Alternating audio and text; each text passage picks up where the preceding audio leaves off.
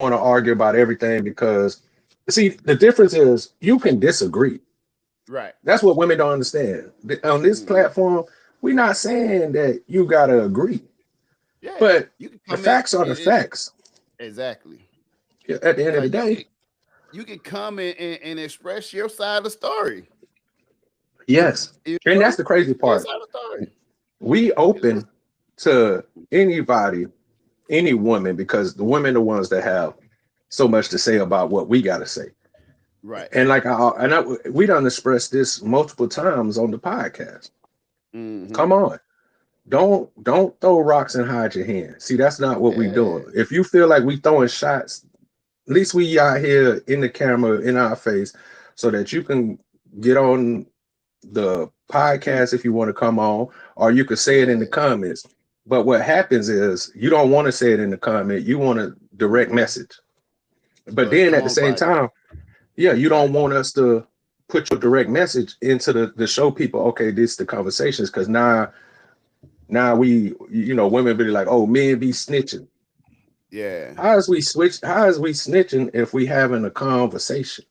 This is a Mm. back and forth. But if you don't want to come back with some kind of intelligence, or just have some decorum about the conversation, then Hmm. there's no need for the conversation, because now it's just you yelling, Right. or just blabbing and expressing yourself with no kind of content, no kind of point. You just want to talk Mm. about your feelings. And there's space for feelings as long as you allow us to retort with logic. See, women Right. want you to retort back with feelings. Exactly. And You that's never that's gonna just win not. on that level. Yeah, You and never gonna then yeah, win on when it that. comes to feeling, nobody could win, because as a man, we gonna stop arguing after a while and just let you have it. And most women, I realize, just want us to be like, oh, just let them have it. I seen a Yeah. meme where a woman was saying that, or a video she was on there talking about what happened to men just letting women have it. She was like, that's what makes men real sassy, when they argue back and forth. And I was like, that's crazy.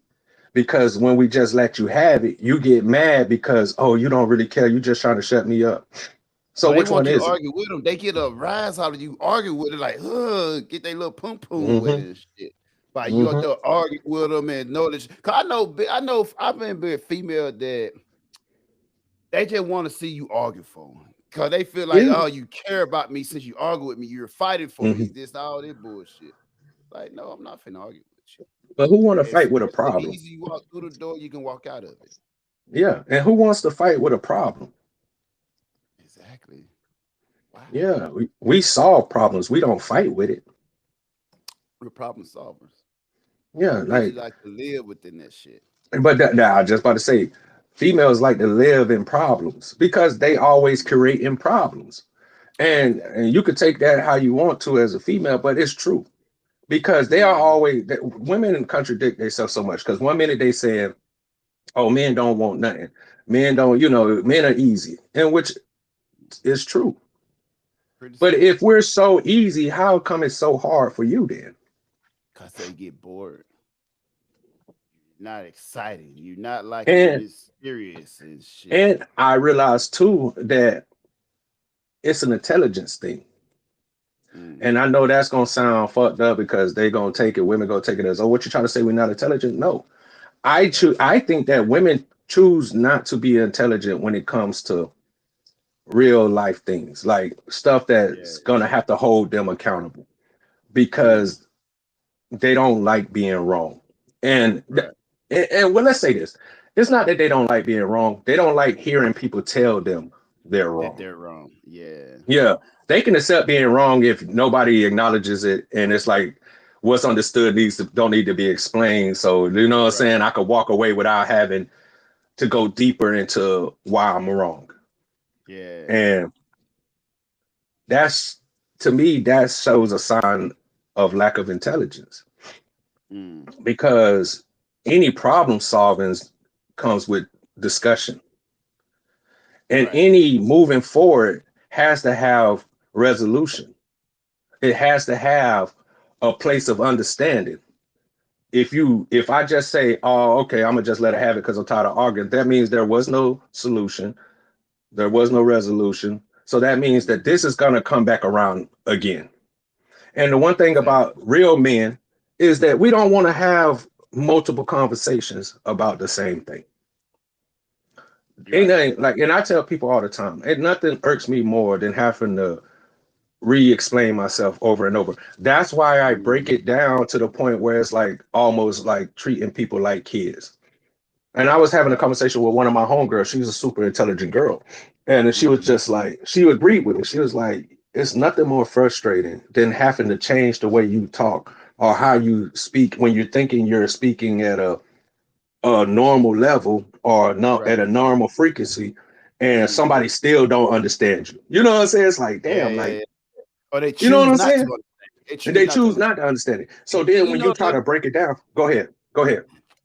I'll have to interject real quick, but you know, one another thing I learned, like when I hear dude talking shit, I know, like, I learned enough to know, like, when you ask a woman a question, you have to ask it in 5 different ways because they're gonna be very exact on the way they answer some shit.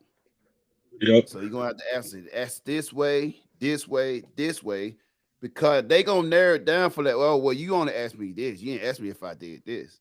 So you gotta ask this way. So sometimes why you answer it like, cause I know how y'all enter, how y'all are. If you don't hit that exact pinpoint, Mhm. then they gonna look over that shit. And the reason you got to do that too is because women like to segue everything into something that we're not talking about. Exactly. They'll take what you said then lead to something. It's like, what are we? That's not even. But they'll like to refer to that because it's like that's where they feel like they're right in. So they're gonna, if you don't, like you said, if you don't ask them 5 different ways and you don't be exact about what, they'll use that way to be like, well, there's an escape right around here. Let me take that. Yeah. And it's just like Hmm. you got to keep them focused. And then that's why I Right. believe that women need guidance. Because and I had a conversation with my homegirl last night, and we was talking about because we was getting in the conversation, which was perfect because it was getting me revved up to have the talk with you today Yeah. about she agrees that women need guidance. Like, and it's not a bad thing, and that's the problem. Women can look at any other kind of guidance where if it's a man giving them guidance, like, oh, I'm at school. So he's a Hmm. teacher. So I could take his guidance. I could take the Yeah. advisor guidance. I could take this man who works at my job, who's my boss, his guidance. But Right. you won't take your man guidance. Which is And crazy. but they don't see how disrespectful and how ass backward that is. I'm the person that you supposedly love. I'm the person that you want money from. You want a protection. You want Right. stability. You want all these things without having to take my guidance. Right. Which is How crazy. crazy does that sound? Like to a logical person, like you said, that shit sounds crazy. Right. To a person who's only knows how to work out of their feelings, it's blasphemy. Cause he's validated by himself. Yeah, and it's validated through they pussy. I give you Yeah. pussy, so anything you gotta say doesn't matter because this pussy is given to you. And you Hmm. know how many niggas want this pussy? Yeah, probably a lot. But do them niggas know the problems that come with the pussy? See, that's the But problem with niggas. and also on top of that, but what they want after the pussy. That's what I'm saying. After that, they done. Hey, job well done. All And right, and then and we was deuces. talking about how women want to be equal. And you know, she's like, she's not one of them. And I respect her for not being one of them. Right. But and we, as Being me and you realistic. know, we're always talking in generalizations. We're talking Hmm. in general. Right. And as you see on all social medias, anything now, all these women talk about is how they want money from a dude. Yeah. So you have set the bar low with money. Even though money is a necessity, everything else that come with money, like love, respect, mature, all them things that comes with just love, you push that Right. aside. So now, Right. if you let me know, and then this is what weird about women, and I know we talking all over the place, but Right. when you, like I told, women want to be equal. That's what they Right. say. But me and you both know they want selective treatment because Exactly. equal means that we both pay the same amount. We both get Hmm. treated the same way on every single issue. Hmm. There's no, well, because that's a man thing, we shouldn't be, no, it don't work like that when you become equal, because when you become equal, it's no longer women and men. It's just Right. humans. It's just beings. You Go want to ahead. know? You want to know what I know that bullshit.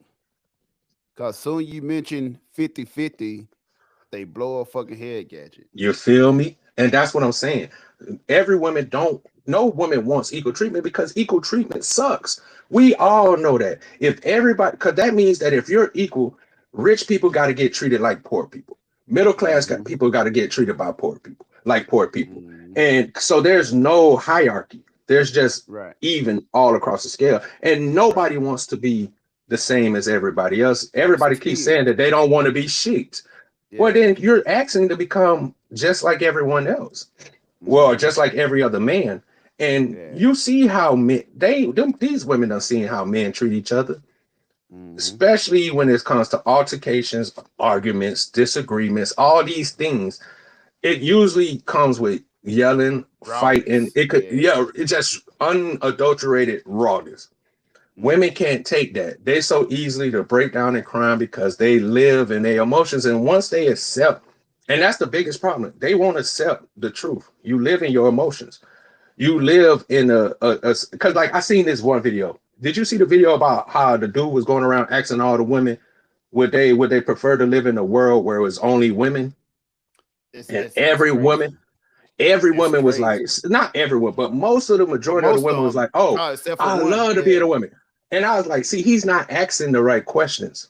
He should have been Mm-hmm. like, if we had to start over from the beginning with nothing, because all these women, when you look at them, they looking at everything that's You gotta already built. start So now. Yeah. you're thinking that men are gonna leave, and now we got everything already built, and Now yeah, y'all we got it can from live. here. Anybody could live like that if everything's already Yeah. done for you. And the men who built it and the men who conquered and did all that had to do, yeah, you will be like, oh, we can live without men. But what Yeah. happens if at the beginning it was just woman on woman Right. and you had to go out and build the world the way it Mm-hmm. is? And You wouldn't be saying, yeah, to I live without men because then you have to do everything that hard labor, that break, going to war, dying. Because they think that waste management. women think that the crazy part, women don't even like women. Like I was telling my Yeah. homegirl, the biggest ops to a woman is not a man, it's another woman. So how the Mm. fuck? And we done seen shows, you know, Bo. We done seen shows of women and men. Okay, men go start building in the woods, and you women go build in the woods. And we saw that the women failed 100 out of 100 times because they too busy trying to be friends and well, we don't want to force them. Okay, you gonna keep being hungry, cold, no shelter, no nothing. Mm-hmm. It's not something that we men made up. We gave you the opportunity. And I told her, men give women what they want because you're right. We don't want to hear them bitches. We don't want to hear all the Right. extra shit because we know that shit don't matter when shit need to be done. Cause we know it's not equal. It's not equal. And just a separate thing. Mind me, I gotta tell you a story too. I forgot. It's been Mm-hmm. a while since we talked. Uh-oh. Gotta tell you a story about a Story night out, time. man. Oh Mm-hmm. yeah. But it's just like it's good. And like I told my homegirl, I was like, Yeah. the reason that I like you so much is not Mm-hmm. because of anything other than the commonality that I can have an intelligent conversation with you and you not get offended or get mad or be like, oh, men are misogynists or narcissists and all. It's more like she actually listens. And Right. she Because was you like, probably can differentiate that, okay, you say this, but I know this doesn't apply to me. You know, like some women exactly. is hard for them to No, differentiate that. Oh, I know no, you're talking about generally, but don't mean it yeah. directly But toward me. sometimes she does because she's still a woman. So Of sometimes course. I'll be explaining something and she'll be like, well, I'm not like that. I know that. That's why we can have this conversation. And because Right. if I thought you Yeah, was like the yeah. people who were talking about me and you couldn't even have this You conversation. probably y'all bitches. Yay. Yo, what up? Yo, Hey, boy, yo, find on the hey, this my Dilly. nephew, man. Hey, you Hey, remember you met Trap, didn't you, in Virginia Yeah, I remember. when they came to What's Newport up, bro? News? We still friends on Facebook. Yeah. Or either y'all Instagram, one of those one we Facebook. on. We either on Instagram together or Facebook together that Right, we said. right, Yeah, yeah, yeah. right, What's been going on, bro? right. No, no. Hey, listen. Well, how you came in out the dark, What's going nigga? on, guys? I only two people I can think of is Batman and Rollo. You know who Rollo is?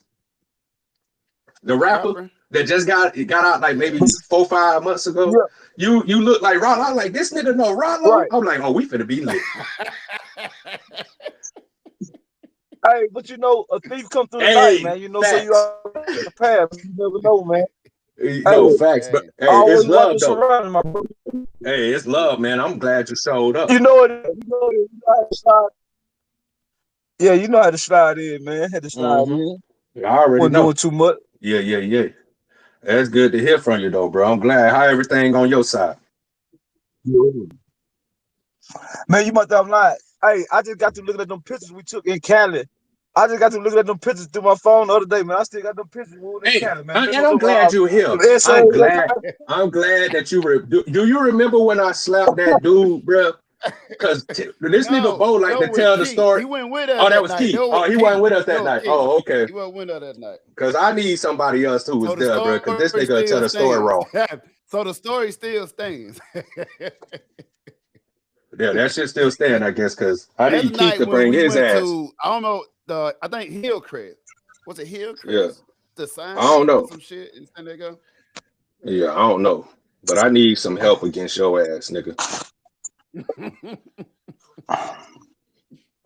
Because if you let this Yeah, nigga tell man. the story, he gonna tell that shit ass backwards and make That's it, how hey, I and remember make it. himself look good in No. it.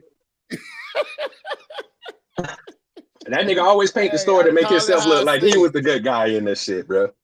I calls it how I see it, man. And nothing more, Yeah. nothing less. Hey, I came from an even playing field. That hey, I that's why come your from ass an got even. glasses on now because you can't see. That's why clearly you can't see, nigga. Hey, I see y'all moving things. Seeing that, my brother. But yeah. But yeah, Man, back on this female but tip, bro.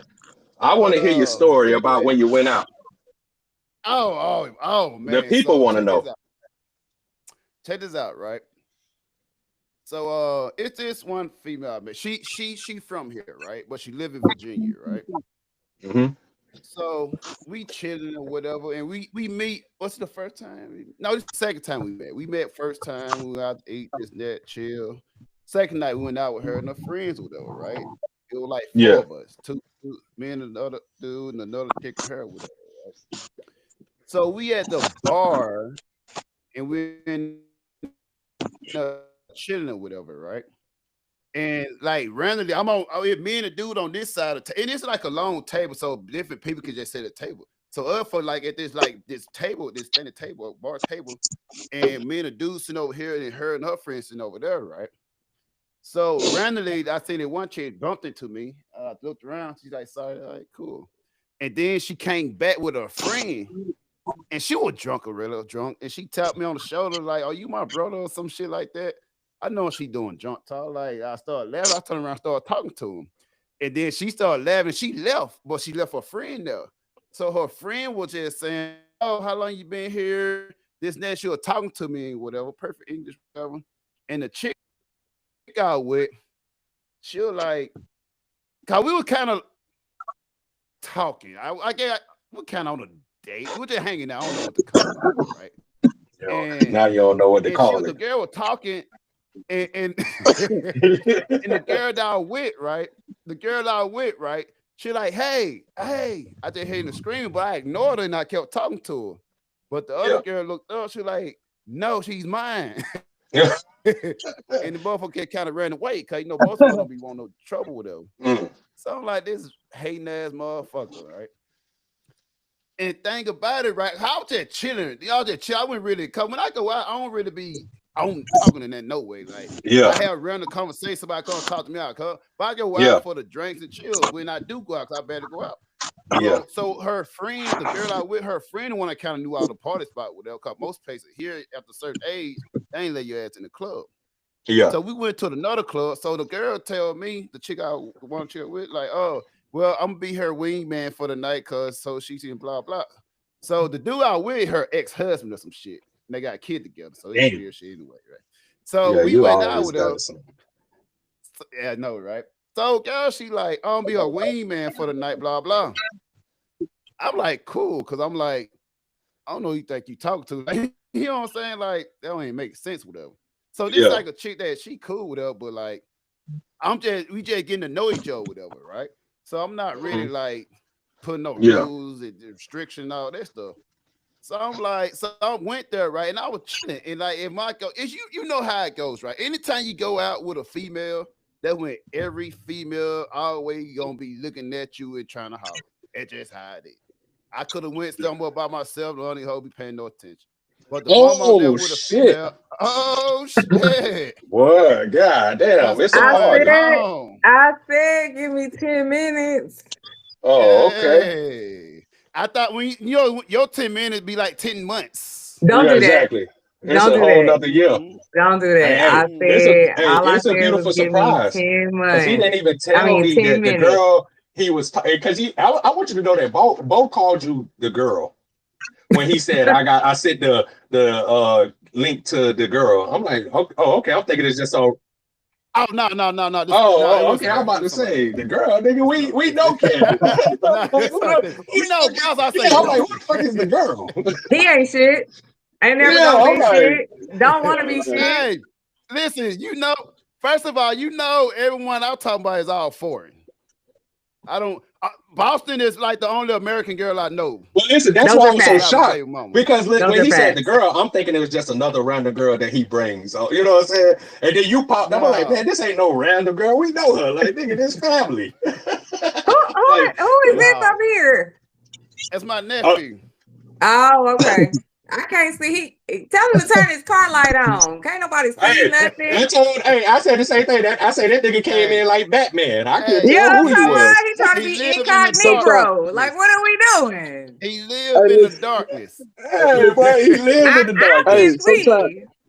I said the same thing. I said I couldn't tell who it was. I thought it was Rollo. And he's staticky. Look at him. Hey, listen. Hey, said it can't be out too much. He need a better Wi-Fi connection. We ain't gonna be able to do this all night. He in the country, that's why. Ain't no poles out there in the country. Oh, hey, I'm gonna tell you something. I'm so deep now. It's gonna be. Hey, you can get my best day. You gonna have problems. He say on the first day he gonna have problems with service out there.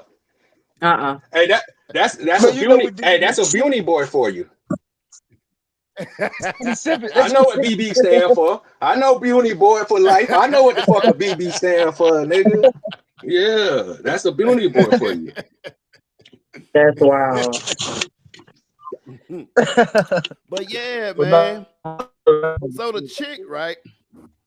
So the chick, like, she up there, she talking in guys' face all night at the clubs or whatever, right? Yeah. So the dude I went, so man, you know, we chilling with her. I wasn't tripping with her, right?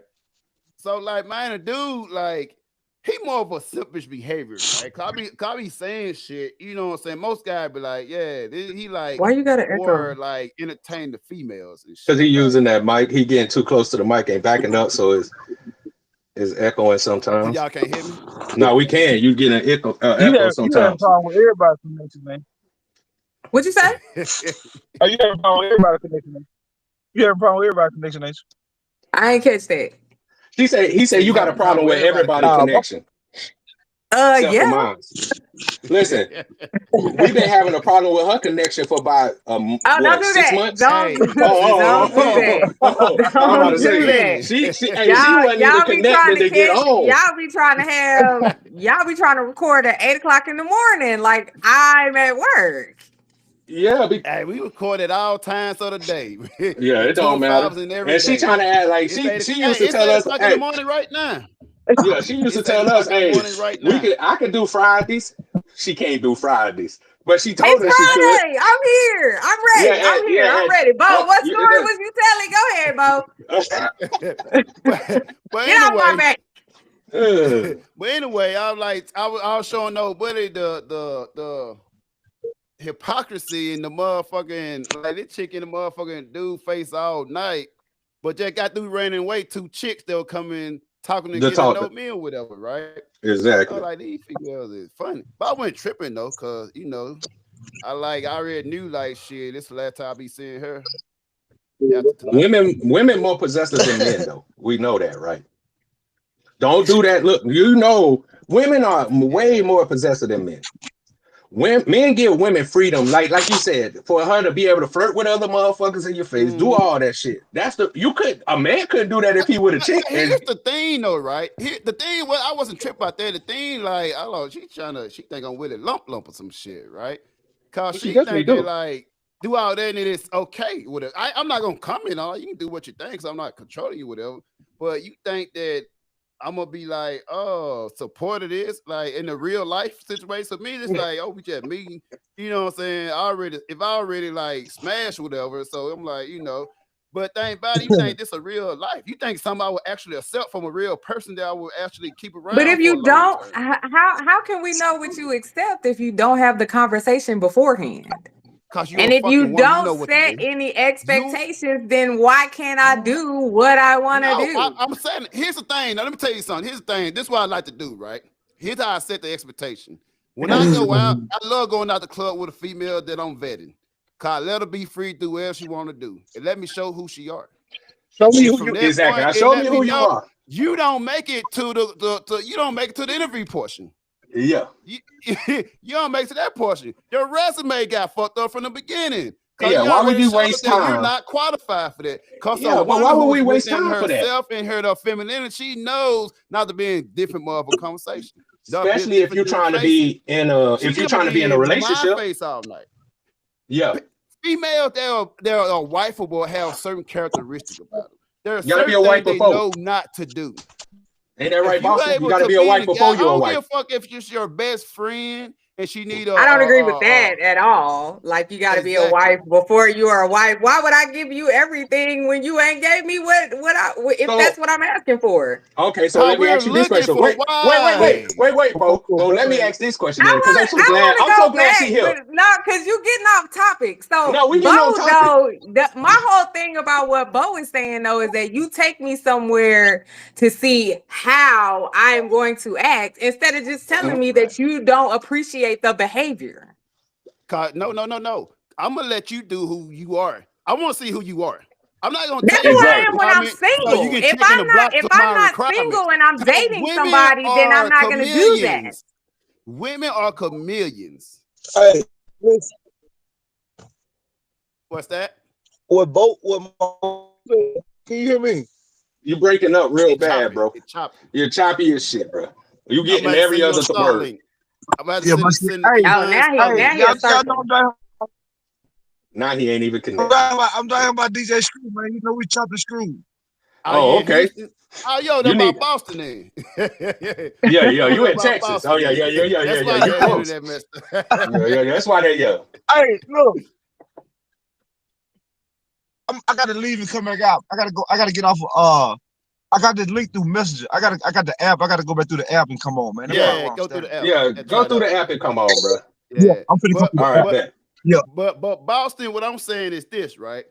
I'm gonna see who you are. So I gotta observe everything about you. So how you act in a club or whatever, right? If you act this way when I'm there, imagine how you act when I'm not there, right? Same. So you up there, so you also tested me as well. You tested me as well. So I'm kind of felt disrespectful because you think I'm a type of nigga that'll accept some type of shit like that. Yeah. So if you felt disrespected, then y'all should have had the conversation before you went. If we're going, are we going as if we're dating? Or are we going as if we going to the club to have a good time?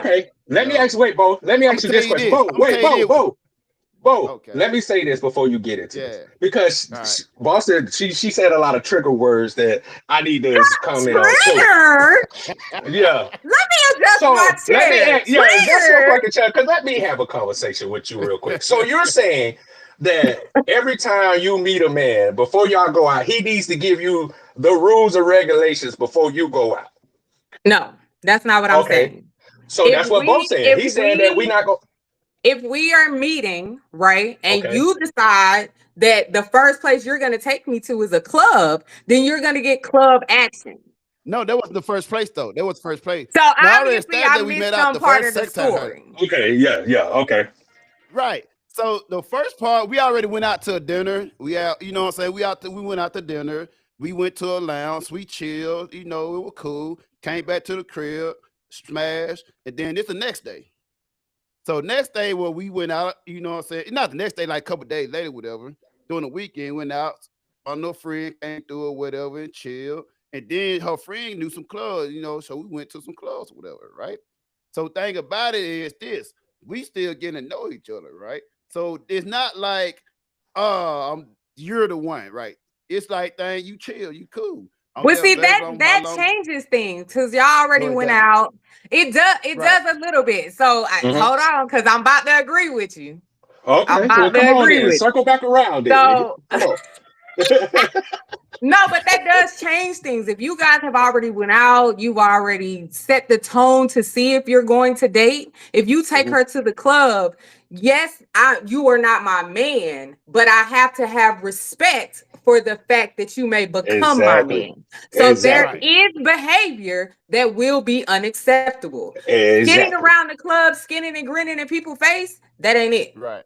If somebody walk up to me, then I can be like, hey, yeah, depending on how far the conversation goes, I have to cut it off. Like, hey, I'm in here with my dude or whatever, with my guy, whatever the case may be. But if the first place you take me to is the club, you're gonna get all this skinning and grinning, my boy.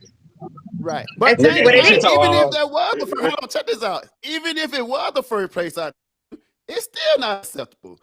But think about it, that's different age range though. That's different age range. Cause think about it, if you are lucky enough to have access to my life and I allow you to give hours out of my life, you should be very appreciative.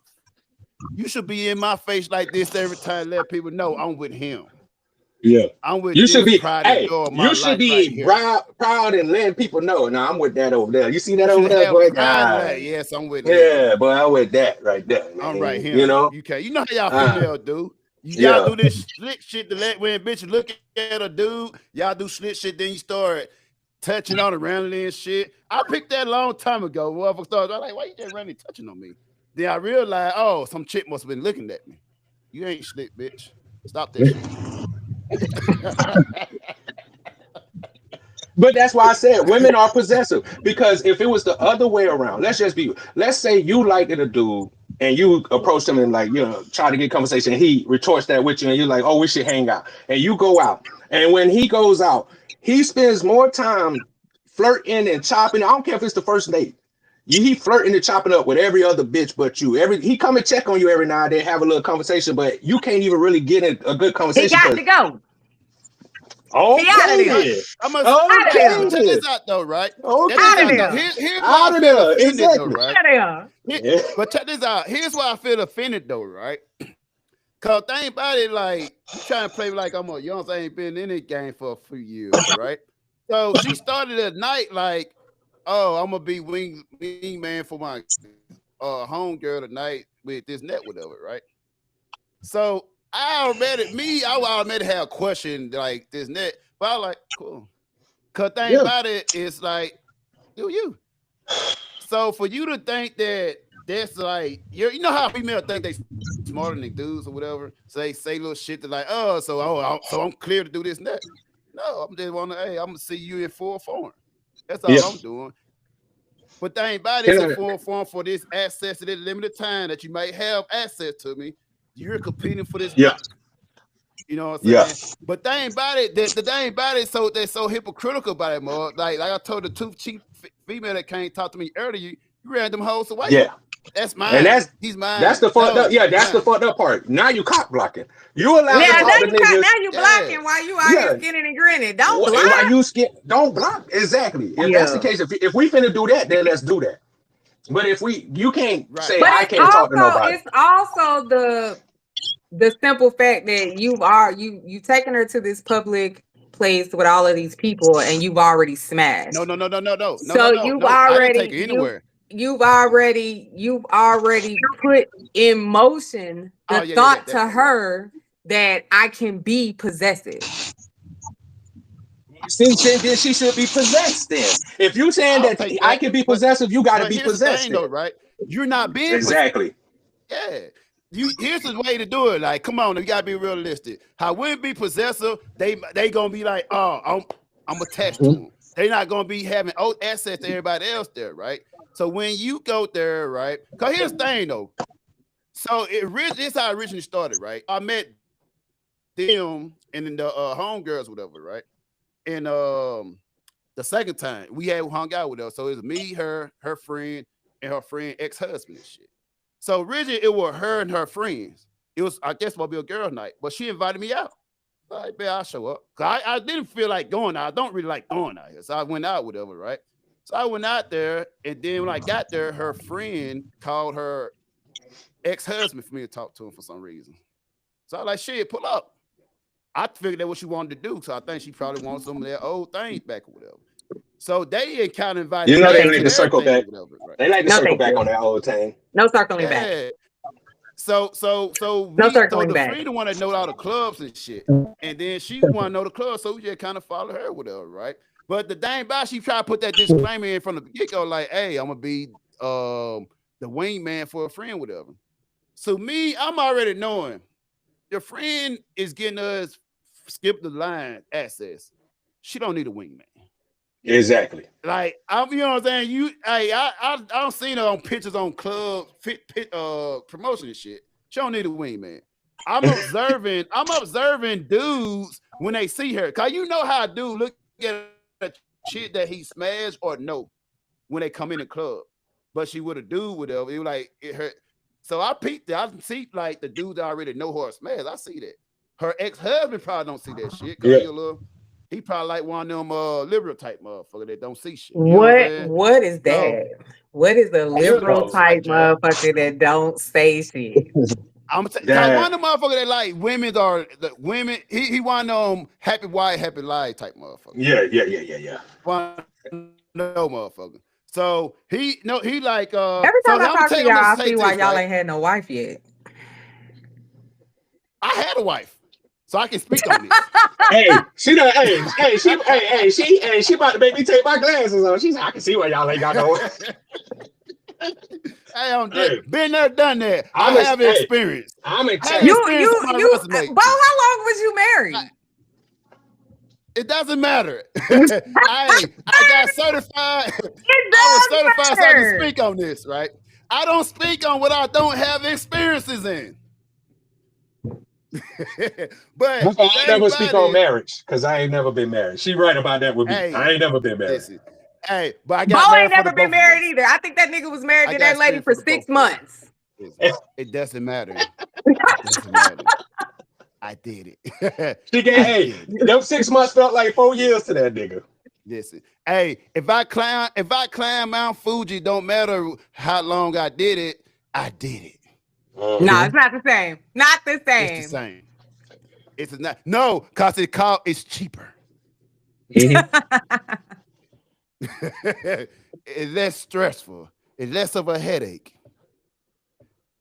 If you say more so. Positivity for you to do that. But anyhow, back to these chicks or whatever, right? So the fact that she said that ahead of time, like, think I'm okay with, like, oh, you been dude face. I like this chick knows these motherfuckers. I know that the hubby that he's up there, like, he just so lost. But I'm an observer. I observe your action, this action, and dude bump by, whatever. Cause she up there trying to, I mean, she'll kind of flirt with me as well. I would have smashed, but thing about it, I know these type of shit. I know you. I might not know you, but I know you. I met you. Before. I met you before. Smash you. I don't smash a bunch of yous before, you know. And I know, and think about it though, right?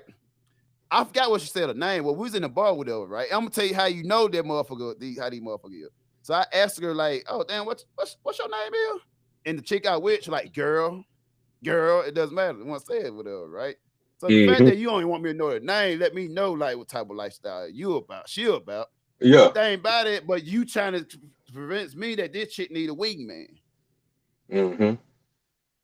Like, you think I'm with a lump? That's why I feel like disrespect. Like, oh, you think I'm with a lump type shit? No, I don't mind you doing this and that because, hey, shit, you're not my chick. Hey, yeah, exactly.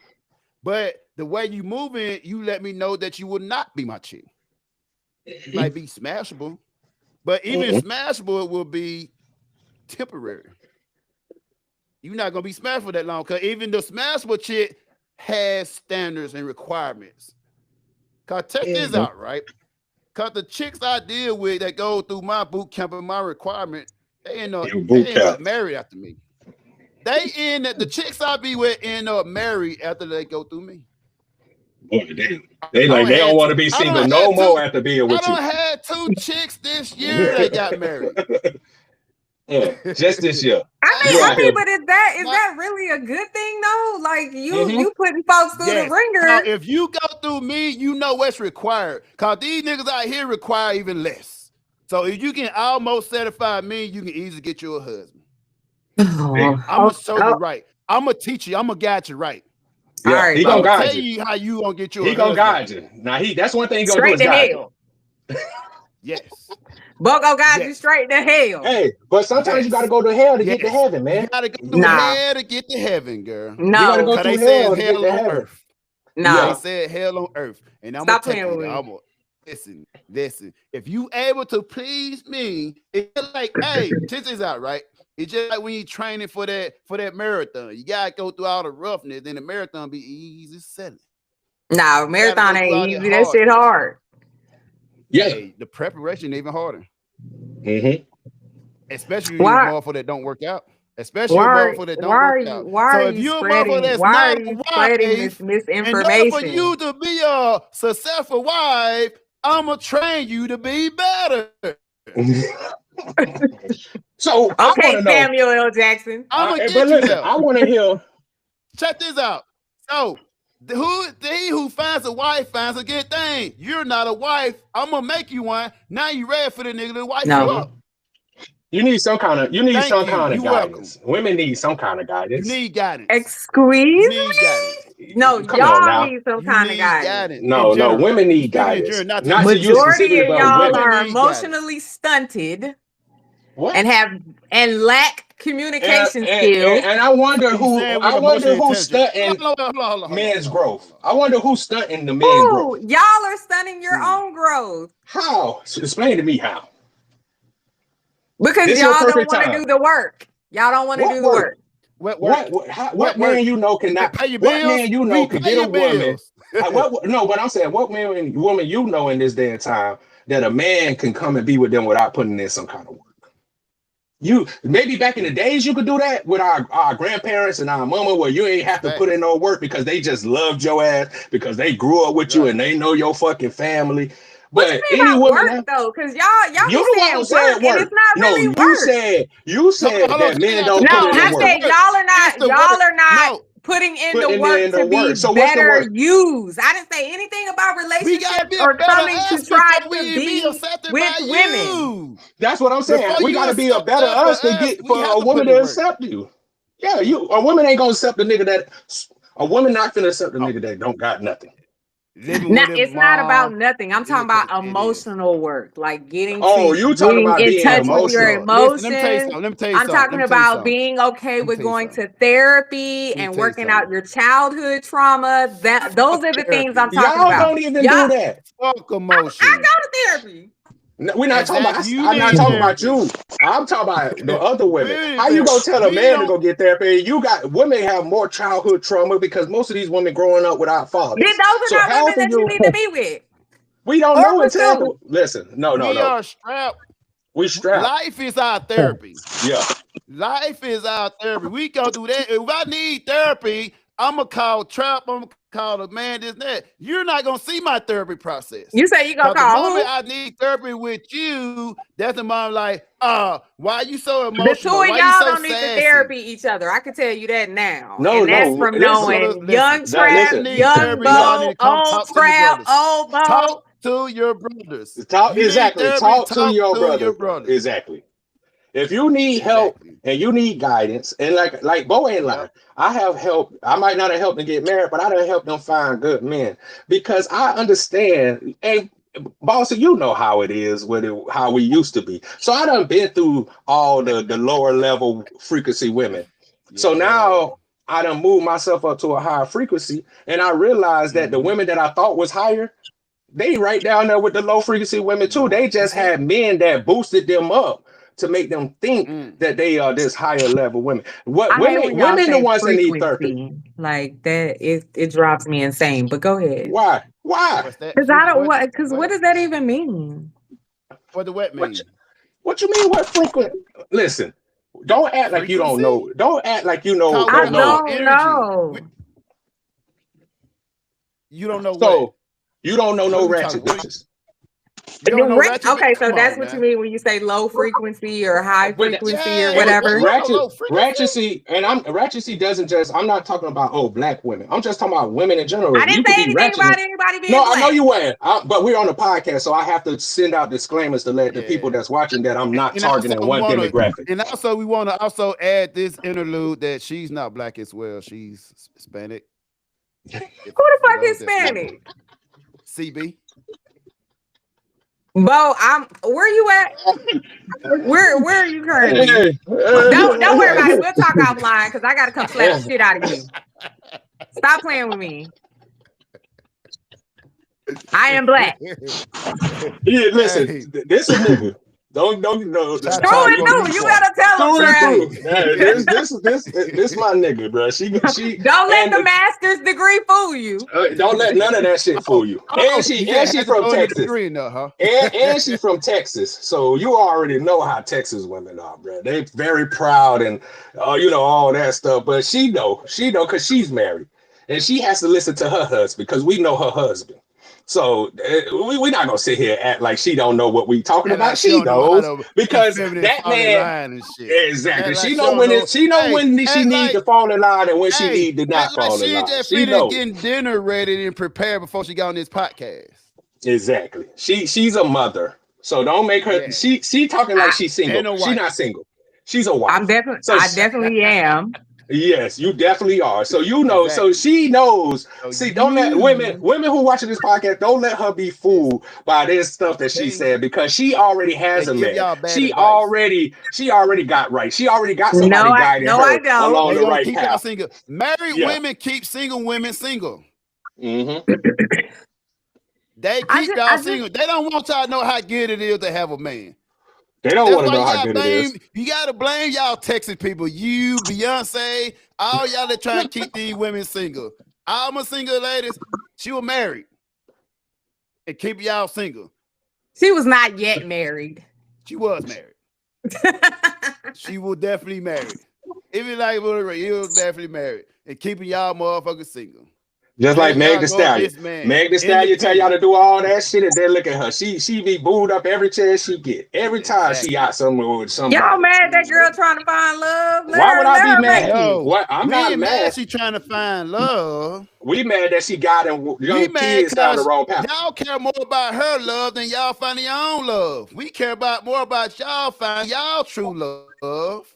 Y'all want to follow these chicks that want to keep y'all single. Y'all want yes women. That's what y'all want. Y'all want somebody. Yeah, you're damn right. You're damn right. We want a no. Why would I want a no ass bitch? Like all she ever say is no. Like, why would I want that? Yeah, I want you to say yes. I'm not talking about a woman saying no, but I'm saying I want a yes daddy woman. Mm-hmm. Oh my God. Have you ate today, Daddy? What did you do what can I do to make your day easier today? But when y'all get those women, y'all don't know what to do with them. Y'all drag them through the mud and then throw them back out. How dare you? Men drag women through mud? Yes. That's y'all blasphemy. walk all over them and think that it's okay. What women you know that's going to... Well, first of all, I don't know who these women are that you talk about that get walked over because women the ones that's doing the walking. What's that one song? These boots are made for walking? Nah. That's women. That's a woman song. Exactly. And it's meant to walk all over you. That's what women want to do. It's meant to walk away from you. No, women want a man that they can walk all over because women desire power and they feel like men have the power. So if I can get this powerful man to relinquish his power to me, then I'm the one that's powerful. No, if you were living in your masculinity, right? If you are living in your masculinity, then a woman is going to live in her femininity and allow you to be a man. It's not about a power struggle. If you are with a woman who is giving you a power struggle, that means she's not living in her femininity. She's trying to be too masculine, and she's not soft enough for you. That's what's up. And now we as Bo, and we as Talk to Your Brother podcast. I'm glad you said that, because we as the Talk to Your Brother podcast, we're trying to let these men know that, hey, stop messing with these masculine women. Stop messing with these women that don't want guidance, that don't want to they'll listen to their boss, he a man. They'll listen to their coach, he a man. They'll listen to any other man but their man. And that's the problem. And then you were like, oh, well, you choosing the wrong women. But goddamn, it's more women than men. So yeah, we're going to bump into a few of these hoes that's not right for us. But you got to break a couple of shells to get to the egg. And that's what we're teaching men. Break a couple of shells. Have the uncomfortable conversation with them. Because women don't like What's the uncomfortable conversation? The truth, and not only that, I'm gonna tell you what the uncomfortable conversation is, and because I agree with you, Boston, you should have conversations before you take somebody serious, even with dating. And me and Bo talked about that. No, but we had a podcast about that. We talked about that. That's the problem with most relationships. They go off of what they see. Oh, the physical attraction. Oh, he's so fine or she's so bad. You know what I'm saying? That they lose the connection of how is this person mentally, emotionally, spiritually. You don't even worry about them things when you dating. You just worried about, does he have money or does she look good? Is she worth spending my money on? Far as her physical looks, what kind of attention can she bring me?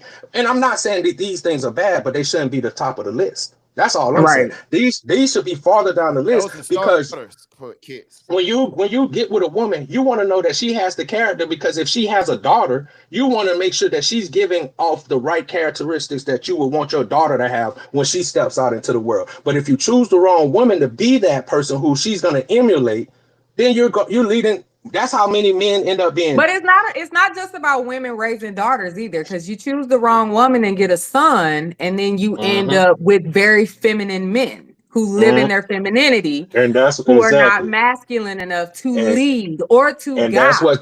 That's what this new generation is. It's a generation of a bunch of men, whether it's the man fault that they're not in their life, the government fault, or the woman. But you have a lot of these men, and that's why you're saying these men are like the way they are, because they're not like us who was raised in our generation, where we had seen how structure should be built. A lot of these women have been raised with single, and sons been raised in single mother households. So now they don't even know how to interact with women nowadays, like without being on social media, on social media date sites. Yeah, you know what I'm saying? They don't know how to go out in real public. So then they on the app for so long. When they finally see each other, they feel like, well, we wasted 6 months of talking on the phone. I have to be with you. I have to, because I don't know if I can find somebody else, because the dating pool sucks. The dating pool sucks because you're putting yourself in a pool with piss. Yeah. Because you're on social media. You're not going out and meeting people in real life.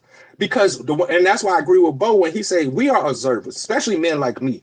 I'm gonna observe how you are way before I even decide to go talk to you. And if I see that and I'm talking about, you could be looking at me from across the room and we have eye contact and we could like each other. But if I see how you handle men and how men handle you, I'm gonna know that, okay, I can only just fuck her. I can't take her serious. And that's how I always been. I was telling the one girl today about that. I was like, listen, I'm okay with not being in a relationship. Most women aren't. Most women want to find that man and build a family. I ain't never been like that. I'm cool with none of that shit.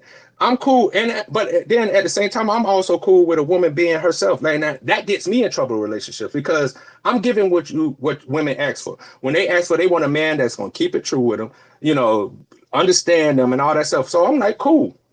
I'm gonna see what you do. I'm gonna give you all the freedom that you ask for, because women hate men that controlling. They don't want men, all these things. They don't want. So I'm not gonna say that, because you're telling me that you're adult enough to be able to do these things yourself. And then what you find out is that she wasn't. She lied to herself. I already knew. You only fooling yourself because I'm an observer. I've been observing you. You might not have been observing me, because women don't be on the prey. You are the prey. So you don't have to go looking for a man and see what qualities he have, because they're going to come talk to you. So I have to be the one that observes. Now, it's my job not to fuck it up once I observe you and decide that I want you. Now, my goal is to not say nothing that could fuck this up. So everything falls on the man. So that's when I say that men have to already come healed and all that stuff, because you're not going to accept me. If I came to you. But sometimes they're not healed. And they interact and manipulate situations to get into these women's lives. And you still choose. Because two could play this game. Exactly. At the end of the day, you ain't the only one that could play this game. So if I see that you like to play games, why would I try to not play the game with you? Because but now what if you don't come in with trying to play a game. You come in 100 straight off the top, and then a motherfucker still play games. But you, like I said earlier, you gotta crack a couple of eggs you gotta crack a couple of shells to get to the egg. So you gonna run it. It's impossible to go and meet somebody and they be perfect the first time. The first person you meet, that's we're not asking here's for the important perfection. factor of this. Yes, y'all are. Here's the important factor. Y'all asking for fucking perfection. As we were saying earlier, that's why you need guidance. So that's why it's important for a man figure in your lifestyle to vet these type of guys. That's why. Okay, let me ask you then, Boston. Hold on, Bo. Let me ask this. So what do you? Because you somebody that I respect and I've known for a long time. So give some of our female followers. So what should they do when you first meet a man and you trying for him to take you serious? What are those steps? One, you have to already know yourself. Okay. And you have to be ready to put yourself out there. Two, we gotta stop looking at these men to come in and take care of us, pay bills, dish out money, things like that. Because yes, they are providers, but in the beginning, they don't have to provide for you. That is not their job. Their job is also not to provide for your household if you already have a ready-made household. I also believe that women should be open to being a safe space, especially if you are dating a Black man in America. And if you are not going to be a safe space and let, what are they saying now? Let the Black boy joy frolic all over you when y'all are alone, then you don't need to be dating. Facts. That was beautifully said. I'm not gonna lie to you, boy. That's why I fucks with you. Because that's what no, seriously, because that's what me and Bo be preaching. But we'll get backlash because we don't have enough women voices on the podcast. So it always seems like we're attacking women. It's like, no, what I'm telling you is that if you want a man, a good man, because it's easy for a woman just to get a man. Because men are always trying to have a woman. But if you want a women good man, also have to be truthful about what they're looking for too. Because there are instances where you get with a guy and you be like, I don't really like that nigga like that, but I'm gonna keep playing this, whatever this is. You know what I'm saying? Instead of you sitting down and having the conversation like, hey, I'm just here for a good time, not a long time. You know what I'm saying? We can do this, and you can do you, and I can do me, and we can keep moving. But wait, Bo, and I agree with you. And you should also, but with letting him know you good time, let him know why you only see him as somebody for a good time. Exactly. Because it may help him build to be a better exactly him. Exactly. And women hate but people to help don't want to have man. That's a hard conversation to have, and people don't want to have it because they feel like if I don't keep this person, I may miss out on something or I may end up lonely. And I don't want to be lonely.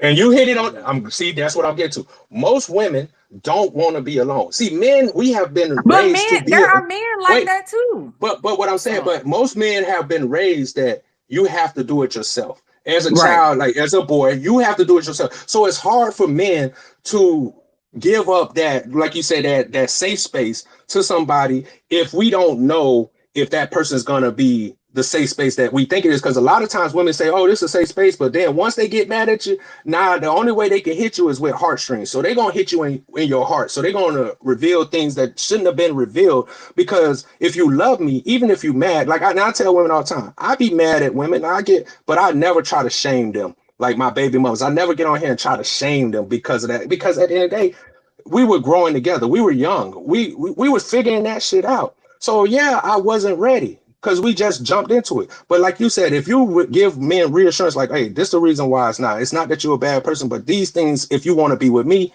I need these things from you. And that's that uncomfortable conversation, even for men. Because some men think that you my bitch, you supposed to just da.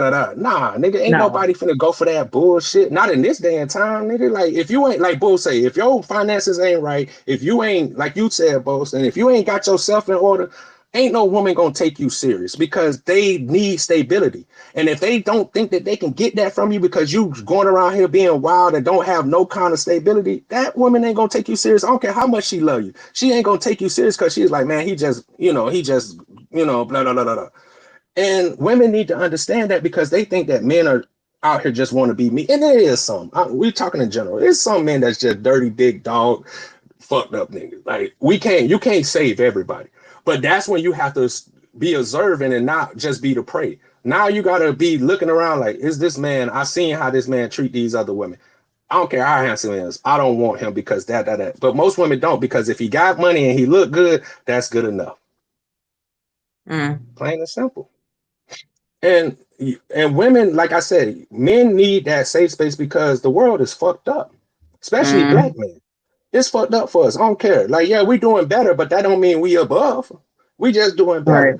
Right. And to say what you said earlier, the men that's nowadays, these young 20-year-olds, they're easily broken. Men like us, we're not easily broken, but you see these men now have mental problems. They need just as much mental help as the women nowadays, because they've been raised by women and they have that same vulnerability that their mom had, or whatever woman who was hurt by a man. They got those same problems. So now they don't even know how to be a proper man because the mom didn't know a proper man, or whoever the woman was in his life didn't know a proper man. So how the fuck can he be a proper man? She can't teach him that.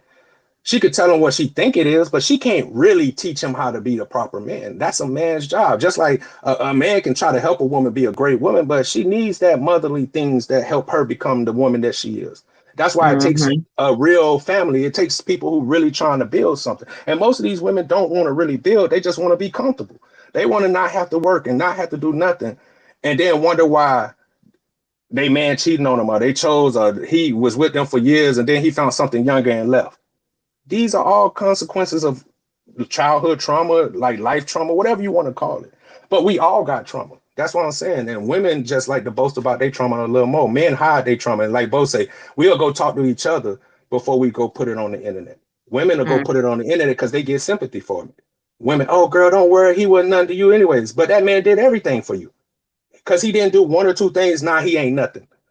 But this man kept you afloat for the 4-5 years that y'all was together. Yeah, he ain't do everything right, but damn it, he kept you afloat. And women won't even give a nigga that credit. The basic of a man, the protect and provide. So, boss, I got a question for you. For this day and age, right? Do you think it's more beneficial for a man to be married or just live a free agent lifestyle? And by free agent lifestyle, I mean just everything either transactional or nothing, just permanent. How old are we talking? Late 30s and up.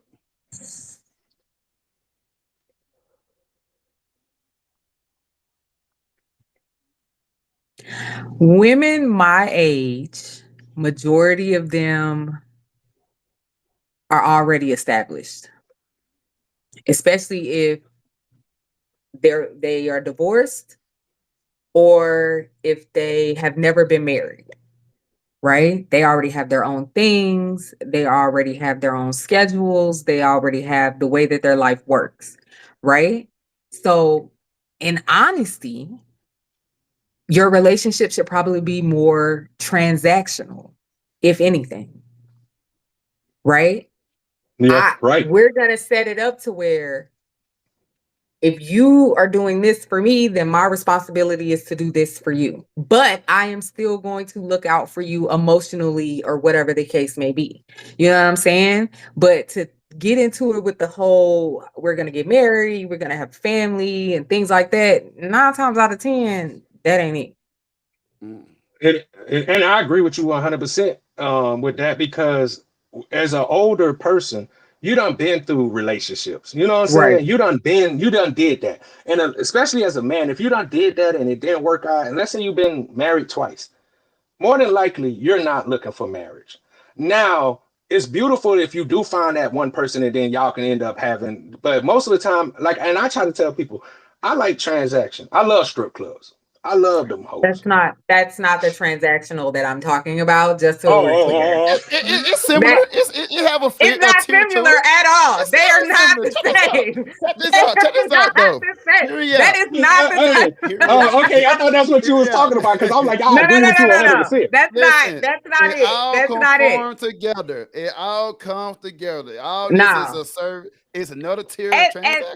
At my big age, if I'm looking for a relationship with somebody, I'm trying to figure out how you making my life easier. I'm running around. I got a kid in college, right? Mm-hmm. I'm running around 2 teenagers basically in the house. Mm-hmm. Yeah. 12, 13, 14-year-olds, right? Yeah. I'm running around 2 teenagers. I'm working full time. I'm starting whatever side business that I have going on. I'm trying to get into public health and things like that as a side business on top of what I'm already doing, right? So I'm trying to figure out how you're going to make my life easier. If you're not making my life easier, then you got to go. But now, and I can understand that transaction. I can understand that transaction. Go ahead, Bo. I was like, so what about this? Will taking half of those bills off your hand be beneficial? Yes, but what are you asking for in return? Man, I was thinking with men won't never change. Food, some ass, and peace. We got it. And you say, but that see, but you thought, yeah, but you said but we know most of them women, that's not enough. Because you see, most women don't want to go 50-50. You done seen it. When a man be like, oh, what's wrong? Oh, would you go 50-50 with that man? Oh, a man can't take care of me. He can't be with me. Like, but you don't realize that man just took 50% of the pressure off you. You know how many people are wishing that somebody could come and take 10%, 20% of that shit. And I'm telling you, I'm going to come and give you half. That you don't gotta worry about. But there's also I'm not asking you to pay my bills, right? I'm asking you to be my safe space. I'm asking you to be my place of comfort. I'm asking you to be emotionally available. That's what I'm asking for. I'm not asking for your money. See, but that's most women are though. See now. Yeah, exactly. But that's what I said. You're not general. You the one above. You know what I'm saying? You that 1% that most men want and can't get because just like you said, you're already taken. So it's for women that's taken. I just want to be clear that I'm not taking whoever's watching the podcast. Well, you're wait, whoa. Hey, breaking news. This is some fucking breaking news. This is breaking news because I just told these women that you happily married. And then in the same voice you said, I'm not happily married, I'm single. Wait, hold on. That's how we gonna spend it. You see how we can never satisfy y'all women. We marry y'all, we provide a great, perfect life, and it's still not enough. Great. Well, I ain't gonna say perfect. Yeah, that's strong. That's strong. That's strong. Right. Perfect, but damn. No, I'm actually kind of hurt. Don't lose hope about that, ladies. I'm kind of hurt because you with our nigga. So you're not with my boy no more? That's condolences to y'all relationship there.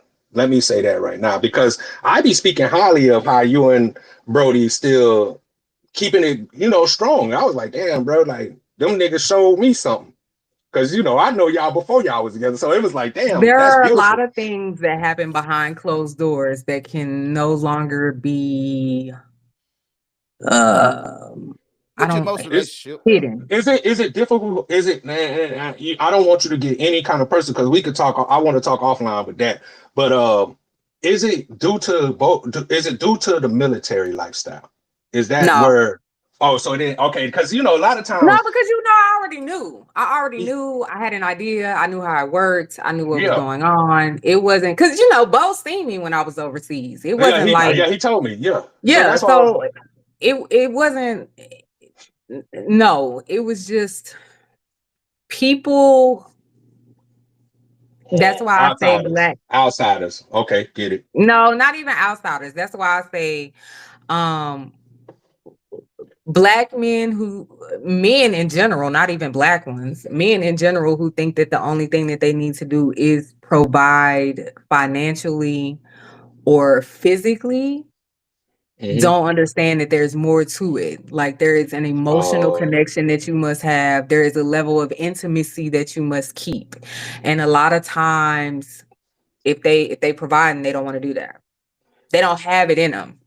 No, but go ahead, but I'm gonna let you speak, and I'm gonna speak on that too. But we also know that the man basic of life is to protect and providing, right? If you can get a man that also emotionally intelligent and able to give you that intimacy and make you feel the wooziness and your pum pum, all that, that's great. But as a man, our main basic is to protect and provide. A lot of people because as a man, also like. We also, most men now, and I say now, but in my generation, we grew up on a protect and provide, but we also learned how to be emotionally intelligent, as the women call it, for the women. We know how to kind of cater to the women because we have to study women to know them, to get them. So we got to know what's all about women, what women like. So we kind of got that. But see, y'all were different, right? Y'all were different. Like if you think back to it, you and Trap spent a lot of time with your female friends. We spent a lot of time together. Y'all took very good care of us. Right? Thank you. Thank you, Boston. And I hate to say it, Marbra. As terrible as he was, he took when we did things together, out, we went places. I was very well taken care of. You didn't have to worry. I never worried about anything. Matter of fact, we was gonna be more worried about you, and you was like, you ain't gotta worry about me because you could handle your own. But fuck that. When it comes to us, nigga, no, ain't no nigga finna talk to you any kind of way. Ain't nobody finna disrespect you while you with us. And that's just us. And even if we went out and I was talking to a guy, y'all would, hey, you all right? You straight? Yeah. We step out, you good? And then y'all would go on about your way, like. Y'all see that? I feel like that's the difference than what this generation now is calling friendship. They don't take care of their female friends as if they are in a relationship with them, because you are subsequently in a relationship with me. Facts. Right? Facts. Yeah. So even when we went to your Christmas party, taken care of, right? I didn't have to want for anything or nothing like that. I wasn't worried about nothing or anything like that. I already knew that I was gonna be well taken care of. Facts. Right? So it's different for y'all because y'all took out the time to even ensure that I knew what I was supposed to get if I went out with a guy. That's all I'm saying. That's all I'm saying. My homeboy treat me way better than that. I can go bowling with Juice. But Boston, and we can speak on me and your relationship, because I feel like me and your relationship was way stronger than the most of the other friends we had. Right. Because we became so close, and people didn't. And like I told this story before, we started off not liking each other. I remember we didn't even know each other. I didn't talk to you for a year, and we were on the same ship. And on an 8-month deployment, saw each other every day. Exactly, every day. But we did not rock with each other like that. It was Juice who made us friends, because Juice was cool with you first, and me and Juice got super close. And then he was like, "Man, Boston cool, bro. He was like, I'm telling you, she cool." And then when we started to get to know each other, he was like, "Oh shit, she is cool." And you was like, "Oh shit, he is cool." Right. And then after that, we was locked in like this, bro. Instantly, once we got locked in. Anytime we would go somewhere, anywhere we going, you know me, I turn down another bitch if I'm with Boston and Boston like, nah, bro, this is my ace. Like, we gonna go do this. You know what I'm saying? And I love the fact that you said that on this podcast, because a lot of people look at me as this because I talk the way I talk, that I just don't have no kind of love for women, and I treat my women friends better than my girlfriends because I love you. Like, we've been through some things. We done had our ups and downs. We done bumped head, and we came out on top of that. Right. So there's a different kind of love that I have for you that another woman probably would never get from me, because not only we put in time to make our relationship. And I told Bo, you hurt the fuck out of my feelings. I'm glad we could talk about this. So she was supposed to come. She was she came. And when she told me, I was dumb excited, bro. Dumb excited. I called, oh shit. I texted. And what happened was at the See, last minute. What had Yeah. happened was at the last minute, I had to go into work and I had no other choice because of the supervisor role that I was in. So I couldn't not be there. And then she let me have it for a while of not talking to me because that's what she do. And then when I finally talked to her, she gave me the licking that I knew was coming. And I felt bad already because I hadn't seen Boston in a while. So I was already telling, oh yeah, my dog coming up here. I know we finna cut up. And when I didn't, it was just like, damn. And then I do have a problem with reaching back out. I should have reached out and let you know. But by the time I did, you had already gone. And I'm a person that I don't call people after a certain time. I don't care who you are, especially if you're a female, because I knew you was. So I was like, and I felt bad because I had been missing you. And I was like, damn, I really wanted to see Boston. But then she got with Trey. Trey already talking bad about me to people. And she telling me what Trey said. And I'm like, nigga, I haven't seen Trey in years or talked to her. And if I remember, but I'm not a messy person. So when she said this, I was just like, oh, okay. But in reality, Boston, you don't know what this motherfucker did to me. First of all, when Trey came to the boat, people weren't fucking with him. I'm the reason that everybody fucked with this nigga, bro. Nobody, because they thought the gay nigga, yeah, Trey, the gay boy, yeah. Nobody wanted to fuck with him. I don't want. What? Go ahead. Nothing. Go ahead. But no, but always smell like. It was even that way with the females. We didn't even mess with him, though. Yeah, and that's the crazy. And I'm gonna tell you how that shit true because when we thought that he was friends with all these women, but then when we hit port. He was in the male berth and sitting like a little kid, sad. He ain't have nobody go off the boat with him.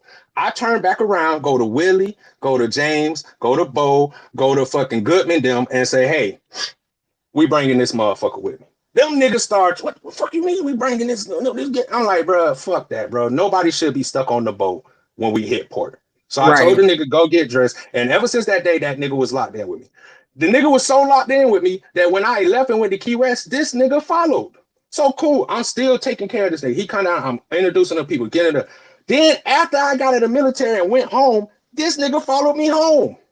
So now he's living with me. I'm taking care of helping this nigga out. And because of whatever he felt, now I'm the bad guy. And I remember because he was hiding that he was gay for so long. And the last thing I had, a conversation I had. Nigga didn't hide nothing. No, he tried. No. Okay, let me say this. Wait. No, we saw it. But what I'm gonna tell you, what I'm saying is, he was in denial at the time. He was in denial at the time that he was gay because he was always with us. So he was fucking on hoes, doing all this shit. And one day, right before I left, one day, he was. No, he was fucking on hoes. When we was in Key West, he was fucking on hoes. He was still messing with women when he was in Key West, and I was like, boy, you are gay. I told him one day, I said, Bird said the same thing. Yeah, and so, but he didn't want the boys to know that, even though we know it because we never treated him differently. That's what I'm getting at. We never treated him like he was gay because if you gonna say you straight, then you straight, even though we know we gay, whatever. So one day when I was leaving, though, it was like 2 days before I was about to leave, we had a serious talk. I say, bro, you're the reason you can't build strong relationships with everybody like how you build with me. You're lying to yourself. You're lying to your fucking self. And then after I told him that, even because we was at a Jamaican restaurant, I remember this shit like it was yesterday. We was at the Jamaican restaurant in fucking Key West. Even the Jamaican dude was like, yeah, if you want people to respect you, you got to respect yourself. If you want people to like you for being you, you got to like yourself for being you. And then that's when he came out and got him a boyfriend. And I'm happy for him. I'm happy that he started his Teo candles. I don't hate him. But the way he treated me in Key West, bro, like I was just some random nigga. All I asked that, this nigga was living in my house. I asked that nigga, hey, I'm coming down to pick up my son. Let me just crash at your house for a night. That nigga told me I can't stay there because his roommates. I ain't getting mad. I said, okay, cool, boom. I go to Tara them and stay with Tara. Next thing you know, I see this nigga. He avoided me, nigga. Like I saw him, he saw me, he turned to walk the other way. And Jamila was like, Quilla was like, what's up with Trey? I said, I don't know. He been acting weird ever since I left. I still didn't treat him bad. When he got out of the military and he was like, bro, can I come up there and live with you and stay with you? I said, yeah. Even after he treated me that way, come up there. I had to save that nigga from going to jail because for some reason, this nigga done stole my pills that I got from the military. like my Vicodin and my Percocet, all that shit, and he traveling with it. He speeding, he get pulled over, he got labels with my name on it. So they trying to take him, you know what I'm saying? Because they thinking he distributing drugs. So now I gotta go to the courthouse for you, let them know, hey, he was bringing my stuff for me. You know what I'm saying? To keep him safe. So when I start hearing from not only you, but what's our other homegirl? Man, what's her fucking name? The dark-skinned one that was on the camel with James. And she gonna hate me because I ain't remembering her name right now. Not Adelka. No, the other one. She was kind of a little heavier set. And she was always cracking jokes. And what's the name of with us?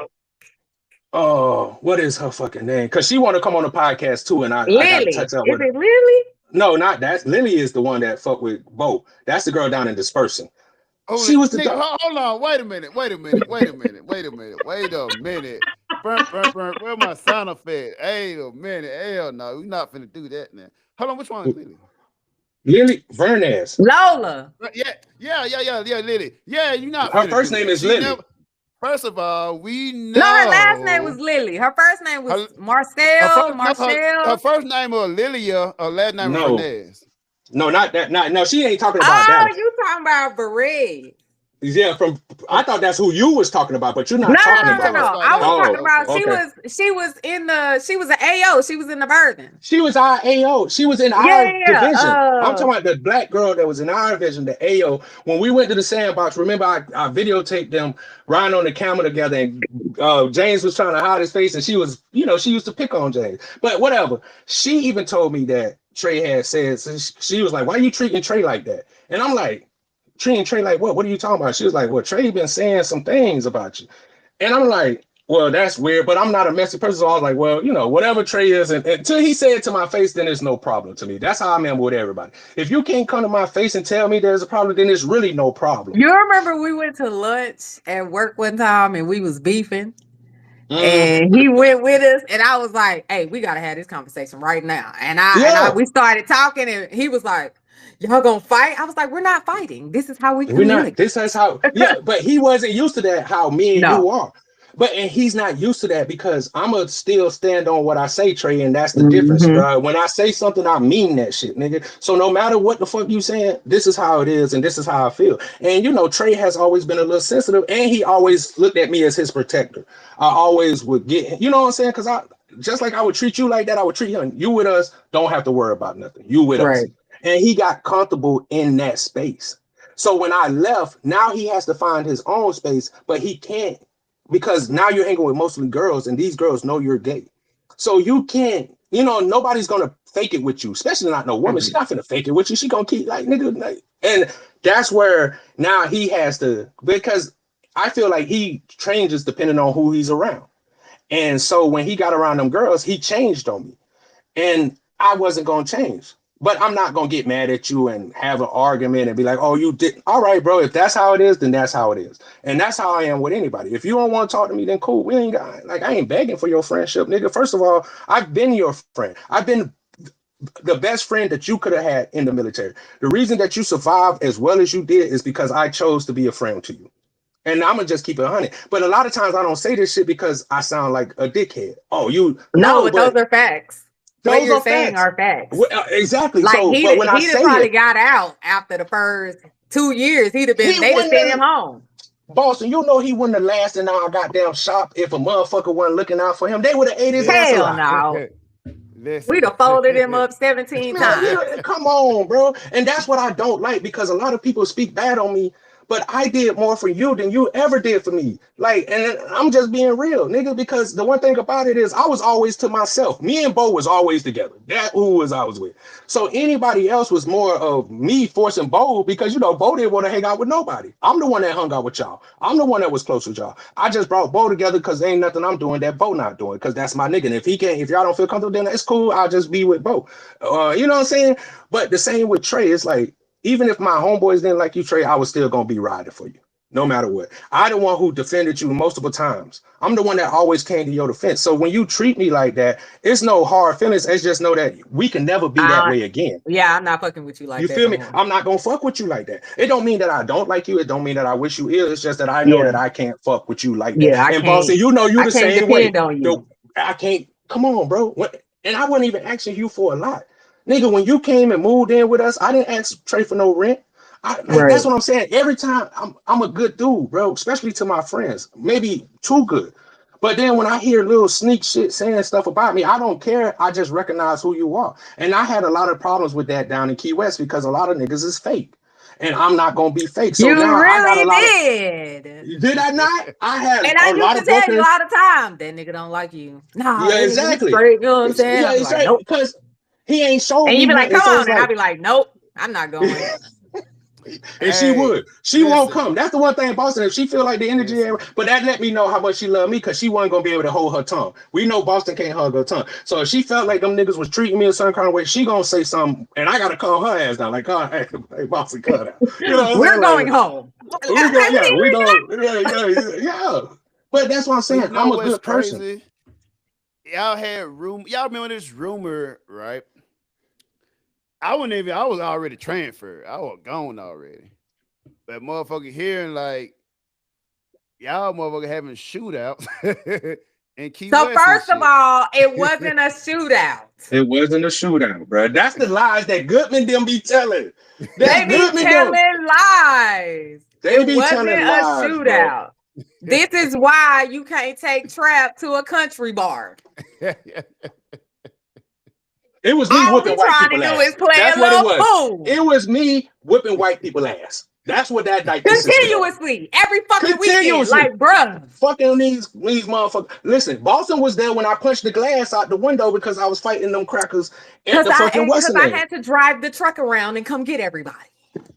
You got Granville throwing me keys, talking about go get the truck. Because I took off running. Because Granville said run. You Key West too?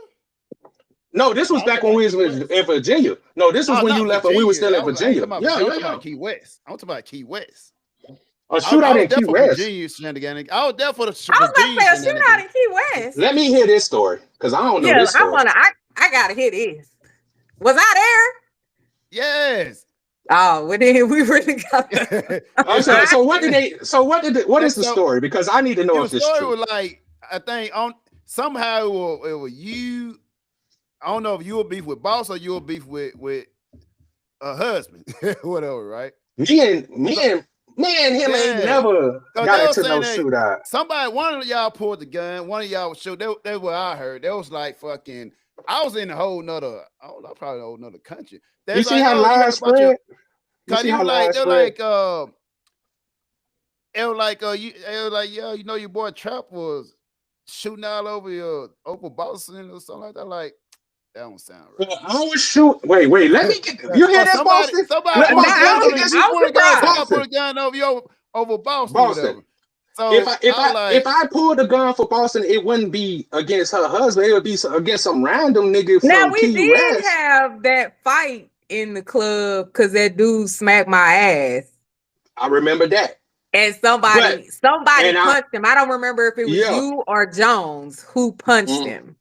But then his homeboy came off the dance floor, and we was all and we turned that bitch into a battleground. But we was used to, but the problem with me, because them Key West niggas didn't like us military niggas because they thought that we was taking all their chicks. So I was always getting into some kind of shit with some nigga from down there because they think we want their bitches. But that was never the case. And anybody who know me, no, I don't chase no female. Like I wasn't chasing female. So if your bitch, she chose me. So if you got a problem with me because of a bitch, it's because she chose me. Or she chose somebody in the crew. It wasn't because we went out and tried to get it. But I have never pulled a gun on some. I would never pull it because I still look at him like he our brother. Like he part of our clique. That I don't care how long me and him ain't talked. He's still, man, I known him for just as long as I know Boston. So that's how you know lies come out. Because if anything, I was trying to help them get together. So why would I shoot at somebody who I'm trying to help put two people together? That's what I'm saying. People are lie. The stories about me are endless when I hear people talk about what I did. In jail? Who? I don't know how because we knew mostly everybody. Come on, we knew everybody. No, I'm talking about we had a shootout. How? Yeah, exactly. And there's no police. I think you know what? I was in Mayport that time. I was in Mayport, and we had pulled into Virginia. I forgot who it was though. I had went back to the trip. Probably Goodman though. Some nigga lying. Somebody like, yo, you know your boy Trap out there shooting it out over in Probably Jeff old line ass. Not Maple over in Florida. I like because it wasn't nobody. It was somebody else. It was somebody else. It was somebody like Goodman didn't used to like the lie on me in Boston. They ain't hang with us that long. They ain't hang with us that much. Who you say? It wasn't somebody that hang with us. It was somebody that like they hang with us, but not like outside. They never hung out with us outside of it. So how the fuck they know about like, what we got going on if they ain't hang with us like that? Because you know me, I don't talk. I don't never tell my business. So usually somehow my business get out because of somebody else talking. But I ain't never called nobody and told my business, like, because that's just not me. And thing about it, I'm like, something like that. Trap would have said something like that. Cause I know, cause I was in Mayport during that time. You just go, I like. Yeah, I don't know. We were still talking. Like so if I had a shootout, you were the first person I'd have called. Like Boston done got me in some shit. You know how I would have called you. Like Boston got me in some fucking shit, bro. No, you like that time you grabbed that boy off the top of that bar. Because he called you the N-word. I said, we just got here. We literally were there for 30 minutes. I was like, listen, we gonna stop telling stories about me. Granville throwing keys. Come on, go get your truck. Yeah. Like, I don't drive a getaway car. I'm sick of this shit. I want to have a good time. Cheetah. No, that wasn't Cheetah. That was one of them country bars. That was one of those backwood country bars. Remember, because that was the day that we would all go with Granville. Because Marlboro, did Marlboro go with us? Not this time. Because Marlboro didn't really rock with me. So me and Marlboro didn't hang out that much after me and him got into that little conversation where it's like we could have fought, like, nigga. And I remember it was over a Delco. And I'm like, I don't even like Blanders Lewis, but they was like brother sister shit, and it was just like and after that I knew I couldn't fuck with Marlboro. I'm like, I can't fuck with you. I don't have a problem with you, but I can't fuck with you because bro, we gonna end up being scrapping, and we know too many people that's close, so it's gonna fuck up the whole dynamic. So the best thing for me is we keep our space, nigga. Like that's how I was with Marlboro. But when we went with Granville, it was always with Bo. It was me, you, and Bo that used to go with Granville to those country clubs. But like I said, I was like, it's real dark back here, and that was in the middle of the woods. Remember, we went down this dirt road to this little and I was like, I don't like this at all. 30 minutes in, I said, we fight. We already fight. We just got here. But we got some free drinks out of it. Like the bar on the cane gave free drink. Like, okay. And he was apologizing to us because it wasn't me. It was the dude who was on the bar. Drunk dude. That I had the drunk dude, bro. And I think that was the same night that they was having like an anniversary party or what's the name? And we was singing karaoke. I think it was his birthday. Yeah, it was something. And he was drunk though. He was drunk and doing too much. And we was the only black people in there too. You got to realize that. We were the only black people in this country bar. And we was getting a lot of love and shit because a lot of people were just happy to see colored folks in this country bar. So they were showing us love just because what the fuck is you motherfuckers doing out here in the middle of nowhere in Virginia in the backwoods? Like, when really take it out, Trap was talking to one of them white chick. No, you know what it was actually over? Trap had went over and put down quarters to play pool. And he put him in the line or whatever. Mm-hmm. And dude only had like 2 sets of quarters down left.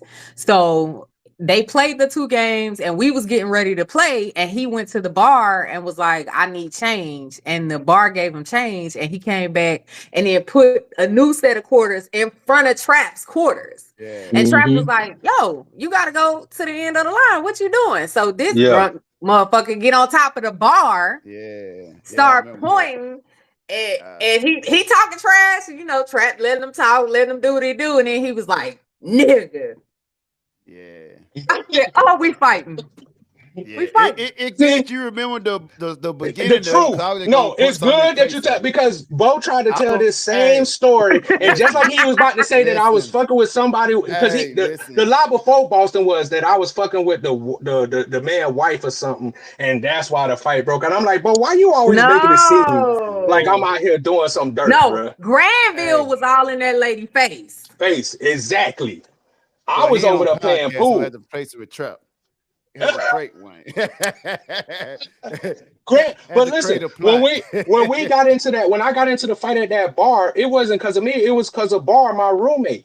He was talking to some girl, and the white dude was getting, and then because remember I was playing darts with what's her name, and I was playing from G3, exactly. And then when I looked around, because Boston was like, "Oh, Trap, we about to fight," and so I look over, Granville And I'm like, you know me, I ain't finna talk. Once they showed me who the person was, and they had already started tussling, I just came in and started laying niggas down to get them off barring them. And then remember, the only person they kicked out was me.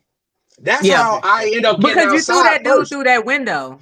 And then next thing, because that's when I had that big ass piece of glass from crashing the window. And then we was in the parking lot, and then I still remember grandpa was like, "You think I came with that black guy? I didn't come with that black. I don't know who he is." He looked at me and said, "Run," and I took off running.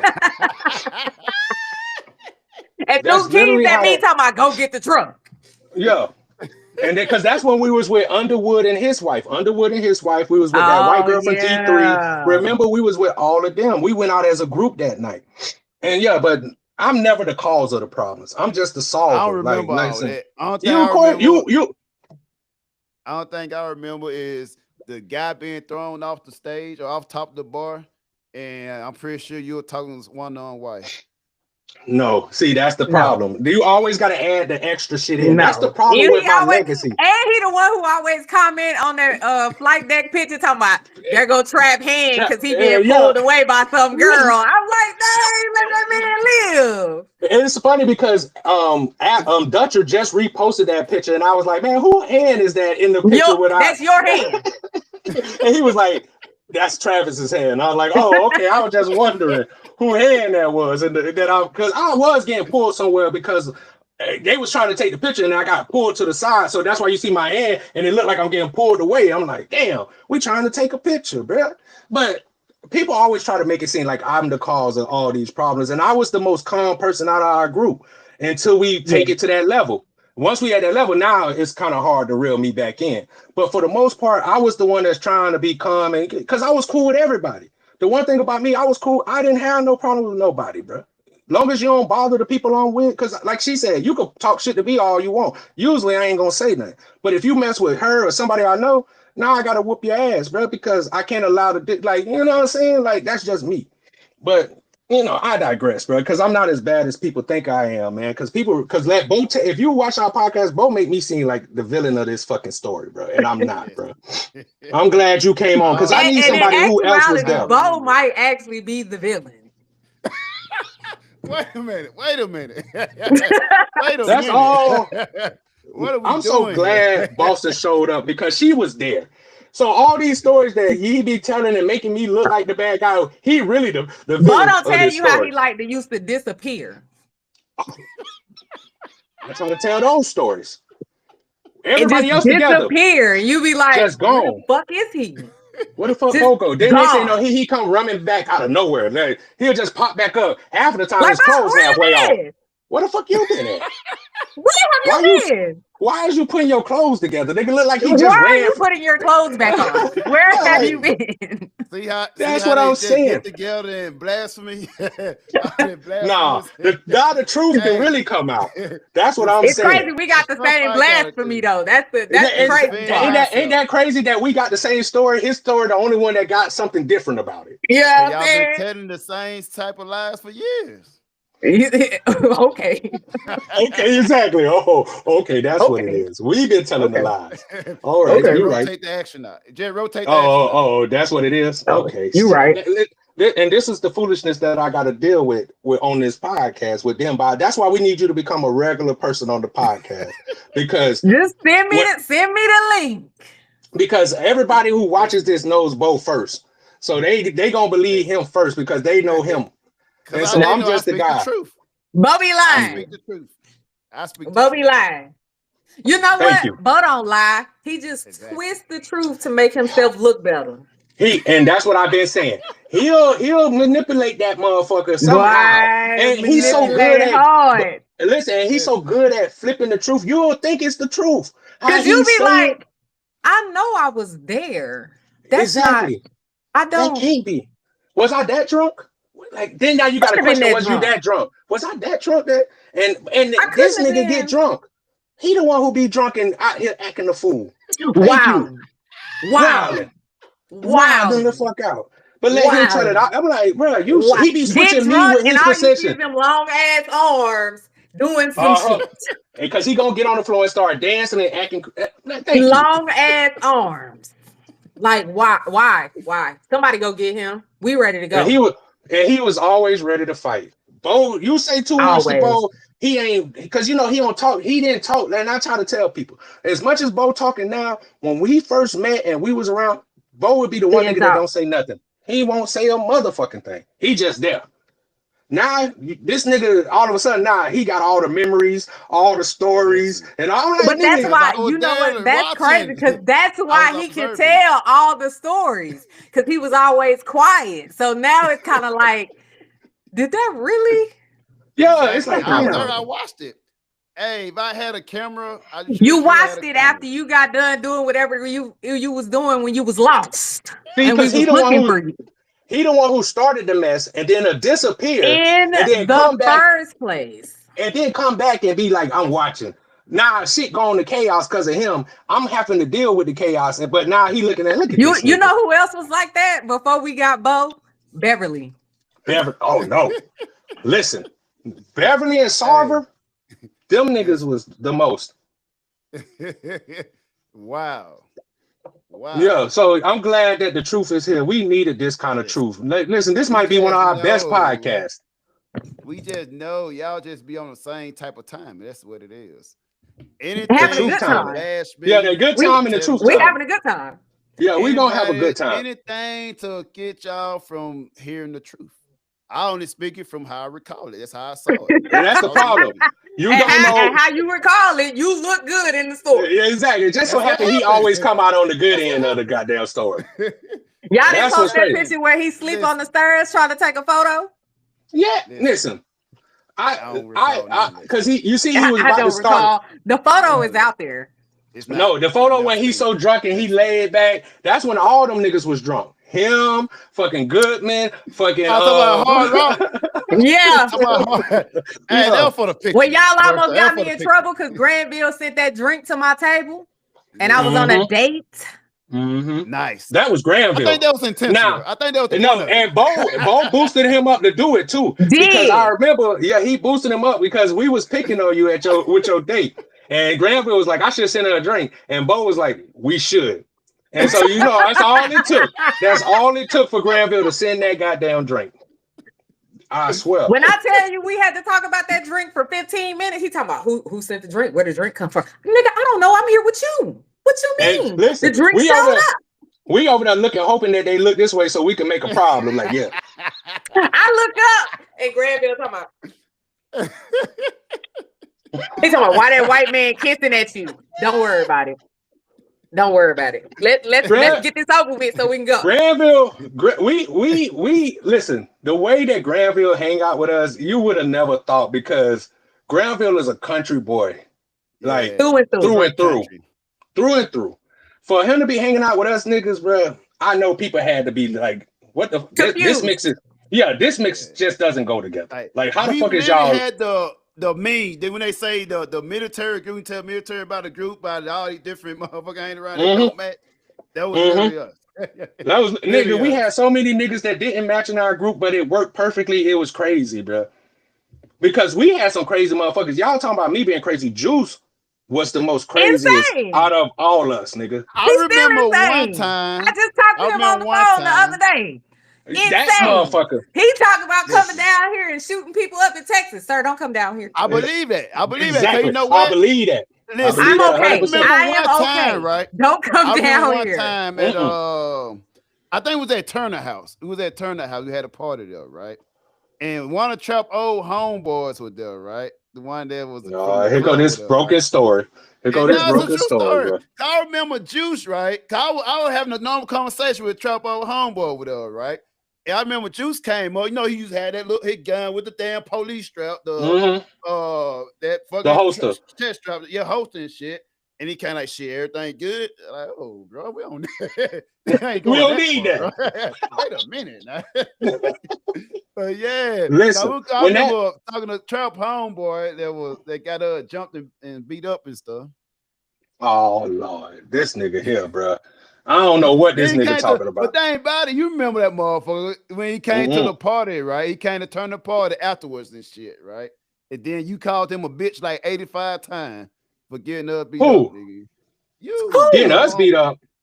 You remember in Club Infinity when the motherfucker was popping gang sign in the Club Infinity. Oh, you talking about my homeboy Luster? I remember who you talking about. Yeah. I didn't like him. Oh yeah. No, not a lot of people didn't like him. Yeah. That was my ace though. After I met him one time, I didn't never go nowhere else with him. No, he a St. Louis nigga too, bro. You know, he was yeah. Nah, but and Juice, I still remember his breath stink. Yeah, that was the one thing you used to. That's crazy because that's the first thing you said to me. She's like, "Your homeboy breath stink." I'm like, God damn it, Boston. God damn it, Boston. Come on. And she said, you know, she don't know how to talk. She don't know how to talk low. Boston don't know how to fucking talk low. Like, Boston, that nigga right there, bro. Like, I want him to know his breath stink. You want and that's what she said. She like, somebody need to tell him. Oh my goodness, Boston. You could have whispered that in your face, like, sir. You could have whispered that shit in his ear or something, bro. I didn't like him. Back to Juice. I still remember when that officer spit down from the top smoke pit up there when we was on the bomb farm. And Juice went up there. Juice went me, and I'm trying to stop this nigga, bro. And Juice was like, fuck it. He was finna put his hands on him. I don't know if it was Granville or Light that helped us out of that situation. But when I say that Juice was finna put his hand on this skinny little white ensign, I don't think he knew what he was in for, because he was like, I'm an officer. And Juice was like, I don't give a fuck who you is. Like, I was like, Juice, please, bro. Like, somebody, and luckily Light, man, because that dude did not know the ass whooping that because Juice didn't give a fuck. That nigga didn't care that he was in the military. He didn't care that dude was an officer. I love fucking Juice, bro. Juice was, man, that's my dog, bro.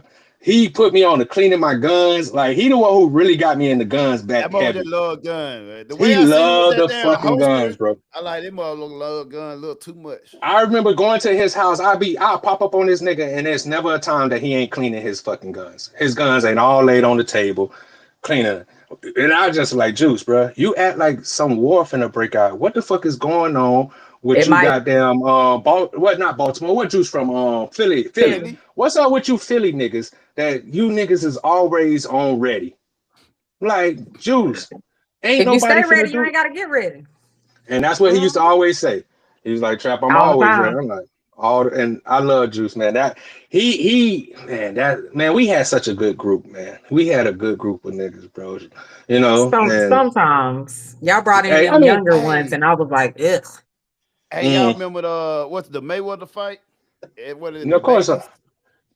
Yeah, when we went there and fucking your boy Doramus was being a dickhead the whole fucking night. I still got those pictures from anywhere with him anyway.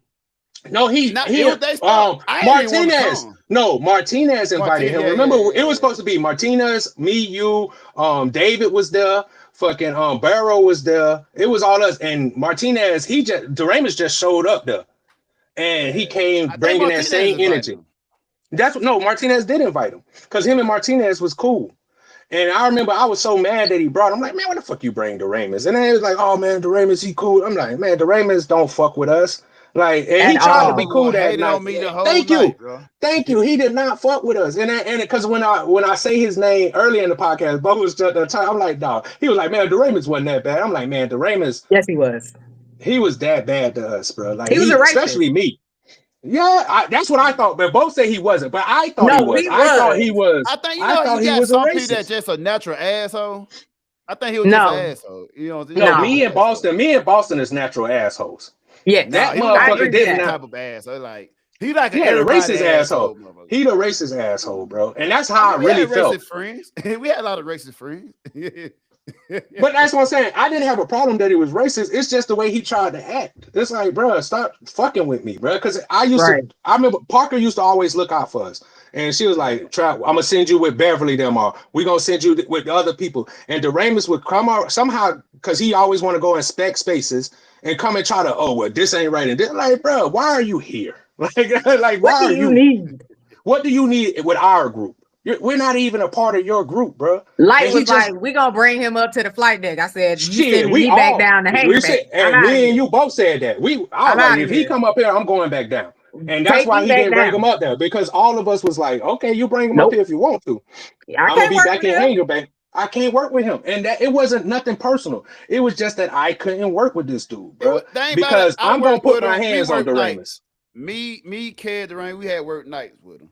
It was cool. He just once you get over the asshole part, it was cool. And you keep trying to tell me that bullshit. You keep trying to tell me that, but I don't believe you. And he could be different now, bro, because I don't hold nothing against the Raymonds. I just know that while we were on the boat, me and him couldn't coexist in the same space. No, not at all. That's why I got sent to the flight deck, because me and him was bumping heads and Parker was leaving, and they know I was gonna bring hell to this motherfucker because I was trying to get to Aussie. And they wouldn't let me go, bro. So I was like, and then Light showed up. They didn't want you back there with all them places to hide. You know a motherfucker that I didn't like though?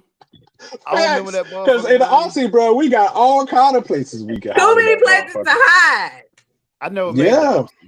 And that's why I hated the flight deck, because there was no places to hide. Nowhere to hide. We got that one office, and then we had our area where we kept our seat bags that we turned into our little space where the TV. But other than that, you couldn't hide nowhere. And on a flight deck, you can't hide, man, because we always busy. The hangar bay could go around and do whatever they want. But because you kept the damn door locked. Nobody knew the code. Who? At fucking flight deck, y'all kept the door locked. Nobody knew the code. You damn right. We kept the. You damn right. Don't be coming up here to check on us. Take your ass back down there with the peasants. Get your ass back down there with the peasants. Get out of here. Yep, exactly. Worth a damn. Bro, it didn't matter because your ass was TAD so much while we was out there with the thing. You was never in the goddamn AOs. You was always TAD somewhere. Yeah. Hey, I came back. That motherfucker was like, I am not. Bo came out there birthing with them crease coveralls and them shiny boots, and he was like, I'm not getting dirty. You want me to do what? Yeah. he got that from Barrow ass, bro. Trying to be all clean and now, nigga, you don't put on your dirty coveralls and bring your ass on, nigga. Trying to act like you a clean nigga. Hey, I'm with Cad now. we too good. We too good for that. He used to be like, nope. He'd be like, you want me to do what? Am I gonna get dirty? No. But they had y'all motherfuckers talking about some damn standing watching the rain on the flight there. Working. Yeah, they did, man. That flight deck was tough, bro. We used to. You remember that time I had to go pee and you had to go stand in the middle of the hangar bay so I could go. Yeah, could go. Yeah, I remember that, man. In the middle of the flight deck so I could go pee. The fuck? Yeah. I mean, listen. And I had the shotgun, the 9mm, everything. I took all that shit to the bathroom. I had to go. Yeah. And I was like, it's too late now. Ain't shit they can do to me now, but yeah, exactly. And I was mad as shit because they were like, Trap, go upstairs, boss. I'm like, why I gotta go? And they're like, all right, I'm gonna go on. Because they used to pick on us. Because we was they kicked me out forever out the hangar base shop when they sent me TAD to the security and shit. You was in security for like 2 years though. Yeah, they got mad because he never came back. He never came back. I transferred from security. Yeah, that's what I'm saying. You never came back. I transferred our PCS out of security. And they got mad because I come back and I'll be off. We had days off out the way and shit. And you'll come spend it in the hangar base shop or trying to come up there to the flight deck. Nah, they kicked me out. The first day, they gave me here for a little while. They kicked, don't come back here no more. It was that new first class came there. He said, don't come back here, bro. So I'm like, cool. Cause thing about it, like I work my working hour like from 12 to 8. And we were just walking around. Now you got nothing but free time. You know what we do? We'll walk around all day talking about all the shit we wouldn't do. Like, ain't no way I'll be doing that. No, that's what we literally used to do. Like, I don't see how. Because I remember when we was in Dryport and they had them motherfuckers hanging off the side of the boat, scraping off that fucking barnacles. I told them I'll never do that shit. And I remember the Raymonds tried to send me to that work party. And I was like, okay. And I went disappear for the whole day. That motherfucker tried to come check and see if I was there. And I remember at the end of the day, he was like, you got to come back to the office. What? Nah, I'm off. Y'all sent me TAD. And he got mad because I wouldn't come back. He was like, he ain't do nothing all day. I would have checked on him. He wasn't there. Like, why are you checking on me? Yeah, why are you? Listen, I wasn't going to hang off the side of that building anyway. I mean, that boat anyways, nigga. That's why I told you not to send me. But you wanted to prove that you was okay. I'm not going to do it. And I walked around. I don't even think I ever checked in. I went up there, saw that they had people hanging, and I turned around and walked away. I used to do that for all the TAD shit. When they try to send us to help with the unloads and shit for the food, we'll go there for a little while. I'm going downstairs and throw some boxes in a room and then sit on the ladder well. I'm not moving. Exactly. I'm not moving. You're not gonna have me humping in the hangar bay. Listen, fuck what you call it, whatever the shit they call, you would call it an off day. It got so bad they started taking motherfucker ID so he couldn't leave the shit. They started taking ID so you couldn't leave. And it was so bad, like every day, fucking what the black chief we had, the field from Mississippi too, the black country chief. I don't know his name, but I know who you're talking about. But that guy, every time, motherfucker, they'll send me fucking TAD to hump that shit. It got so bad, I ain't getting much. I just went over there to that side, like, yo, I know I'm on the list. I ain't even gonna wait for you to call my name. I'm already on my way. Because you know they used to have to separate me and Bo. They used to separate us. They was like, y'all can't work together. Y'all can't be together. Yeah. And so one of us was gonna go TAD. And it was always you. They was always gonna send Bo to go TAD because I'm gonna go do the work that's supposed to be done. Talk about, I'm not doing that. Yeah. I'm not doing that. And then he would get lost. He would disappear. And we would disappear. 2 hours looking for this nigga. Like, we are out to sea. He gotta be on the ship. And they'll come and be like, where Bo at? I'm up here. I don't know where Bo is. I don't know. Oh no. I don't know. I'm up here. They're like, nah, nigga, you know where Bo is. Like, I'm like, bruh, I am not with Bo 24/7. We know he came up here because he said he did come up here to see what you got in the CAD locker. I said, why would you come all the way up here to see what I got in the CAD locker? That doesn't make any sense. Exactly. He just told y'all that to throw y'all off his scent. So now y'all up here fucking with us. Now you up here on the 03 level trying to find out where he at, and he on the 3rd deck on the mess decks trying to eat again. And they should have known that Bo ain't taking his ass up all them steps anyway, so he wasn't gonna come up there too often anyways. Cause this nigga he'll go downstairs, but he ain't gonna come upstairs. Like that's what I'm about him. And that nigga used to hide in the birds in the light. Last time I come down to the birds, somebody else's rack, and he in his sleep. That was like, why are you asleep, nigga? First of all, he was like, first of all, that nigga would scare me because he'll open his curtain. I'm like, nigga, what is you doing here? Oh shit, I thought you was somebody else. I'm like, man, your ass is tripping, nigga. You tripping. Listen. First of all, no, especially if I was TAD with the security, hell no, I'll be on watch. Shit, motherfucker beat up. We had the brick. Hey, we beat up in the hour. All right. Motherfucker, hey, go take me and put on my shit, put on my pajama, take me a quick little nap and shit. Have my gun. Hey, have my gun and shit. Breaking all kind of rules, nigga. Is you retired? With him in a you set yourself up. Are you retired yet? Not yet. Be quiet on this podcast. He ain't retired to next year. Hey, he already. This is all alleged and entertainment purposes. Hell no. Take everything with a grain of salt. None of we saying that's true. He said allegedly, and for entertainment purposes. Entertainment purposes. You definitely entertaining motherfuckers, bro. Because that's what you used to do with the bullshit. You'll entertain a motherfucker with some bullshit quick. But I'm glad I don't want to leave off because he was about to tell a lie about Vernez, and I knew he was gonna lie because that was your girl at first, bro. And then you got her. Stop it. You took her. She wanted a better version. You the same nigga. When we went to Fort Lauderdale, you got her to rent us a convertible. Then we went to the mall. I got it's videotape evidence. I still got the videotape of this. Where? She was right there saying that this nigga flirting with the bartender. Me and James in the corner, James just recording. This nigga forgot all about Lily and started focus on the girl to the point that Lily came and sat with us because the disrespect was so crazy. I can't make that shit up. And that's how I ended up out with her in Fort Lauderdale. Because he was my Liberty buddy for the next 3 days. Because of Bo. Treated her bad. Had us. Nigga, he was driving her convertible like it was his. Let me just tell you that. He was driving the convertible that she rented for us like it was his.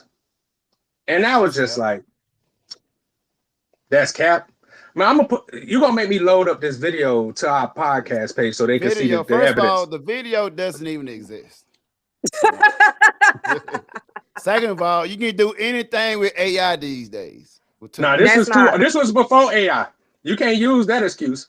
That was before AI. Yeah. Well, it was. Yeah, it was. AI to create this some nonsense. No. Oh, okay. Listen, I'm looking for it right now because I refuse to let you sit here and lie. because you say there's no evidence. I think that bitch still on Facebook somewhere. It's not. Yeah. If not, I'm gonna ask James. I'm gonna call and talk to James. Cause I know he would never let go of that evidence. Cause that's some shit that you keep for forever. You need Facts. You need it because of shit like this. Hey, and me and Vernez did become close, but it wasn't. Listen. No.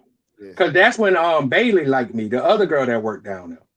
Yeah, both and you was messing with her. You wasn't messing with her. No. Exactly. You compete that's for. What They'll compete for. He'll mess with both of them. No, he wasn't. No, was I not? See, look how he was going. No, he Boston remember Bailey, yes, he and was. Bailey had a crush on me, bro. No, Bailey had a crush on me. He left. He stopped playing with Bailey hard to actually go and play with Lily. No, I'm gonna have to bring Lily on this shit because you just be lying. She'll agree. She's gonna be like, she's gonna be appalled that you not claiming her. That's a body on your account. You are tripping because you know she ended up having a song with what's his name? Johnson. Some other AO that was in G3 and he ended up the one who died. Yeah, the one that died. One named Johnson or something? Nah, it wasn't Johnson. It was. Oh, but you know who I'm talking about. See, that's how I know Boston know what I'm talking. I'm speaking fast because she remembered the dude that I'm talking about. I don't know what you're talking about. Cause of course you don't. Of course you don't know the truth. That's why you don't know what I'm you talking manipulate the truth to make yourself sound better. Exactly. That was all you, bruh. It was always you, dog. I only let the truth go out. The only reason I knew who Vernez was because of you. And that's how I met Bailey, because you used to go down to Dispersion to go see Vernez. Really like that white girl. And I used to go visit him. I would visit her with you. That's how me and her got to know each other. That's how Bailey met me. So you're the cause of all the problems, bro. I'm glad that we got Boston here today. How am I the cause of it? Because I wouldn't have met them people if it wasn't for you. Because why would I go to Dispersion? My money wasn't fucked up. You only go to Dispersion when your money fucked up. And that's why you went down there first because something happened. Oh, yeah, I ain't never had no issue with my pay. I would say what? I said, or when you like who in the window. When you like who in the window. First of all, I never had any issues with my pay. I never had any issues. So what you doing in Dispersion? So what you in Dispersion for? Why you down in personnel? I had no because idea. that was one of his skate spots because Vernez, we could sit in there and Vernez had her own office. So we could sit in Vernez's office with her and we would bullshit in her office. That's why I would go with him. And then Bailey was her, like she was like the person that she was training Bailey. So Bailey was the desk outside of her office. Right. That's how we would have to go to talk to Bailey first to see her. The reason why I would go. Trout was the reason we would go. Trout had Bailey in there, so Bailey will go in there. Bailey came after Vernez. I know that. Yeah, she Bailey came before. Bailey was before Vernez. Nigga, I never went to Dispersion. Cause she was a new one. Yes, you did. No, yes, Bailey was the new one because she was the E3. Exactly. No, she was Bailey the E3 that was getting trained. Class. Bailey was the third class. And not at first. Not at first. But Vernez came as the third class. Because she made second while we was out there. Yeah, she made second while there. Yeah. And then Bailey made third. During that time. That's what you went down there for. See, the truth gonna come out. You went down there trying to get your BAH right, and that's what led us to go down there to that motherfucker, bro. So don't try to make it seem like I was the cause of this, bro. And that's why. Mister, I ain't never had nothing wrong with my pay. Exactly. I ain't never had nothing wrong with my pay. I ain't get I wasn't making because no money. He was trying to get Vernez to hook him up. I wasn't making money, so I ain't had no issue with my pay. My paycheck. You was trying to get money a month. My shit was like 300. No, it was like 600 a month. You got 3 on the first and 3 on the 15th. My shit was never that much. I had made enough to pay for my car payment and maybe get half a liability insurance, and then I struggle for the rest of the month. He said half a liability insurance. It's crazy we ain't make no money because we was balling. I don't know how. I don't know how, but we was going out. We used to go out so much when we was in Virginia, bro. It didn't make no sense. Every day we could go out almost every night. Like, what are that's we what I'm doing? saying. Almost every night we were out drinking, bro. Like, so that's why this nigga, he's a masterful liar, bro. A masterful manipulator, bro. Listen, masterful. I gotta give you your round of applause just for that, bro. I bill me my paycheck each month, each paycheck. I guess we was balling on a budget. That's what it was, Boston. We was balling on a budget. My car payment was $99 a month. This nigga, my car payment was $99 a month because I had an 01 Chevrolet Impala. It was $99 a month, I think, or a paycheck. I can't remember a month or a paycheck. I think it was a paycheck. So you had $200 left over. So I had $200 left. And then I ain't have insurance. I get insurance for. I could say you didn't have insurance at first, and then you'll never cancel. Yeah, exactly. So you had money. You just proving that you had money, bro. I had $200 left. I had. That's all you needed for 2 weeks. Bo, between us living in the barracks and living at other girls' houses, you didn't need no pay. You didn't have to pay no rent. I had to pay for gas and food. We was paying for gas and food. Nigga, we used to eat Church's chicken, the 3-piece and the biscuit for $2.99. Yep. $1.99. $1.90, yeah. So what are you talking about? Before they up the prices. You still got $200 left over. You spent $1.99. I like to eat. You do like to eat. you do like to fucking eat. That's the one thing. That's the way you spent your. That's the one thing that Bo and I spend our money on. Your money. Because we going to eat somewhere. We always eat out. If that nigga never showed up without having some kind of chicken wings or some shit that he eating on, like, nigga, wait, oh god, churches. I went by churches before. Nigga. Now we gotta go to churches. They had a nerd and I want to share. Like, bro, give me a wing. I never was a share. I always used to share. With who, yourself? People, right. Come on now. Trap, don't even do that. Now you know that's too much. It's too much of a lie now. I let you slide with the first 2 lies about you now. Now you're not gonna slide about the lies about me. I'm gonna let you have that from that time you brought that yakisoba to my house. Yes, I do that all the time. I'm always sharing about food. I'm always down with food now. Shit. Yeah. And he gave me the recipe. Exactly. Because he used that's one thing that nigga loved was that goddamn yakisoba. Extra spicy. Can't even eat that shit when he cook it. I said, don't you bring no spicy shit like this over here. Yeah, I used to have to tell him too, bro. Don't bring that spicy ass shit. You talking about it's good. Nigga, I can't even taste it in my mouth on fire. I can't breathe. Yeah, I can't even eat that shit. He still like that, Boston. He still make everything with the extra spicy. You gotta drink with the chew high. You drink with That's what he kept saying. He talking about take a bite, drink the chew high. Take a bite. Yeah. I think I still got the text where you was like, take a drink, drink the chew high. Take a drink, drink the chew high. Like, what, nigga? My mouth is on fire. We used to go to this little Japanese spot, bro, and he was like, man, you gotta get it spicy. Yeah, in San Diego, you remember? Nigga, I ate that spicy shit one day, nigga, and I'm like, never again, nigga. I'll never eat this shit again. Trap, we gonna have a podcast about why you left San Diego. Who, me? What happened in San Diego? Yeah. Who, me? Yeah, what happened in San Diego? Your name Trap. No, we don't need that conversation. We don't need that. Nope. Nobody want to hear that story. He said, yep, the nope. What happened in San Diego, man? A lot of bullshit that shouldn't have never happened. A lot of things. Hey, a lot of things, man. And I think I texted you about it one time, and you said something I ain't like, and I was like, "Yep, I'm out of that." But you know, life gives you lemon, you make lemonade. What happened in San Diego? That's what you was doing. That's what I want to know. What happened in San Diego? Listen, I was young. See, Bo always messed up because he was only just your friend, right? Yeah. To stay in the loop with what Trap is doing, you have to be friends with some of the females too.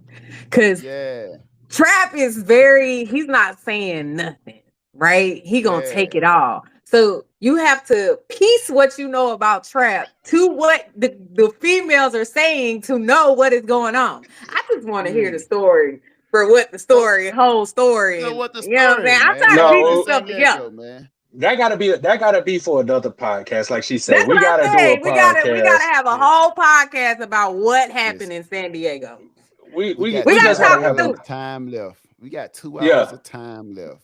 No, we don't, bro, because it's late. Hey, we could do it when it's super early, but it's already dark, and I got people. I got shit to do and shit. Yeah. I got things to do. I got some. I gotta City. You gotta go save Gotham City. No, I got a beautiful young lady that's waiting on me, so I can't. Well, put on camera. What's she in the background? I'm too much. And see, he be wanting to do. Listen, first of all, we're not serious yet, so I can't. So we're just talking. We're friends that's talking and could be more, but you know how hard it is for me, Boston. My biggest problem is I get tired of people, like, and it's never a good. And that's kind of the story about fucking San Diego. That's a story about Key West too, but that's a whole nother podcast. But that's a whole nother. Yeah. But it's usually because no matter how good it could be going with me, I end up getting in this mode where it's just like I want to be by myself. Like I don't. And then you know how many times I don't woke up and looked at a chick and like, you still want to do this? Like this, you ain't tired of this? Yeah, like, and it's just like I don't know a better way to say it than like, and I tell girls this. Sex with me is rough. And they was like, oh, you gonna beat that shit up? No, when I get up and walk away and be like, and there's no feelings attached. That's the tough. Thank you for what you I'm like, in Boston, she said something real. Like, I have childhood trauma and relationship trauma. So to the point where I became this person where like, don't love me. Yeah, you know what I'm saying? I used to tell the girls that I'm not the one you should like. But for some reason, that just make them want to like me more. And it's like because a lot of women think that you're going to change or you're just putting on the show. Women think that, oh, Trap just be talking here. And then they find out like, damn, Trap really. But I think that Key West played a really big part in what Trap we are getting now. No, it did. Because you know who the fuck she's talking about. You know exactly who she's talking about. Yeah, he trying to act like he know exactly who he know exactly who. Yeah, but you knew who the girl who we talking about in Key West that caused my life to change. And we're not gonna speak on her because me and her are going through things right now with custody of my fucking kid. So I'm not gonna say nothing because it could lead to me saying some stuff that I shouldn't be saying on this podcast. We signed an NDA. What do they do? Yeah, nah, but yeah. Huh. She had no choice to know her because my baby mama friends, she didn't have none. My friends became her friends. Yeah, because she didn't have friends. So all of my friends became her friend. Boston? No, Boston. Boston didn't even like her like that. Like Boston told me not to mess with her. Boston multiple times said, Trap, why you even don't do it? Yeah, don't do it. And my hard-headed ass still did things that I shouldn't have done. And that's why I take ownership in part of it.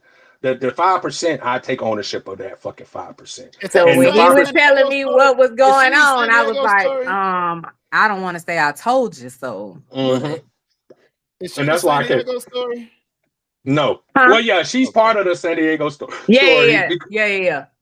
She's the San Diego story. And Bo, you know the San Diego because I end up living with you because of that story. Don't do that. Don't do that. The whole reason I came to live with you is because of the San Diego story that she want to hear. And guess who else? Boston. I just need to fill in the gaps. I have some holes. Guess who else got? Bruh, guess who else showed up in Chicago as part of that story? Red. No, San Diego. I mean San Diego. Red ass. Remember Red? His name was he was the light skinned with the insecurity. Yeah. Red. Yeah, the insecurities. The insecurity. Okay, yeah. So he a part of the story too, because you know they was fucking with each other back in Key West, and me and him, the insecurities made me and him kind of go through our little thing, and then fast forward, he's popping up in San Diego with old girl while she's married, and you know, yeah. So that's another story for another time, bro. But I gotta tell you, we can have that conversation offline, but I have to talk to you. I mean, we can have that conversation online, but I got to talk to you online about, you know what I'm saying? Yeah. So that to catch you up, so that when I do tell the story, like it'll be fluid, because I don't want to spend a lot of time on that goddamn shit, especially with Boaz. Asking questions. Yeah, because you're gonna be asking questions, and then I gotta refer back to the past to catch. So that's for another time, bro. But me and you gonna have a conversation offline, because that shit got crazy out there. I know it did. It got. Because I was like, why is that? Who? You know what? I'm finna text him, and then I text you, and you said something, and I said, yeah, I don't like that. Because the whole reason I came out there, Boston, since we talking about it, I was in jail. I had went to jail, and I was in jail for like almost 6 to 7 months. I think I had a year, but I had good timing, so I got out early. But she was the reason I came to San Diego, because she was putting on this whole show with my mom, talking about how she need me and help her with the family, and she want to see me do good. Me being in Florida is only making me get in trouble. All this extra bullshit that she was spreading. So that's what led me to even coming out there. And then when I got out there, shit show. Yeah. Pure shit show. And you know, she always kept a shit show going. So you would think that with maturity, having kids, getting older, that the shit show went. Yeah, she still ain't matured. No, but I'm saying I was hoping. I don't know. Because I'm not friends with her on social media, because you know she always blocks me. That will never be mature. Thank you. But listen, Boston, I gotta let you know the story that she's telling everybody else. The story she's telling everybody else, that I was chasing her down, like I was on her dick, and I kept pressuring her, all kind of wild nonsense that only people who know that shit could never be true. If that was the case, why is there a picture uploaded of all of y'all together talking about co-parenting at its best? Because she like to put on a show. Because you know how she is. She's another one of those people like Trey. Depending on who the audience is, she gonna cater to the audience. So depending on who she friends with at the time and who they are, she gonna manipulate the story, because nobody likes to tell the truth about themselves, especially when you know you the one that did wrong. But that's why me and her can't. I always tried to be friendly with her through our whole relationship, even though she the one who did me wrong every step of the way. And that's crazy, because you know me, Boston, I don't usually take that shit. But because we had a child, I'm like, I'm going to be different. And then she showed me that being different only got me shitted on even more. Because who marries somebody while they still pregnant with somebody else, baby? There's some dudes that's out here that kind of weird like that. And then try to make this nigga come to the club that I'm working at to show off. And wonder why this nigga almost got his ass beat, and I saved him from the bouncers whooping his ass. Look how great of a person I am, nigga. Even in the midst of getting treated dirty, I still looking out. And but listen, Boston, that's why I love you, and you need to be on the podcast, because you know the truth. You know what the real shit is, and people, you know, and I try not to make it seem like something that's not, and because I just can't do that. So in order not to do that, I just don't say shit. And people take that as me just like, oh, it must be true. Nah, because if I say some shit, it's going to make it worse. Sometimes it's not worth the argument and the drama. Exactly. 100%, Boston. 100% is just not even, because if it ain't worth it. That's why I haven't said anything about my situation, because sometimes it's just not worth the argument and the drama. Like I ain't got it in me. And it's like, we've been dealing with this for so long. My son 14.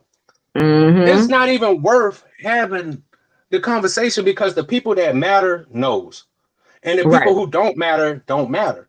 So a lot of times that's why I didn't speak on it, because to be honest, I never wanted to be with her in the first place. She pursued me for years. It wasn't like this something happened out of the blue. She pursued me for years, nigga. And finally I broke down. And then I said, don't do it. Hey, she got it to the draw. Right. She talk you out the draw. And shut the fuck up, man. He don't talk about no fucking draws. Bo don't never take nothing serious. Exactly. What happened was I got tired of the constantly nagging. And so, and that's my problem. I got tired of constantly saying no to this. Like, this what you want? Here, get it. Like, you know what that was? And then just so happened. You should report it. I should have. Harass you. I should have. Sexually harass you and force you and coerce you into having sex with him. Well, yep.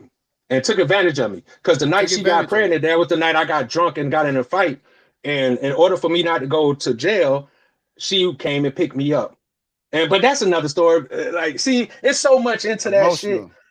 And this called Talk to Your Brothers, not therapy about trap. Therapy on trap trauma. Tell about trap. Yeah, tell the trauma, because y'all had to change the name. and my picture to that ugly ass shirt. Hey, no, listen. We can. Hey, listen. Hey, if you come on, if you become a regular on the mic. hey, we're gonna have to change it from Talk to Your Brothers to make a better name to fit the three-way. Hey, you know what I'm saying? Ain't no three-way. Relax. There's no three-way. Relax. Brothers and Candace. There's no three. What you say, Mo? He say Talk to Your Brothers and Candace. Brothers and Candace. I don't like you. But it got so bad to the point where it was so bad that people I don't even know was coming up talking to me about stuff.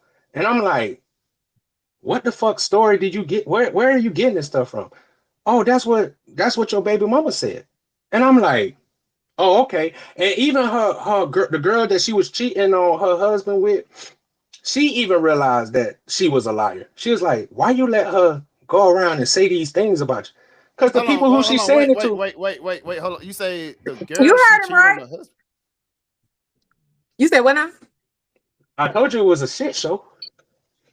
She was cheating on her husband with a chick, with Red, with some little nigga that was part of her command, and who could tell what other nigga that was in her circle. But by the time I got there, it was already a shit show. I just didn't know it was a shit show yet. So when I get there, she didn't even tell me about this girl when I showed up. She picked me up with the little nigga from the airport, and I'm like, "What's it a stud why is this type of chick?" Yeah, she was a stud. She was a stud. No, the chick was a stud.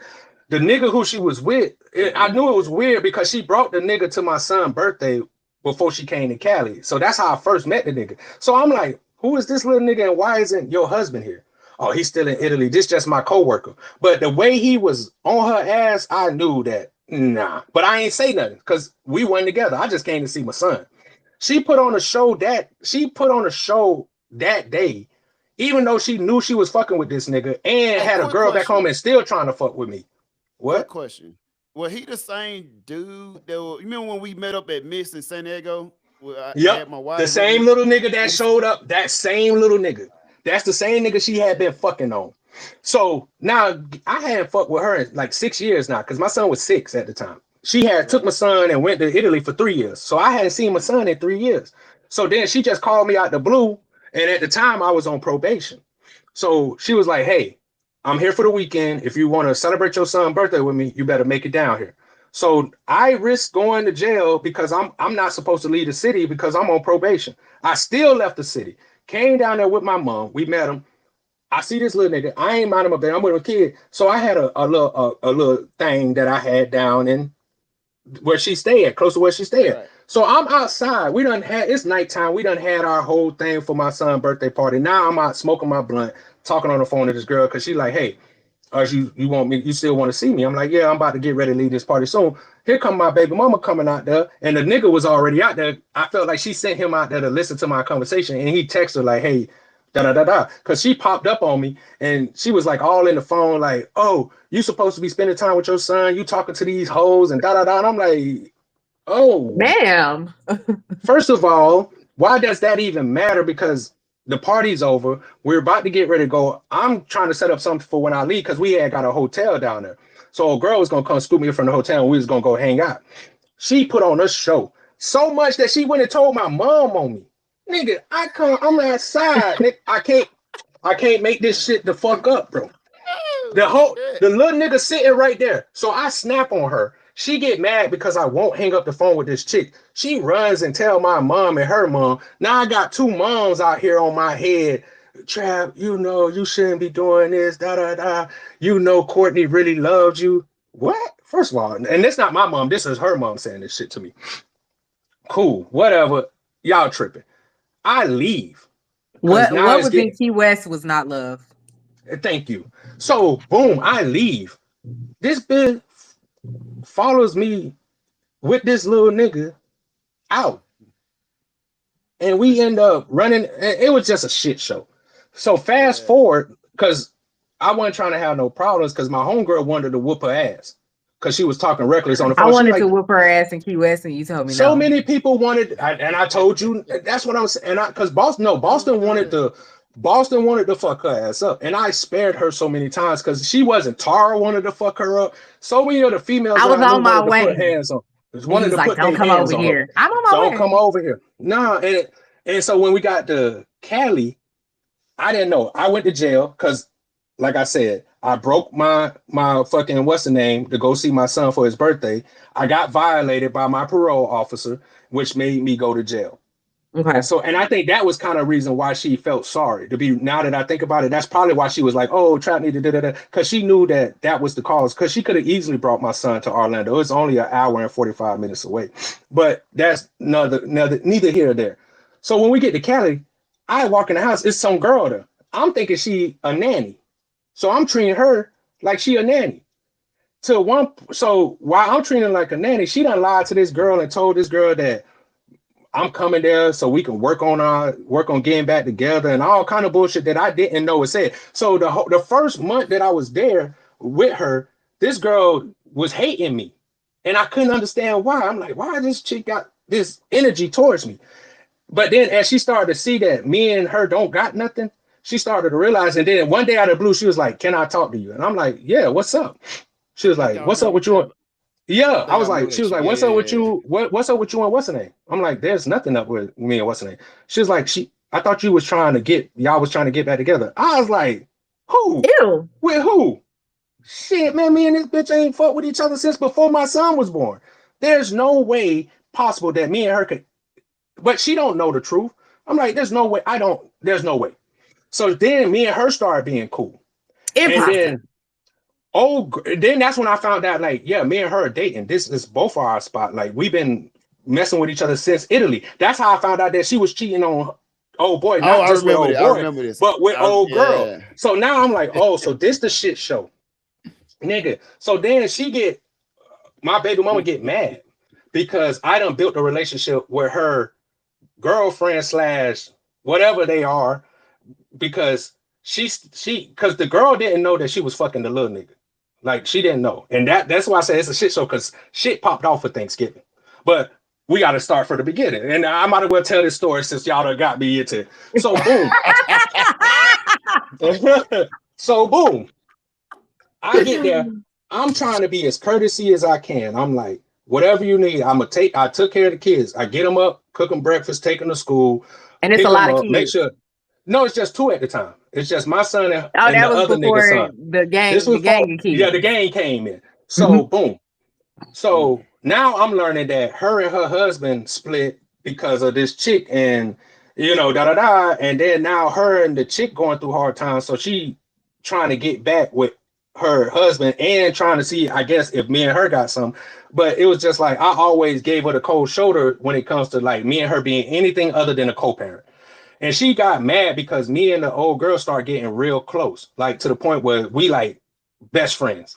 Everything we doing together, everything. So now she feeling some kind of way. So now her and the girl are beefing because of me and her being friends. And now she don't want to fuck with old girl. She want to go and try to get back with her husband and shit. So boom, fast forward, everything good but not great. She would come. She would literally come. Get off of work, because she works security, so they go to work 4-3 in the morning. I would get up when she up and like, hey, do you want me to make you coffee? Is it no, I'm good. And she'll just like kind of, so it's only so much that I can try to be nice, and every time she come on, hey, how you day is trying to make it feel, and she would just ignore me. So after a while, then fuck it, I ain't gonna speak to you because you don't make it seem like you want to speak to me. So I'm gonna start, so I'm gonna just take care of business, take care of the kids, take care of the house, and do my thing. Next thing you know, Thanksgiving coming up. She's like, hey, YG coming and he gonna stay here at the crib.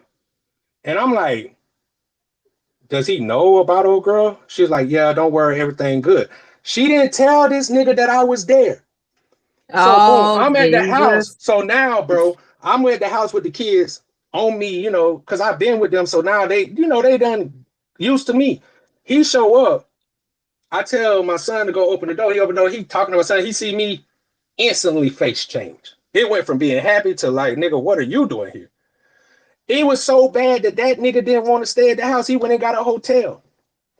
So boom, she come to the house. Where Eric? He said he wasn't gonna stay here. He gonna go get a hotel. Why would he do that? Because you got this shit show going on here. You didn't tell him I was here, so he feels uncomfortable because the last time we spoke, it wasn't on good terms. You know what I'm saying? So he thinking that I got some kind of beef with him when I didn't. So, and then he also thought that me and Courtney was trying to get back together. But at the time, we weren't talking like that, so he didn't really talk. So boom, next thing you know, fucking the day before Thanksgiving, old girl found out that she fucking the little nigga.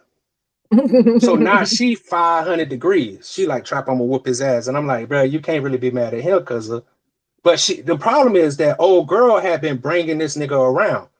That's how disrespectful she is. She bringing this nigga around, knowing that this girl in love with you, knowing that you fucking with him, and you just fronting him saying that this is just a friend. So next thing you know, everybody at Thanksgiving, she like to, just like with the Christmas thing, she like to just bring everybody together to make it seem like it's this beautiful, happy thing. And I'm enjoying the entertainment because for once, I'm not a part of it. So it's like, it's entertainment for me because I ain't got nothing in it. So boom, me and our other homeboys, I mean, we all at Thanksgiving, the little nigga sitting on the floor by the TV like a child. All the rest of us sitting on the chair. She got this nigga sitting on the floor beside her. And the other girl like standing up. And all I know, we ate. And next thing you know, I go to get some to drink, to pour me a drink. I asked her, do she want a drink? She like, yeah, I pour my dog a drink. And we could see it in her, like, you straight? And her name B. I'm like, you straight, B? And she was like, nah, matter of fact, I'll be right back. Instantly, I knew she was gonna go in here and fuck this nigga up. So now me and my dog, like, hurry up, bro, let's go get us a seat, nigga. Let's go sit down, this shit. Because he ain't know exactly what was going on, because I was telling him a little bit. Because he was like, what's up? I'm like, oh, it's about to be a show, nigga. So he out there laughing like, what the fuck are you talking about? Just wait for it, nigga. It's gonna be a show. We sit down. All I know is we talking, we about to play a game, like a family game shit. And this bitch just go to wailing on this nigga. Just till we like, oh wait, and I'm just sitting there laughing, drinking, just rolling, me and my dog. So now my baby mama mad at me because I'm not trying to help stop it, and I'm just sitting there laughing. Now I'm the bad guy because you caused this shit show. And I told her I wish I could have put cameras up in the house because people not gonna believe me that this kind of shit show going on. Not on top of that, dog. On top of all that shit, she got this other little girl that's like below her who has a crush on her, and she's a lesbian. So she's also into it too. It was so fucking messy. Then after that happened, all that shit happened. The truth come out. Now I'm having a powwow with her husband and her girlfriend.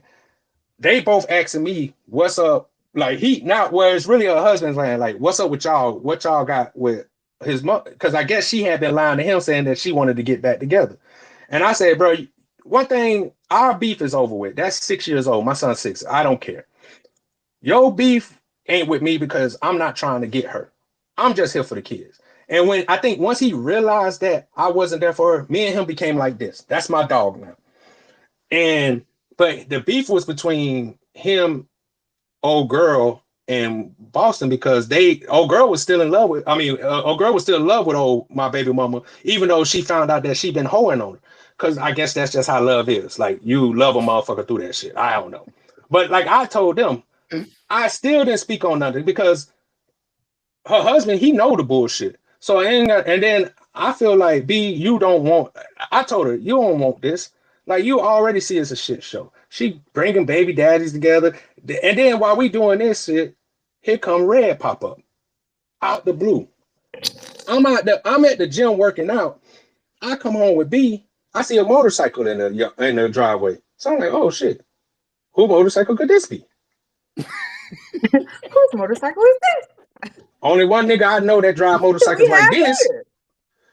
I walk in. Here he is. You could tell he was kind of uncomfortable because she didn't tell him I was there. So I'm like, hey, what's up, bro? I'm trying to make it cool. Like, what's up, bro? He acting weird. So I'm in the house. They go outside. And then here she come. Oh, will you please talk to Red? Because he think me and you got something going on. I'll do that for you. Cool. No problem. Go out there. Hey, bro, you ain't got to worry about me. I'm not here for that. Oh, he tried to play it off because at the time, he was in a situation. This how messy this shit is. He got kids with some, and y'all still, she just messy, bro. And it's just like, fuck. And I'm looking at this nigga like, bro, what are you doing here with this person? You see how she treated you back in Key West? Why are you here? But clearly, she got the best. Clearly, I'm here some because the pussy she giving them, I never got some of it. Because I'm just being real. Because clearly, this pussy she putting on these niggas and these girls got these motherfuckers just willing to risk it all, willing to, like, it was crazy. So then, boom. Fast forward to Christmas. She realized that she wanted to work on her relationship with her husband. So she's taking a trip to Chicago because that's where he's stationed at. So I'm left there with the kids because she taking which is weird. This supposed to be your husband, but you don't take the kids. You going on your own private little one-on thing. But found out is that he was talking to some new thing up there. So she was jealous. So she was trying to stop him from building a relationship with whatever girl that he was talking to up there. That's why she went up there, which made Bianca or B even more mad because she thought that they was trying to fix what they got. I'm talking about this bitch was so disrespectful. She buying lingerie while these two, her and the girl still sleeping in the same bed, buying lingerie for another nigga. This how crazy shit is. Showing it off. She gonna walk out in the lingerie on me. You think he gonna like this? First of all, bitch, put some clothes on when you come out here. You don't need to show me no lingerie for another nigga, and I don't want you. So you should be talking to your girlfriend and seeing if this lingerie good to her, because you got a girlfriend in the room with you. This is how messy this shit is. So boom, B go back to New York because she from New York on her Christmas leave. I'm left with the kids by myself. She go up there. She come back. She go up there. I guess old boys decided that he didn't want to be with her, so she brought her ass back early. Just so happened to come back on my birthday. So me and the kids already done cooked the cake that morning for my birthday, and I spent my whole actual birthday day with the kids. So when she get here at 9 o'clock, she come in turned up. You know how she is. Oh, it's your birthday. Like giving me, like she just, like all the shit that happened, the extras, the 6 months before never happened. Like we just best friends. So she coming out talking about, oh, we finna go out. We finna turn up for your birthday. But I had already made plans with Bo. I'm like, nah, I'm good. This weekend, I'm gonna go out with Bo for my birthday. And she's like, well, you can still come and hang out tonight. It's your birthday. She had the other gay girl there who picked her up from the airport who liked her there. So she kind of like, you could tell she don't want it because when she got home, she tried to run and jump in my arms. So I hit her with a stiff arm, like, hey, what you doing? She's like, oh, I'm just trying to show you love for your birthday. Oh, I'm good. A birthday enough. She's like, no, you need to do something for your birthday. I am later on. I don't want to do nothing with you. So she was trying to force it. Then she was talking about, oh, you know, you want some of this pussy and shit. I'm like, nah. Yeah, I'm like, no, I don't. And why would I want some pussy when I know you fucking the little nigga? I know you fucking your girlfriend. I know you probably went up there and tried to give pussy to this nigga. It's just the fact that maybe two of the people turned you down. So now you think that you're gonna give some used pussy to me that you've been trying to get to another nigga and I'm supposed to just accept it because you my baby mama? Fuck no. So now that was the downward spiral of me end up living with Bo. So boom. I didn't do no. She felt some way. She felt like I embarrassed her in front of her friends, whatever. I don't give a fuck because we haven't been cool. So boom, I go and hang out with Bo. Bo can tell you when I went and hung her, I say, listen, bro, I probably won't be living with her long. And he was like, well, shit, you know you always gonna live with me. I was like, I just want to let you know. That next weekend, nigga, I'm sitting outside smoking with B. We just having a conversation. It's like 12 o'clock at night. She just got off coming in. She come in with two other girls. So I already knew it was going to be some shit because of how she was walking with purpose. She come out the back patio. She come to the back patio. You got to get the fuck out. What? Me?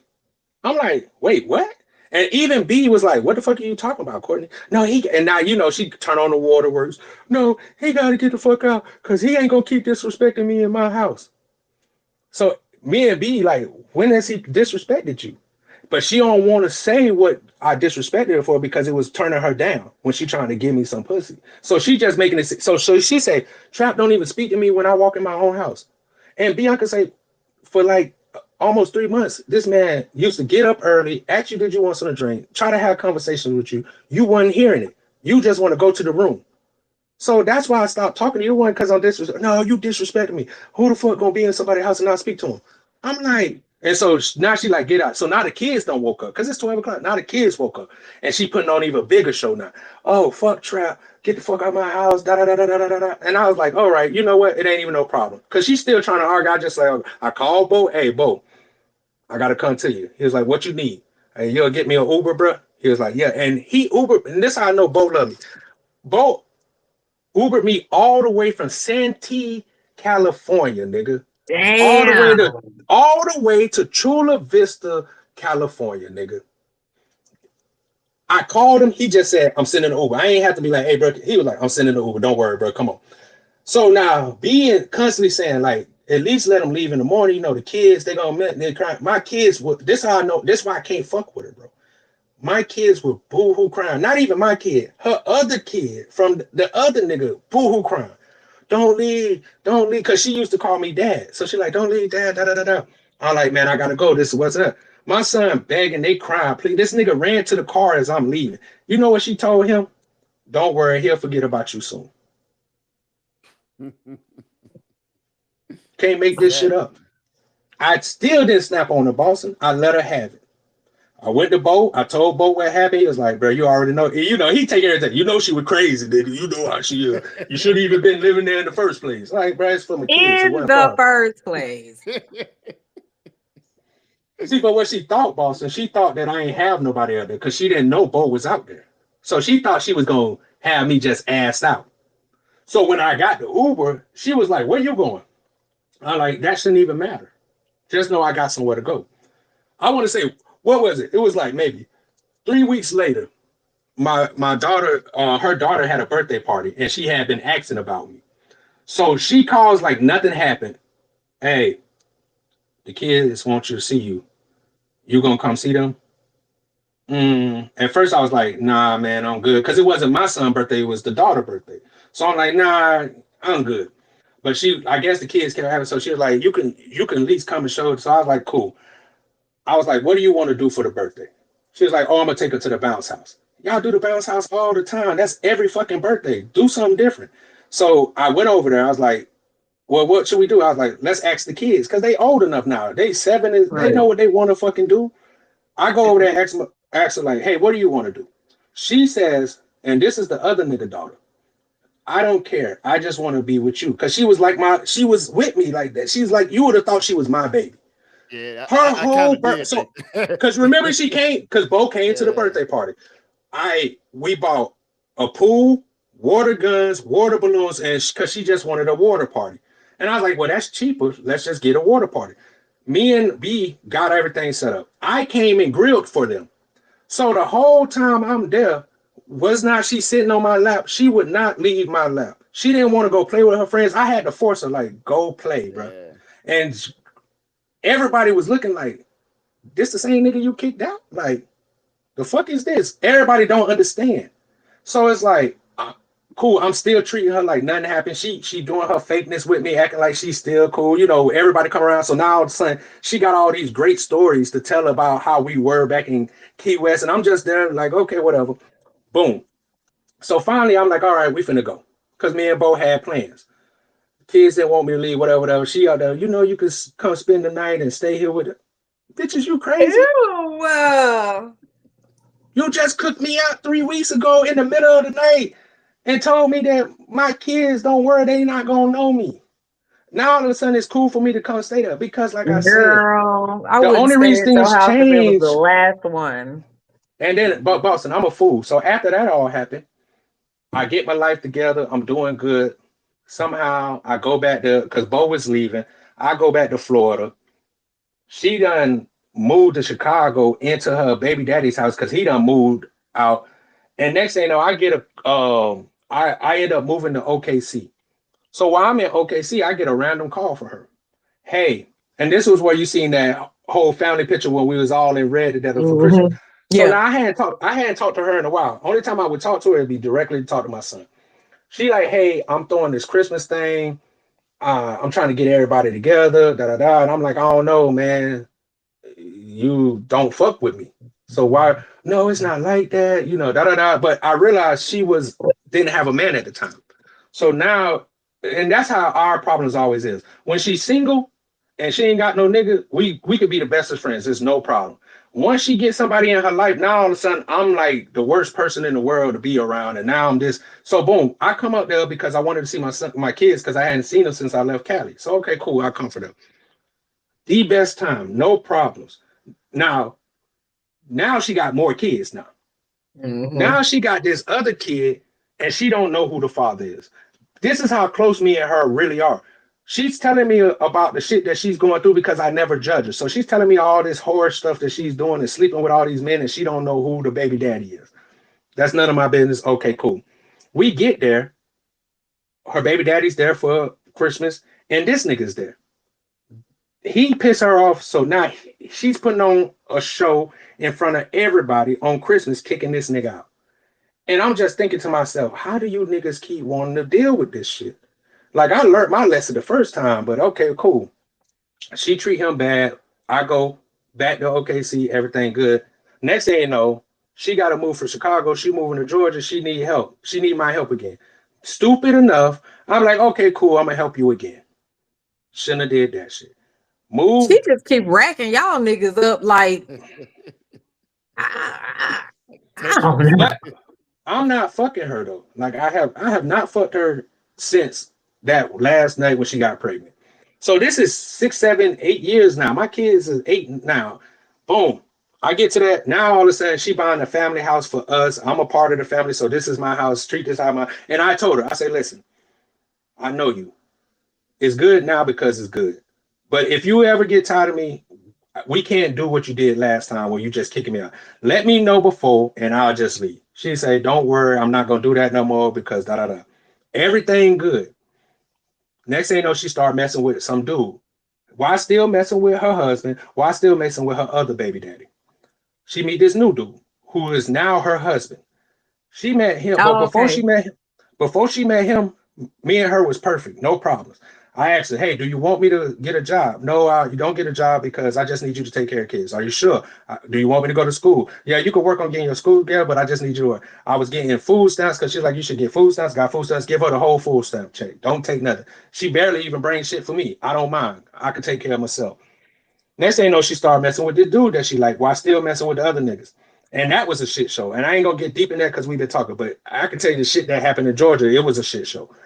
So boom, she started getting jealous because some of the female friends that she had clearly not like me, but I'm cool. They want to be cool with me. They want to spend time with me all the time. So now it's a problem that I don't want to never come to none of her house parties. I'd rather just stay up there with the kids while you do your thing. It's a problem. Everybody wants you to come down. Because I like to have fun. So I'm like, nah, I'm trying not to get a part of that, whatever. So she was getting mad. Then I brought my baby mama up there. Because she wanted this, because she didn't know that I had another kid. She didn't know that my other baby mama was white. So when she found out that I had a kid, she was like, well, I need to see them because my damn nerves. She was like, well, you need to bring them because your son need to know his sisters and stuff, his other family members. So I'm like, okay, cool. Come up, her and my baby mama, cool. We having a good night, whatever. And so she started letting her come. But she told me one rule. So the first night she spent the night, we didn't even sleep in the same room. I gave her my room. I slept with my son. She talking about, oh, your baby mama can't stay nowhere because ain't nobody going to be fucking in this house. I'm like, first of all, bitch, if I wanted to fuck my baby mama, I would have not. We don't need to stay. I could have got a hotel to do that. Like, and I wasn't even really fucking with my baby mama on that level. We just started back being cool. But you brought her up here because you wanted to see the kids and you wanted to gauge my baby mama. She got mad when my daughter got out here and because we went to her family house. Everybody say, oh no, that's Trap's baby. Because she wasn't sure if it was my kid. And her sister and all them like, no, that baby looked just like that's Trap baby. He can't deny it. So she felt some kind of way. So the next time now my baby mama can't come up there, but my daughter can. So cool, whatever. I ain't like I'm trying to spend time with my baby mama anyway. So she's allowed to come, but she can't spend the night. So she come up another time. We getting tattoos. I get my baby mama tatted on my neck. Oh, you ain't got my name tatted on you, bitch. We don't like each other. What if because you are crazy. But you she's talking to two other insane. niggas, she's entertaining these other niggas and trying to holler at another nigga, but you worried about who tatted on me. And so she was feeling some kind of way about that. All of a sudden, so boom, she bring this dude around. So the dude didn't feel comfortable because he thought that me and her had something going on because you got your baby daddy living with. I had to sit down and talk with this nigga. Listen, you ain't got to worry about me. They get the same way I told Bianca. I'm just here for the kids. You and her relationship, y'all, it started off cool. All I know is we get to Christmas time, Eric show up, and her baby daddy show up, and they talking about getting back together. But you was talking to another nigga and still talking to your other baby daddy. It was a shit show. So boom, she started fucking with this nigga, and she bring in this white girl that she knew who was pregnant. She was living with us. So now she feel like, oh well, I don't need you here because I got a man and I got somebody to watch the kids. So now I'm irrelevant. Cool, I ain't tripping. My mom's asked her, she come up there for Christmas to see the kids since I'm up there? And she was like, yeah. The day before, 2 days before Christmas, I come, Eric down. Eric's supposed to come. He said he's not coming. So I'm like, okay, shit, this gonna be a boring Christmas because she sent the kids away to be with her mom, knowing that my mom come up there. But I told my mom, hey, listen, you know how this motherfucker is. Don't let her break your heart. But my mom let her break her heart. Aww. I was like, cool. So then the day before Christmas Day, Christmas Eve, or was it? No, it was the day before Christmas Eve. Eric just happened to pop up. And I was like, oh shit, what you doing here? He was like, get up, nigga. We finna go to the bar. It's like 10 o'clock at night. So I'm like, cool. I jump up. He was like, her husband coming. At the time, her boyfriend coming too. And I'm like, I look down at her like, he looking at us. I'm like, did this nigga ask permission? And so now me and Eric having a laugh about it. I don't gotta ask no permission. This. Oh, okay, nigga. You don't know who you dealing with. But say less. We go downstairs. My baby mama was surprised to see me up because I had been laying in the room sleep just because there wasn't nothing to do. She was like, where y'all going? I was like, oh, we finna go have drinks. She was like, oh, at first she was cool with it. Then when she seen her boyfriend come down dressed, she like, where you going? I like, he say he coming, I'm making a joke. Hey, he say he coming with us. She was like, oh, you going with them? She was like, yeah, I'm gonna go have a couple of drinks with them, da-da-da. And I could tell he ain't learned her facial expression. He ain't learned her antics, that the way she looked was like, nigga, stay home. He didn't catch that vibe. So me and Eric over there making jokes about it. Like, hey, bro, you might want to stay. He was like, nah, man, we can go. Okay, cool. She was like, yeah, go ahead and have drinks. I'm sitting here pregnant, but you get to go have drinks, like trying to make him feel sad about it. But the nigga still left. So we leave. We go to the bar. Me and Eric already decided. It's like, I said, hey, Eric, I don't know about you, but I want to have a talk with him. I said, hey, look, because they was talking about getting married. I said, hey, look, I'm passing this motherfucker off to you, dog. Do you have any questions or anything to get off your chest before you get married so we could tell you who this person is? Eric's like, yeah, because, we done known her a long time. I done known her the longest. He was like, not really, bro. It's going to be good. I'm good. I was like, oh, say less, because I'm telling you, I'm giving it to you. There's going to be no more me and her. It's just going to be me and my kids. He was like, I got it. And I told I gave him like, treat my kids like you treat your kids. We won't have no problem. Cool. We go back. This bitch done locked us out the house. She done changed the locks. No, she just locked all the fucking doors. Luckily, Eric has the garage key. And luckily she didn't think to lock the garage door. So that's how we got in. She wasn't gonna let us in. We got in though. He go upstairs. I was like, Eric, I'm finna go take a smoke. He was like, I'm gonna smoke a cigarette, go in the back. This bitch got her window open. We in the back thing. All I hear is this bitch talking crazy about me and goddamn her baby daddy. You out with them single niggas doing that shit. Them no good niggas, they got just. And I'm like standing down like, damn, why we gotta be in trouble? Because your baby daddy go out with us. Now I gotta be shitting. We gotta be shit and all this bullshit. It was crazy. So it's cool. Like Eric was like, bro, I'm about to go to bed. Fuck it, let's go to bed. So of course he went and slept in his daughter's bed. I went and slept in my son's bed. Next morning, I get woken up till you can't stay here. Christmas Eve. No. We woke up and Eric was like, let's go get breakfast. Cool.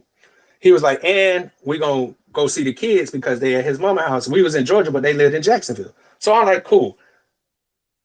I could tell she had attitude when we woke up, but you know, me and Eric don't give a fuck. So we going on. We went, ate, and next thing you know, he get a call, and he missed it because we having a good time eating dinner. He was like, "Oh shit, I missed a call from he liked to joke. I missed a call from your baby mama." Oh, I was like, okay. He was like, "Did she call you?" That bitch ain't calling me. Like, you ain't gotta worry about that. She ain't finna call me. And I was like, you need to deal with that. So she called her and she was just like, "Oh, go pick up the kids while you out." Perfect. We was gonna do that anyways. Bring her back to the crib. When we get back with the kids, that bitch say, "Y'all gotta get out." Both me and Eric, we can't stay there. Where y'all supposed to go? What the fuck is you talking about? Why we gotta leave? Oh no, y'all gotta go. Da da da. She mad from last night. Whatever. This, and I don't want to call him a whole ass nigga because I got problems with him, but it's not at that time I didn't have problems with him. But this whole ass nigga was standing there quietly, talking like, nigga, and this who you want to be with? You see how she treat her baby daddies, and we ain't do shit wrong. But all of a sudden, so I told her, cool, don't worry, because my mom had came up there and got a hotel anyways. My sister lived in Jacksonville. My homeboys, I'm from Florida. It's nothing but a little 40-minute drive to go home. So I pack up all my shit and I leave. I go stay with my mom at the hotel and then I go back to Jacksonville. I get back to Jacksonville. This bitch gonna tell my mama, "Oh, I didn't say he had to move out. He just had to leave for today." What bitch kick a nigga out on Christmas Eve with his kids at the house? Now all of a sudden, I didn't have to leave. Now all of a sudden, she telling my mom the reason she kicked me out because I didn't have a job. You stanky ass bitch. I tried to get a job. I tried to go to school. You told me just focus on the fucking kids. And it wasn't like she was taking care of me. Bitch, you don't buy me nothing. I spend my own money on me. I don't, you know what I'm saying? So it's not like you taking care of me. But after that, I told her, okay, bitch, you got me twice. You done kicked me out twice. It ain't gonna never be a third time. Never happen. And I stood again. on that shit. It'll never happen again. And I've been standing on that shit. Right. And now her and that nigga done got married. They got another kid. So now there's another baby daddy in the story. And it's just like she giving me a hard time. This bitch called me. They seem happy though. Oh no, and I think they are. Because he a New York nigga. He like that dumb shit. So boom. Out of the blue, I'm now living where I live now. I get a call from this bitch out the blue because I had bought my son a phone because he wanted it for Christmas and all this stuff. So now she mad that I bought him a phone without talking to her. And I'm like, I talked to you on Christmas when you heard me, because she make him talk on speaker whenever we talking. You heard me ask what he want. He said he want a phone. Why do I need to have another conversation with you about buying this phone when you heard me say I'm gonna get you a phone for Christmas? But whatever it is. So boom, she calls me out the blue saying, "Come get your son. I'm gonna kick him out." I'm like, what the fuck are you talking about? This motherfucker put his hands on. He put his hands on my man and he disrespectful, blah blah blah, and that just don't sound like my son. So I'm like, that's never been his personality. It never been. So I'm like, let me talk to my son. I talked to even when he was little. Boston. She done hurt my son so bad. My dog crying like, "Dad, I just don't want to be here. I want to come live with you. I'm over it." So I say less. Are you sure? You know, because you got a good life. Even though your mom fucked up, she give you it. "Dad, I don't give a fuck about none of that. I want to come live with you." I talked to her husband. What's going on? He even say, "Yeah, I think it's time. He feeling himself. He need to go live with his dad." Cool. Say less. Call Courtney. I'm gonna come pick him up. Don't come pick him up. What you mean don't come pick me up? You just called me and told me to come get this nigga. And then when I tell you, okay, I'm gonna come get this nigga, now you're saying don't come get this nigga. What are you talking about? No, what I want you to do is tell him he need to listen to me. Nigga, that's not gonna work. Why you think that me telling him to listen to you and he got all these other baby daddies telling him to listen to you and he not listening to you? Why do you think, oh, because you his dad and he worship you and he look up to you? I'm the same nigga that you said that's a career criminal. I ain't got nothing. I don't even know my kids, but somehow I got this whole kind of pull on my son. It's crazy to me. So I told her, I'm going to come get my son. She said, if you come get your son, I'm going to call the police on you. Okay. So what did I do? I fly out there to go get my nigga. I get to that crib. I pop up, get in the crib. My nigga is sitting outside. They having some kind of get together. My son's sitting out on the porch. I'm like, bro, what are you doing? I can't move from this spot. They won't even let me come in and eat and use the restroom. Man, get the fuck up and go play with the rest of them niggas. I'm gonna go ahead and talk to your mama. He's like, okay, he run off. I go in the house. She got all these niggas in the house. I'm like, hey, can I have a conversation with you? Well, you could talk to me right here. So you want to have a personal conversation about our son in front of all these people? Say less. What's going on, Courtney? What's the problem? Oh, your son, the problem. Da da da da da. This. So you saying this? So the best result is to let him come with me. Her, them other people like, no, you should see how he acted. First of all, shut the fuck up, because now we finna get in a fight. Because first of all, bitch, I don't even know you, but you got a lot to say about my son. See how he act. Yeah, I don't have to see nothing. I'm here to get him, so I can take him, so he doesn't have to act that way anymore. Exactly. Now this is common sense talking, but now I got to get disrespectful because you're not gonna talk about my son like that in front of me, because we can fuck this whole shit up. So now she getting loud and this, and I'm like, she getting all emotional. I'm like, man, fuck all that, man. So my son come back, I'm like, bro, go get your shit. Or if you take him on, call the police. Okay, cool, whatever, da da da. Because now I'm done talking, because now I'm about to put my hands, and then I'm gonna have to fight your husband, beat these niggas up to show these, man, I might have to kill a nigga because I don't fucking know. And then I had my cousin and some other people, my cousin wanted to whoop her ass anyway. I had to keep her ass in the car. Because she was like, bitch, she like, Trap, you need me to go in? I'm like, nah, we ain't gonna get to that. So boom, she called the police. They come, they talk to me, talk to them. She cut it up like most wretched people do. The police telling her if she don't go over there, she gonna, but then the police say you can't take him because he's been living with her. He goes to school. You can't just take him out of the state like that. You have to go and file for custody, go through all these things. But he says, but what I can't do is stop him from going with you as long as you stay in Virginia. So I said, fuck it, then. My dog could just chill out with me and, But yeah, so now I'm in the custody trying to do shit with that but the crazy part is you the same bitch that told me to come get him. You said, and then let me tell you how fucked up she is. She told my son that if he go with me, he's no longer allowed in the family. He can't come back. He's not. What mother says that to their child? You muted, Boston. Unmute yourself. Somebody who's trying to manipulate the situation. Exactly. You should have recorded the phone call. I should have, but I didn't think about it because it caught me out of blue. Nigga, I'm going to school and working. So when she called me, I'm thinking it's an emergency. So I ain't thinking let me record because she finna be on some dumb shit. I'm thinking like, oh, it must be, you know what I'm saying? He must need something. And then it's like, oh, he kicking out. Then I had to leave school, pay for a fucking flight that's super expensive to come out here just for you to try to be like, oh, you must have came. You took a long trip just to come say hi. I wanted to, like, if I was any other kind of nigga, I'd choke you out in front of these niggas, bro. But I'm not that kind of person. Punch you in your shit. Yeah. But she keeps trying to paint this picture. And what I don't like about her baby daddies is they keep letting her do this shit like, nigga, y'all niggas know I'm not a bad dude.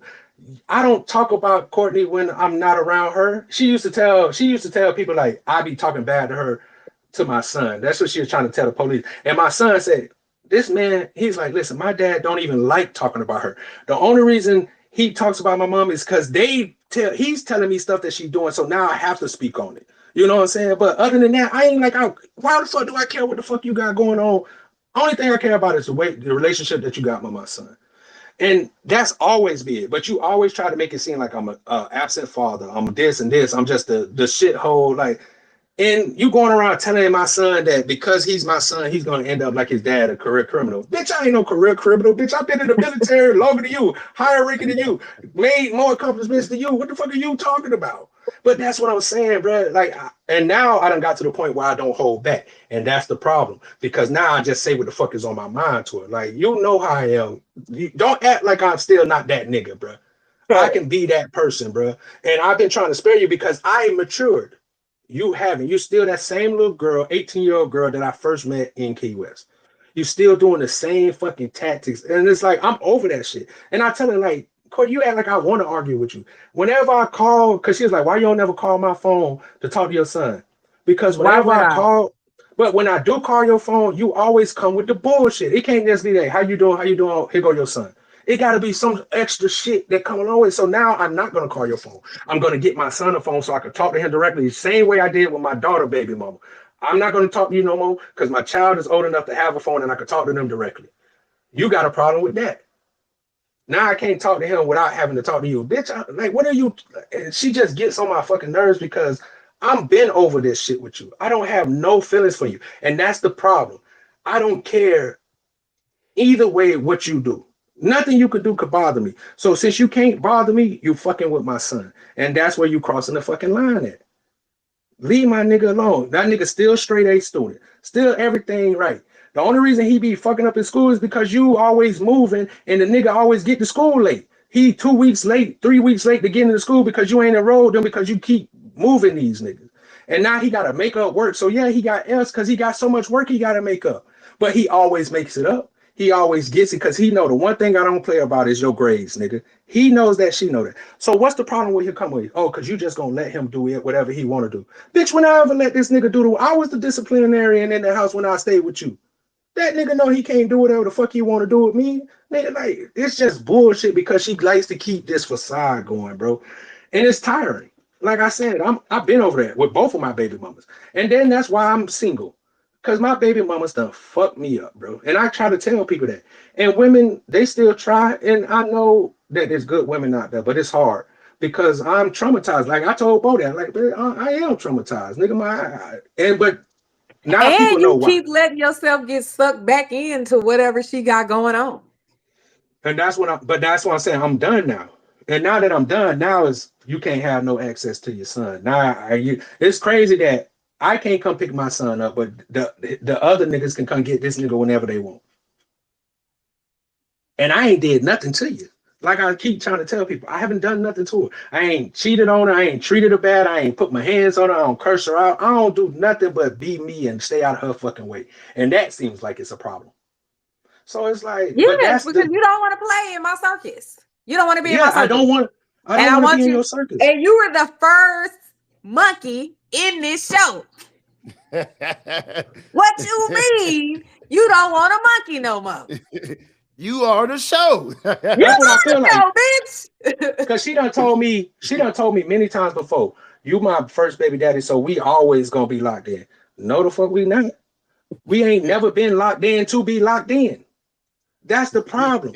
You want to see and make it seem like we locked in. We ain't never been locked in. We just was two young adults doing some shit that we shouldn't have done, and you got a kid. And ever since then, you have made my life a living hell every chance you get. Because you tried. I tried. Thank you. I tried. Changed from the person who I was. I tried. You tried, and she did you. She did you wrong, my friend.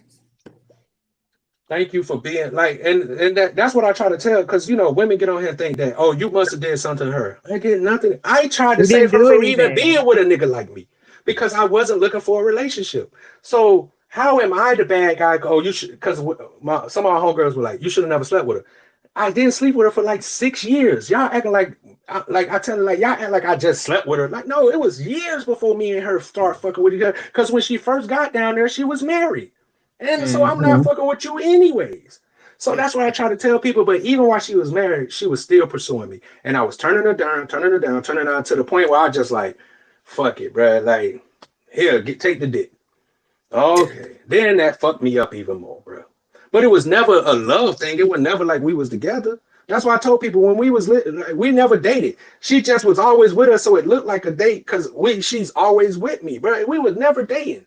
And that's why I say, or she would always pop up. Why are you here? Exactly. You know the truth. But that's what I said. You got a tracker on his butt. I had stopped. Like I said, I usually don't say it. I usually wouldn't say this shit on podcasts, but Bo, you like, bro, you need to go ahead and say it. He like, because I hate talking about it because it make it seem like I still care. And I don't. I'm just having this conversation because my friend Boston wanted to hear what happened, bro. But I don't like talking about that motherfucker, bro. Not, at least not my son, baby mama. Me and my white baby mama, I talk about her because it was genuine love at one time. Me and her was never genuine love. It was just a friendship and constant nagging to be with me type shit. But with her, like I told her, since I met this motherfucker, it's been trauma. Even back with her baby daddy, her first husband, I'm getting her out of trouble with this shit and all the drama. She always done added me into her trauma. And somehow the one nigga that accepted you for being exactly who you are, I get the shit end of the stick with you. Cause you the first monkey. But I won't be the last. And I refuse to be in the circus no more. I'm like Rafiki. I done became smart. I got my own tree way away from motherfuckers, bro. Like, my tree way over here, bro. And all I want is my son. Like I tell her, just give me my son, bro, and you won't never have to hear from me. It ain't like I'm gonna keep my son from you. If he's still like, that's him. But as far as me, you won't have to worry about me, and you won't worry about him, because we'll be good. We'll figure that shit out. And she don't want that shit. And that's because she still wants ties to me. Because you ever met somebody where it don't matter what kind of energy they get from you, long as they get something from you. Yeah, I gotta get something from you. I gotta get something from you, and that's how I feel with her. She don't. I think she would be okay if me and her argued all the time. She would be okay with that. I probably would still have a better relationship with her and my son if I did that. Because I'm getting something from you. But you're married, like I told her. Every boyfriend she had, I'm like, you got a nigga, so I'm just an extra friend. Like, you shouldn't even care. But somehow you always think something always got to be tied to me. And I'm just over that shit now, man. Like I told her that I said, I'm 40, man. I'm done. You got it. You won. Hell yeah. You got it. I tell her, you got it. Whatever you want. And that's what I told her. I said, whatever you want to do, long as it ain't hurting my son, I don't care what you do. And that's still not good enough. Because most niggas, you know what I'm saying? They would want, you get to bring as many niggas into my son's life as you want. But you got a problem with me even introducing him to somebody that might be a female that might want me. You know what I'm saying? That's weird. How is it okay for you to? Some women are like that. I don't know, bro. It go back to the whole possessive thing. I have something that we created together, so I should be allowed, because I am a woman, I should be allowed to do whatever I want to do. Wow, you still have rules and stipulations that you have to live by. And like I said, I don't like her, the husband, because you've been there. You seen how I was. And the fact that you let her do this shit and you back her up, I get it. That's your wife. So of course you're gonna take her side, but you should let her know, hey, bro, you wrong. Like, how she get so many people to marry her? I don't know. I'm telling you, that pussy must be better than what I expected. She couldn't have been giving me the same kind of pussy that she giving these niggas. She probably wanted the same thing. That's probably why she wanted back. Like, what's going on? Why is not working for this month? But then her husband now, he got like 3 or 4 kids his damn self. Damn. But he love her more.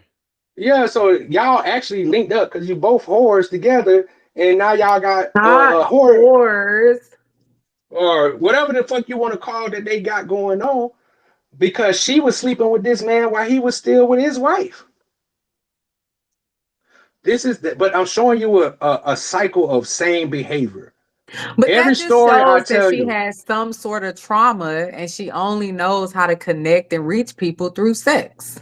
And when you try to tell a bitch to go get therapy, I don't need no fucking therapy. Ain't nothing wrong with me. Okay, then. And guess what? Now you found the nigga that's willing to deal with it. So you definitely not finna go work on yourself, because this nigga accept you and all your bullshit. And I know that's what people really want, especially as women. They want a man that's gonna accept them and all the bullshit. And I'm just not one of those niggas. I want you to tell me when I'm wrong or when I need to do better. You should want to, not her. Or whatever. I tried to have a conversation with her. She was like, you talk to me like I'm a child because you act like a child. If I could talk to you in an adult conversation without you arguing and yelling at me and trying to just have your way, because that's what you want me to do. You want me to just agree with whatever you say. And she get mad. She like, oh, you gonna believe my son over me? Every time, bitch. Every fucking time I'm gonna believe him over you. Because I know you. And I know my fucking son. And my son, yeah, kids lie. But he ain't gonna lie about the shit that you fucking doing. You only want to tell what he doing. You want to make it seem like you ain't doing nothing. Like you just the best mom. No, come on. You talking to a nigga that done known you longer than every fucking body else. I know that when my son comes say something, because that's not my son, that it really got to be on his heart. For that nigga to be crying He ain't making this shit up. Why would he be crying? Like, you cut this nigga dreads off because I got dreads and he want to have dreads like me, so you go cut his shit off as a punishment. It's crazy work. Crazy work. And then you get mad because while you trying to cut his hair, he fighting y'all off. And he happened to hit your husband. Nah, he hit my husband. And this is why I don't like talking about it, because the bitch make me mad, bro. She made me want to pull up on him and just say, come shoot me a square one. I'm talking about her husband.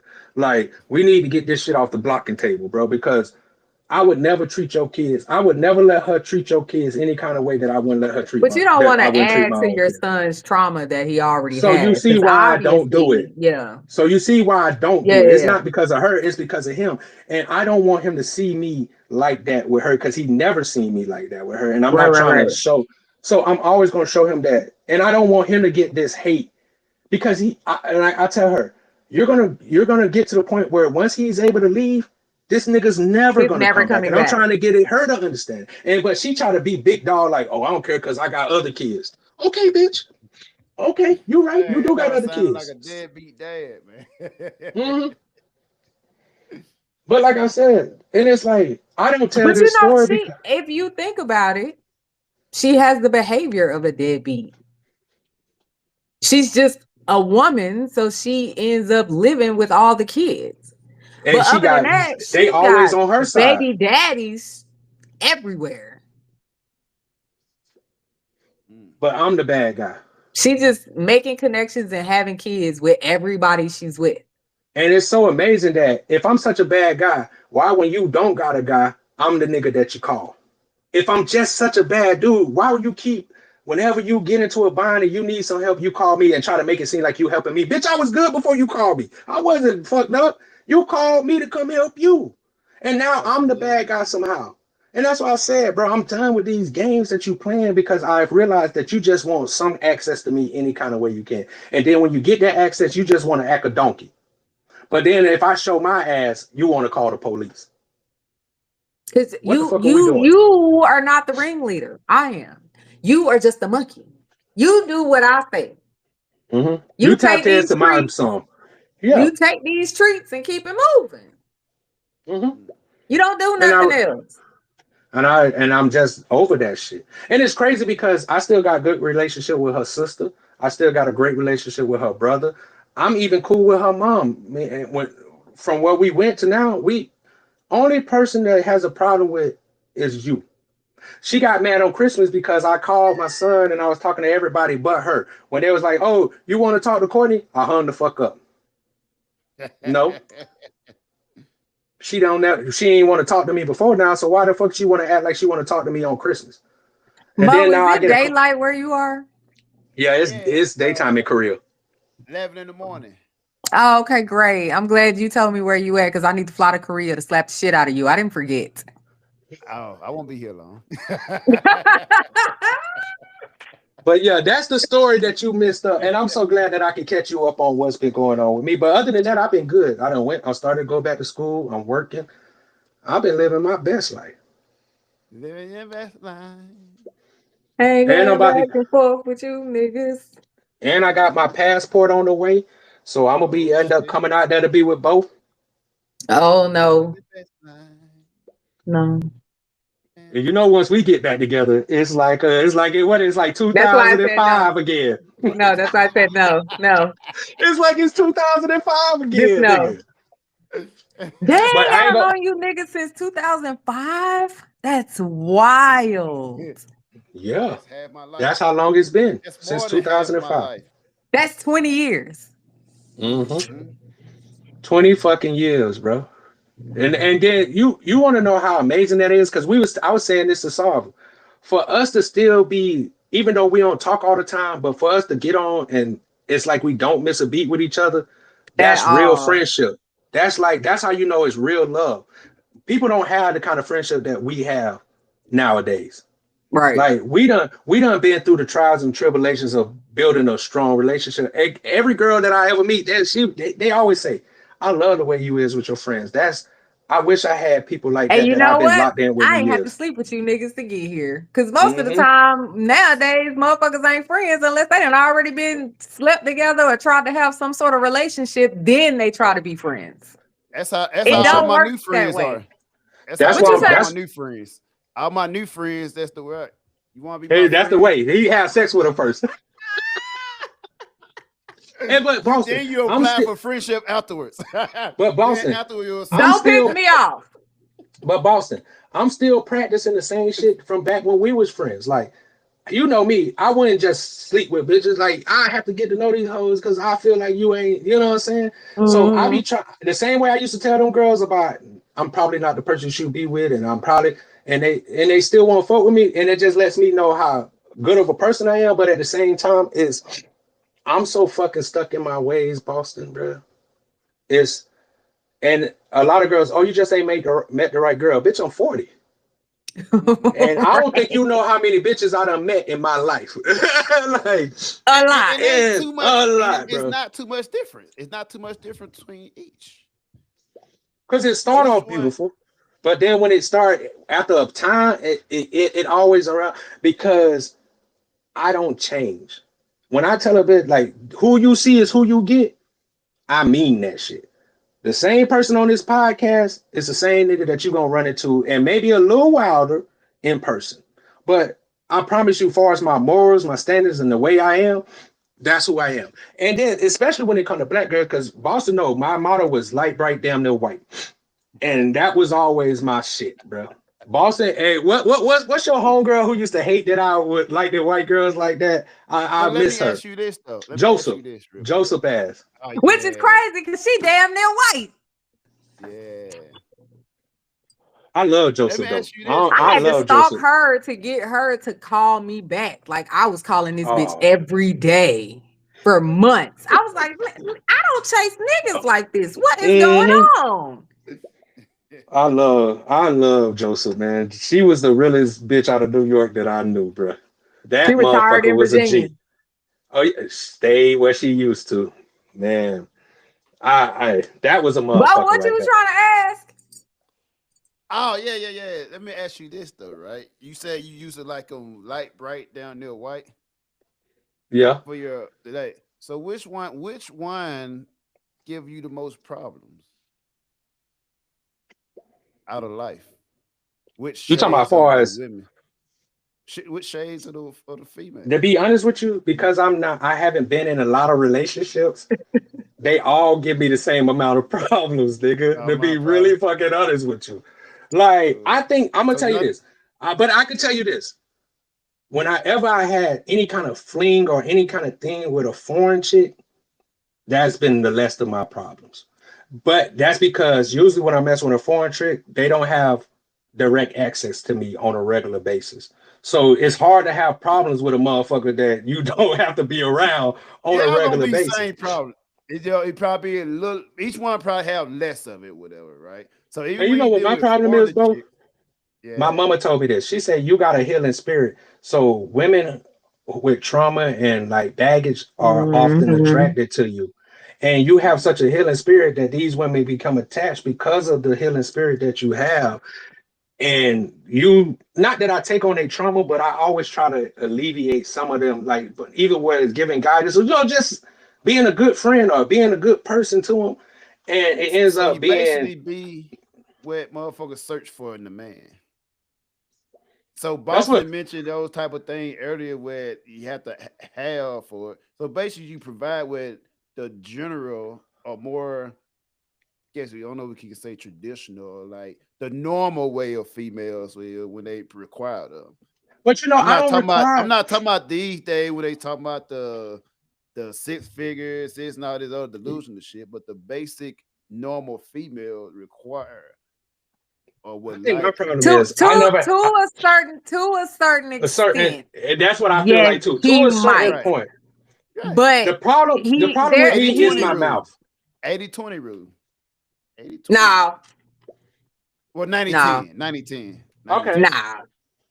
I'm gonna say my problem I give is 95. Well, 95. I say my problem is I'm very You're going the wrong way. I expect what I expect from my chick is to be an adult.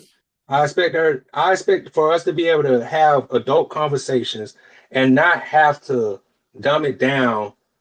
So now I feel like I'm talking to my child. I need someone who understands not just me, but how life really is. Because a lot of motherfuckers be caught up in this, the matrix or whatever the fuck you want to call what these people be doing. And I refuse to be a part of the shit show in my own personal life or in anybody else's life. If you trying to bring me into some shit show, I'm gonna see myself out. You ain't even got to tell me to leave because I'm already probably walking the fuck off. And with a lot of girls, they like, even with some of the girls now that I'm talking to, she's smart, got her own, and that's why I'm attracted to her. She's smart, got her own, doing her own thing. What's her? If we can ask, what's Is her she race? white? She's not white. She's black. She's black. Okay. But like I said, right now, but if I'm gonna be honest with you, I have been pushing her away because she wants to get closer, but I'm traumatized, so I'm trying to keep it at a friendship level. Like, I don't want to go past friendship, but she wants more, and I'm still a man, so sooner or later. Start out slow. We are. That's what I'm trying to do. She want to speed it up, though. See, that's the problem. I want to go slow, but because they she don't want likes to put in their time without having a title. Not true. Too much time without a title. No, I don't want to say that she's like that. She's cool with where we at, but I know that she's not going to be cool for long. Exactly. Yeah, exactly. Right. I don't know if she's going to be cool for a long period of time because we're new. We only known each other maybe a month. 5 more months. And you know me, I like to stretch the shit out because you need to know the real me. You need to spend a lot of time outside of just me and you. Internship. With you, we gotta and she's. It's not a job, you dick. It's definitely a job. It's qualification. It's a job. You gotta qualify. I respect the fact, Boston, is that she listens. So when I say something, it's not she just saying it just so we can move on. She listens. She asks questions. She wants to understand. So that makes me even more willing to, okay, maybe I can. She's letting you feel heard and she's being your safe space. I just want to point that out for her. She is. No. You to the rest of your constituents. No, shout out to her. Shout out to her because I'm always been used to doing for the female and being that person. And she's trying to be the person that I can depend on. But it's hard for me because I've been dependent on myself for so long. I don't give her a lot of chances to be, and she gets mad at me. She's like, she says, let me love you. The advice I will give you, being out here new and trying to do stuff and it's crazy. Exactly. It's crazy. Let her. Don't push her away. Let her. My mom said the same thing. It could really benefit you. It could. And my mom said, my mom said, listen, Boston, my mom said the same thing to me. She said, nigga, let somebody love you. Let somebody love you, bro. And I told you, what my response to her was? And don't shut it down. Like when you start to have feelings and you start to have emotions behind her. That's when I shut shit down. Let yourself have those feelings and emotions. Try to talk through them. I can't, bro. And I told my mom the same thing. Okay, I'm not gonna say I can't. More like me in love. No, I don't. If I be more like you, we don't want him to be you. If I be more like you, I'm gonna revert back to 2005 trap. Yeah, we don't want that. New me.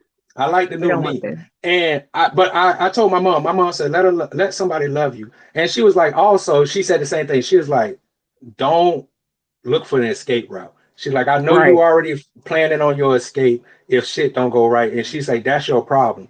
You always thinking about what's the worst that can happen. And I'm like, anybody in my situation when it comes to relationship and been in bad relationships will somewhat be cautious of anything. Because like I had a lot of women that start off saying all the right things because I'm an open book. So I'm going to tell you all the things I like. So you already got the cheat code.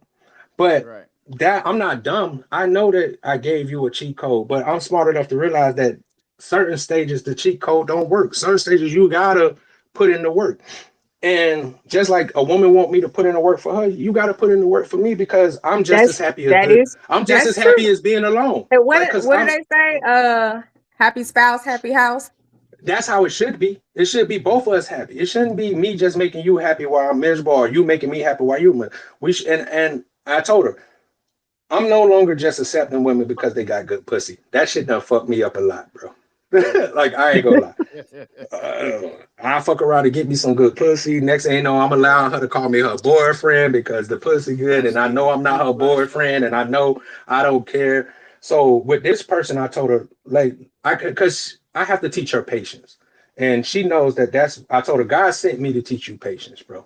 You jump into relationships, and I won't allow you to jump into this relationship. We're gonna take it slow, and that's gonna help us have a better bond. At least that's what I believe. And it's been going good since I've been thinking, because he had to get up and go somewhere. He probably going to piss. I hope he didn't take his mic with him, because last time he went to take a piss, I could hear everything coming out of this nigga. But yeah, Boston, I'm changing a little bit. I ain't gonna say I changed a lot, but slowly I'm changing. Listen, sometimes that's all you can do is slowly but surely.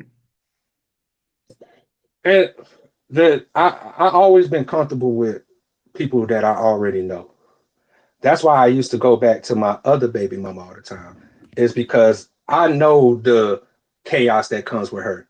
It's hard when you don't know what kind of chaos a new person can bring. And I got enough chaos already. So I tell chicks already, like, I'm cool with not, like, I'm been cool with not fucking females. Boston, you know that. I'm cool with being just a friend with a female and not have to fuck. I can have, and I know that's rare for men to be able to have real female friends with, and you never done that. But Boston is a person that could, I'm one of the few niggas that could be just friends and we don't have to do nothing, bro. Not saying that I don't want to do something with some of my friends, but I respect the friendship more than the sex. I know. I mean, I ain't gonna lie. If I like you, I like you. If I want you, I want you. I don't care if we friends or not, nigga. I think friends but I'm gonna tell you what I really believe. I think friends make the best relationships because you already got that trust of being a friend and knowing that this person would protect me even if we wasn't in a relationship, because we have the friendship relationship. So I can get into a relationship with you, I'm really not your friend. But that's why I'm talking about real friendships. I'm talking about because that's different. I'm talking about. Go ahead, Bo. Now, that's more of not being your friend, just being in a relationship. That's more of a fail trying to smash type thing. So I can smash, so I'm failed to be in the friendship zone until later I can smash. So or what if we already tried a relationship, or I thought we tried a relationship, and then you decided that wasn't what you want, so you friend zone me. But now I'm constantly around as your friend, inserting myself in your life as your friend to try to get back in there. But listen, if it's the woman doing it to the man, it's fine. If the man friends, what you mean if that's a woman doing it to a man? It is a woman doing it to a man. That's why I'm asking. Because if it's the woman that friends on the man, then the man being you. No, the man friends on the woman. That's fine. So if he friends on a woman, then that's fine. I'm gonna tell you like this. I don't want to say it's fine, but I have done this to females before, where they might have liked me, and I was more afraid of fucking up the friendship. So, and that's what I was saying. I have had friends that I might have liked like that, but I was afraid to fuck up the friendship. So I chose to push that person away or push them people away, because at the time I didn't feel like I was going to be able to be the type of person that I felt like my friend deserved to have, because I wasn't in that space to be that person. But as I done grown and matured, and that's why I say it really falls on the girl then, because if I push the girl away and then now she's back in my life and we're spending time together and now I'm getting feelings with her, I have to be able to handle the fact that she might reject me. If I tell her, like, you know what, I fucked up before, but I think I want to be with you, I have to respect the fact that's not what it is. So what it is then? The two people, male and female, they tried to be together. Oh, and they couldn't. I ain't never had. Yeah, then the dude figured out that this isn't what I want, or you're not mature enough, or you're not what I want because you're not aligning with what I want for my life. So the dude friend zones the girl. Actually, you know what? But the girl keeps coming around, inserting herself, trying to be there, kind of like how trying to my do baby mama stuff. did. You know Okay. what? I'm gonna adjust my answer a little bit. I would say you probably need to cut off immediately or permanently, because with that situation, you know, the female gonna turn more to stalkish, and she gonna ruin any future relationship, because she always gonna be around. She gonna get aggressive with it. She gonna get more stalkish with it, and she gonna get very creative to always be around you and ruin anything you have in your future. Yeah, But if you I were believe to that too. when you both But I try believe to that's get both up, ways, even if it's a man or a woman, because men can not become but stockish. yeah, you These can, niggas but nowadays. most time with men do it when the woman friends on a man, it's more of he being more used than he getting anything out of it. Because when a woman friends on a man, she's still getting that type of relationship without actually being in a relationship. You still getting the benefit of the relationship of it. Yeah, And they I agree with you. abuse that. And now the man like, oh, I'm doing all this. I'm pretty And much I in a can't even. relationship. I just don't get no pussy. I just don't get. Yeah, I just about to say that. I just don't get that I don't get to have the other shit that I should be getting by being this kind of friend to you. I get that. I now, even though I treated you good and I take you out and I treat you like this, some other nigga get to go get what. Smash you Not saying that I and do deserve, but nasty with it. he Do get to nasty get the things that you nasty only with hear you, about. and then when he treats you bad, I didn't get You to gotta come hear in how he killer. fucked you over, and but that's why I say sometimes you should. I think that you should be trying to be in a relationship with somebody who you consider a friend, because That's those true. make the best relationship because there's already trust built. When you got And I somebody say it new, works though. I think it it worked works. because I think it like my works ex-wife, like we were friends, we were close when we married or whatever, right? So it works on this side. We were best friend we married whatnot. Mhm. But thank you know what I'm saying. So it works when you find it and you work on that. But thing about because it have to be the man it gotta be the man decision. Because men have to be if you friends on, it gotta be friends on by the man. Because let anytime me you ask you friends this on by question, the woman. Boston. Go ahead. Friends talking about a woman. What? Now, whenever you are friends on by the woman, it's always gonna be the case of she ignoring the fact that you want to be with her, you doing it because you want to be with her, and Yeah, not just really true. friends on. You want more than the Yeah, friends on. So he's in the friend zone without wanting to be there. You know what I'm No. saying? Because he want to be with you, but exactly. you sit him in the friend zone. So what he's doing is hoping that if I keep showing you that But I'm the that's kind of the man, same thing the woman doing. She It's want to be different with though. you, but she in the friend zone. But she keeps showing you and doing stuff so you can try to be Right. with her. But like they what? about Give it, me an the example. man get more, the women get more use case out of the man though than the man would get out of the woman for it being in the friend zone. Because I'm saying, what is she doing? What is she doing to show him? Because I kind of want to know what is she doing to show him that she wants to be there. Is it just because she's always around? Is it because Yes. she is she cooking for him? Like, let me do No, all these I don't think things. so. So it's See just that her. I would assume that if she's not doing that, then she definitely. But I would assume that should come with it. because I feel like sometimes women think that just by putting themselves out there, that's good enough, and that's not what these men. A lot of these men, especially older men, that's not good enough. Maybe with a younger dude, just having his chick around him, because when you're in high school, just having a girlfriend is a wonderful Right. thing when you're a young nigga. But when you get older, just having somebody who's just always there is great. Yeah, but it's not. Especially if still But sponsoring every event.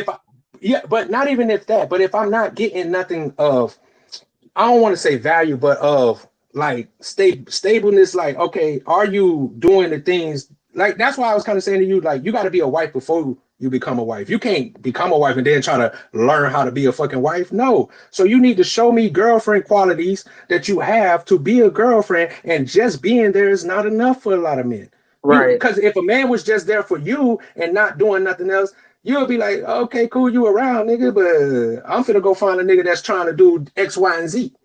And Right. so it's the same with a woman. You can't just be around hoping that sooner or later he'll notice. You got to show him why he should notice you. And it's not just by being around.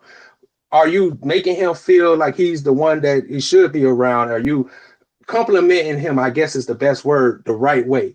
And every man is different. Some men like Bo, he wants you to cook, fuck, and give him peace. Some men don't want that. Some men want a bad bitch that look good, and it depends on who the nigga. What your person wants. You gotta figure out. But that's the woman's job, just like it's the man to figure out what you want, and that's why we take you on dates. We ask you what you like. We try to do that. Women don't do the same thing because a lot of times, and I hate to say this, they don't really care what you want, long as you're giving them what they need. And if a lot of women think that they pussy is the greatest thing since sliced fucking bread, oh, this pussy will keep any nigga. Will it? Because bitch, you ain't got no nigga. So if your pussy is good as you want, why you ain't already got a nigga? And that's what women don't understand. If your pussy was so good that it turned to sunshine, you wouldn't need to be out here looking for a man because they gonna come find you. If you're a good woman, you don't have to be on the prowl. Because good men know good women. They gonna find you, like I said. But the problem is when that good man show up, he probably is a nerd. He probably ain't that cool swagged out nigga. He probably ain't all the things that you typically want from a dude. He might be the square that stay at home and do all the nerd shit that, you know what I'm saying? And women don't want that because they care about what other people care about. So if my homegirls don't like him and think that, so I can't be with him because he don't live up to the standards that but these if you're women. 40, if you're a woman of 40, then that it shouldn't even be your concern. Right. It shouldn't, but it is. Because if that was the case, it would be a lot of more older women with men. But we see now it's a lot of older women looking for men, and they always on social media talking about, oh, it's so hard to find a man. No, it's not. The reason it's hard for you to find a man because you are a ma'am, lady. You done had to be a man for so long because you. I don't think that's it either. I feel like men y'all don't put no effort in. Y'all there's nothing to put effort in for. What you mean? Okay. You texting me to death. You ain't asked me to meet you nowhere. You ain't set up no date. Right? You ain't done nothing. Before we get to that, you already require me to be a top 5-10% of a man. You know what I'm saying? You already require what are me you talking about? Money. I expect before you we to even be get to that level, you already require me to make 6 figures. You already require me to be a certain height. I didn't ask for 6 figures before we get to that. So before we even get to that, we like, I don't fit that. So why bother? And then you already have a mentality that you don't need a man. So why bother? And that's what I'm talking about. I'm talking about that women that done been living their life not needing a man, and they mama told them that you don't need a man. The world tell women they don't need a man. So you've been giving off all these signs of not needing a man. Then you hit 40 and realize you about to be. I'm being honest. You hit 40 and realize that you got kids with no husband. Everything you got to do by yourself. When you got to do 100% of everything by yourself, that shit hard. And then now the 40-year-old woman. What if you got to do 100% of everything by yourself and you got a husband? You shouldn't have a husband. That should be your husband. Yeah, but that, what you mean? But women. Here's the thing: you also got to realize that women are loyal to the position. So anytime a man is not fulfilling that role, that position, a woman gonna jump ship, regardless. Only men would be more loyal to the person. Mm-hmm. Women are loyal to the position. No matter how down and out you are, how fucked up you are, we still there because we're loyal to the person. Position. I don't think so. I think some women are loyal to the person if they got into it with the person from the jump. Before they, exactly. Yes, before the 6 figures, before whatever, I am loyal to the person. Okay, but how many women are doing that now, though? How many women is willing to build with somebody that don't have nothing and say, you know what, I see potential in him. When we say nothing, what we mean by nothing, though? Okay, I'm gonna give you an example. Let's say average. Let's say average. Let's say it's a nigga. Let's say he might be, and I'm talking about younger niggas. We're not talking about older, because you said if you've been there from the start. So let's say you met him at McDonald's, and he had nothing really, but he's trying to build to it. Y'all like 18, 19, in the 20s. Like you young. Oh, you saying I'm 18 and 19 too? Yeah, we both young. Oh, okay. Because you said you said that if somebody builds from the beginning, if you built with them, so that means you had to start when they had nothing. A lot of women now don't want to build with a man who has nothing. But I feel like those relationships that last long are the ones that say, hey, I'm gonna stick with you at your worst. And because Women I are don't want to helpmates. build with somebody who has nothing, who doesn't have a plan.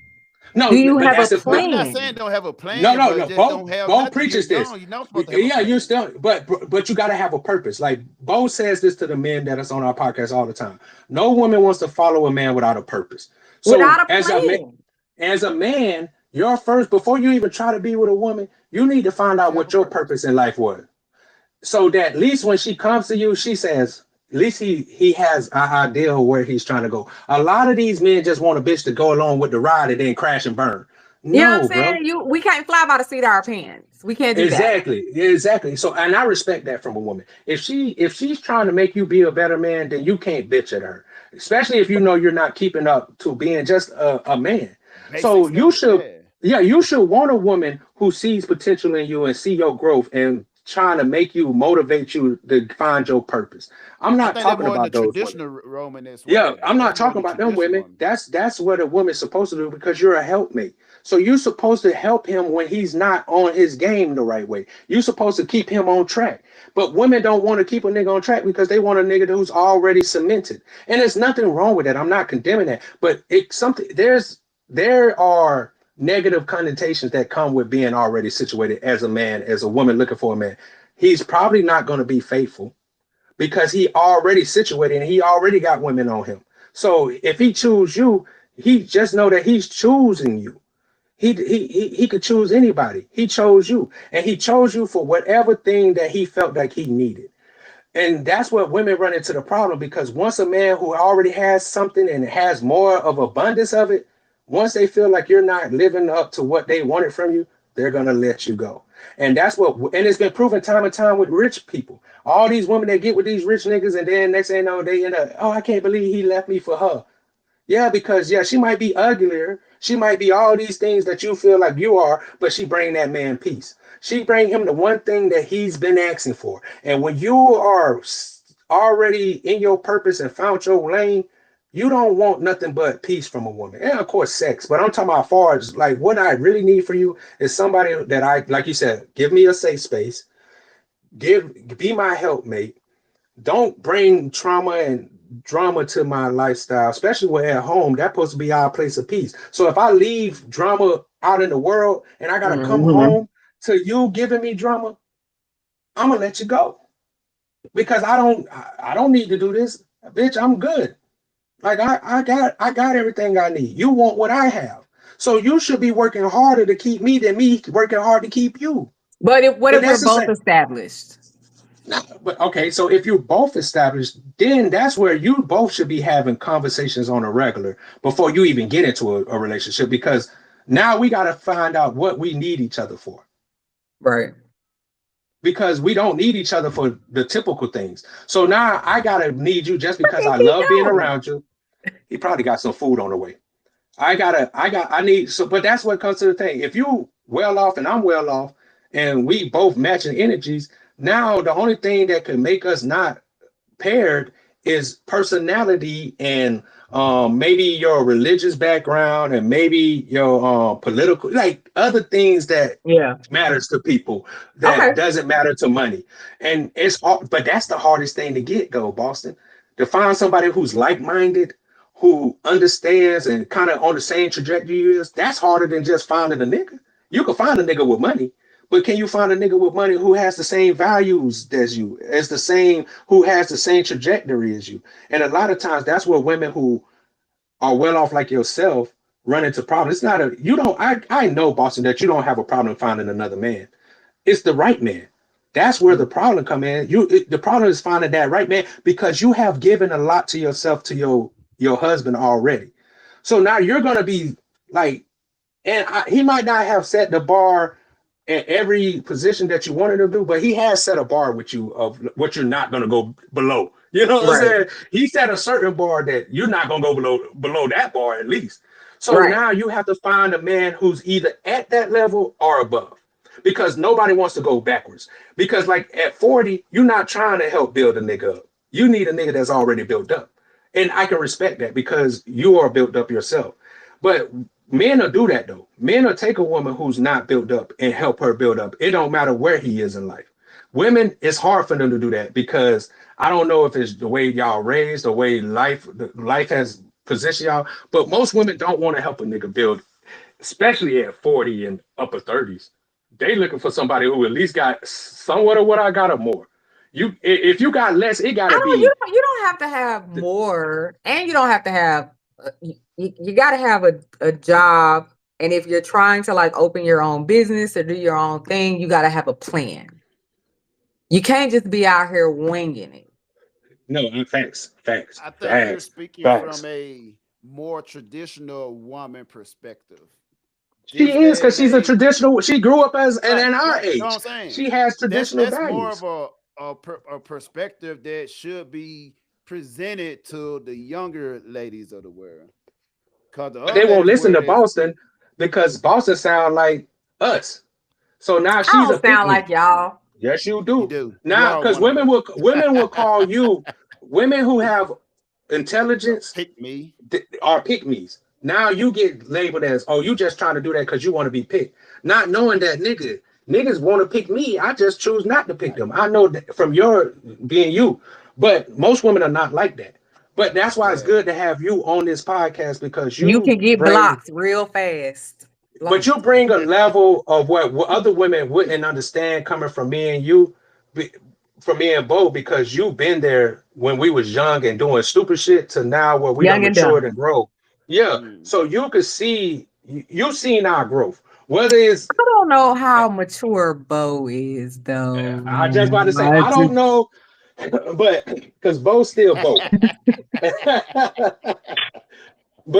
But you know why Bo's still Bo too, and I credit this because Bo's still in the military. He hasn't left that. He hasn't left. Once he get into the civilian lifestyle and start seeing, it's gonna be different.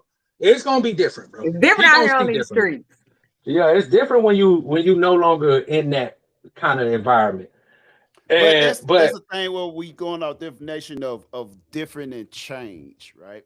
So you gotta look at it this way, right? You have to survive in here so long. It's mandatory to have a change, right? I won't be able to survive with the same mindset. Just like Trump, you talk to when you talk to Tay and Kirk or whatever, right? Yeah, they know a different Bo than you know. Exactly. Like stuff you say before, they don't know what the hell you talking about. You know what I'm saying? Those are different version of it. Cause you're mandatory to change with growth. You don't have to with age. You don't have to lose yourself, but you have to be able to change. You got to evolve. Yeah, you got to keep evolving. Whatever, right? So the thing where like even when we pick up from when we were together for the most part in the younger years, those are the things where you mature from, right? Those things like I no longer do. Like I might not be out every day, out at the club all the time. I might be the old guy of the group now. So no, you are the old guy of the group. With people that they do all that, and I'm like, shit, I ain't doing that. I catch y'all on the weekend. Yeah, I know. Yeah. So that's part of the growing in the mature. Because you the grumpy old man. Right, exactly. And the thing, here's the thing though, right? And this is the thing that also happened with family as well, right?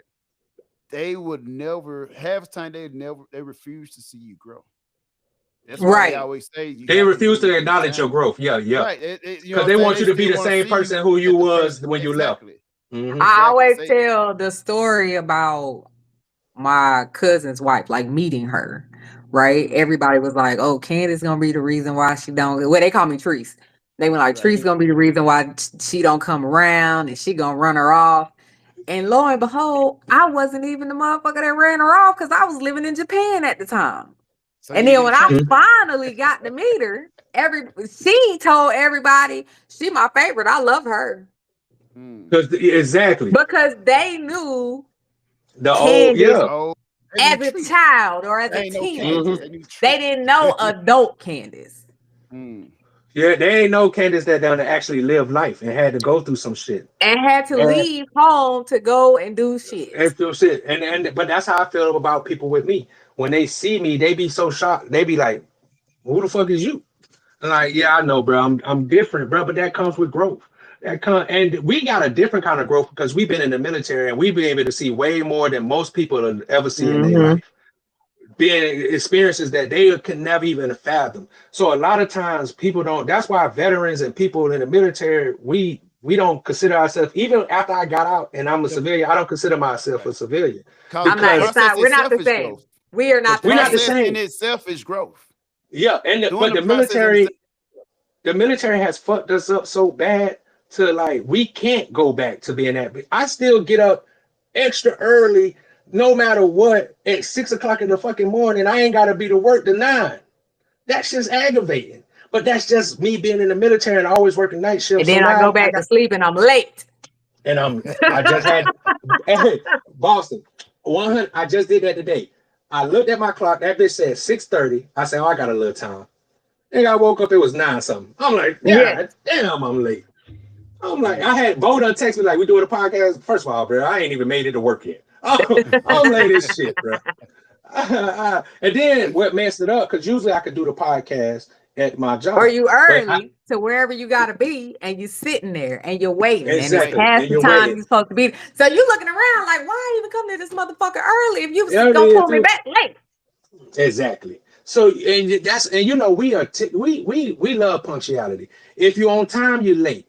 You gotta be 15 minutes early. You know how the military is. So that's how I still live my life. The young trainer that worked for me, she has class at 11, right? She would leave from behind her desk. Now, mind you, it's like a 2-minute walk to the other building, but she would leave from behind her desk at 10:55. How are you prepared for your class if you getting there 3 minutes before class starts? Exactly. She was like, "I'm there by 11. I'm on time." No, bitch, you're not on time. You're not on time. You're late. Motherfucker at 10:45. 15 minutes before you got 15 minutes. Yeah, so you can get everything situated so that when we ready to start, we ain't gotta wait on your ass. I'm ready to go. Actually leave 15 minutes before that 15 minutes. Because you're gonna need 15-minute preparation to get there. Right. And you know, it's exactly, and you know, we ain't, you know how motherfuckers is. They ain't going in and just doing exactly what they gotta shoot the shit, they gotta do this, do that. But you know what else in the military, people to start warming up. Get your ass down there. Warm up. Let's go. Know what we do. You know the routine. Come and have this shit already ready. So we can get in here and get the fuck out. Because the one thing about us in the military, we want to do what we need to do so we can get the fuck on, bro. We're not trying to be out here lolly. You know how the military, and I'm still that way. I'm always early. I'm always on time. I'm always like that. Because I hate making people wait. Because I hate people making me wait. So in order to make people not make me wait, I got to show them, hey, listen, I'm always early. What time you going to be here? I'm going to be out there before this new military not like that.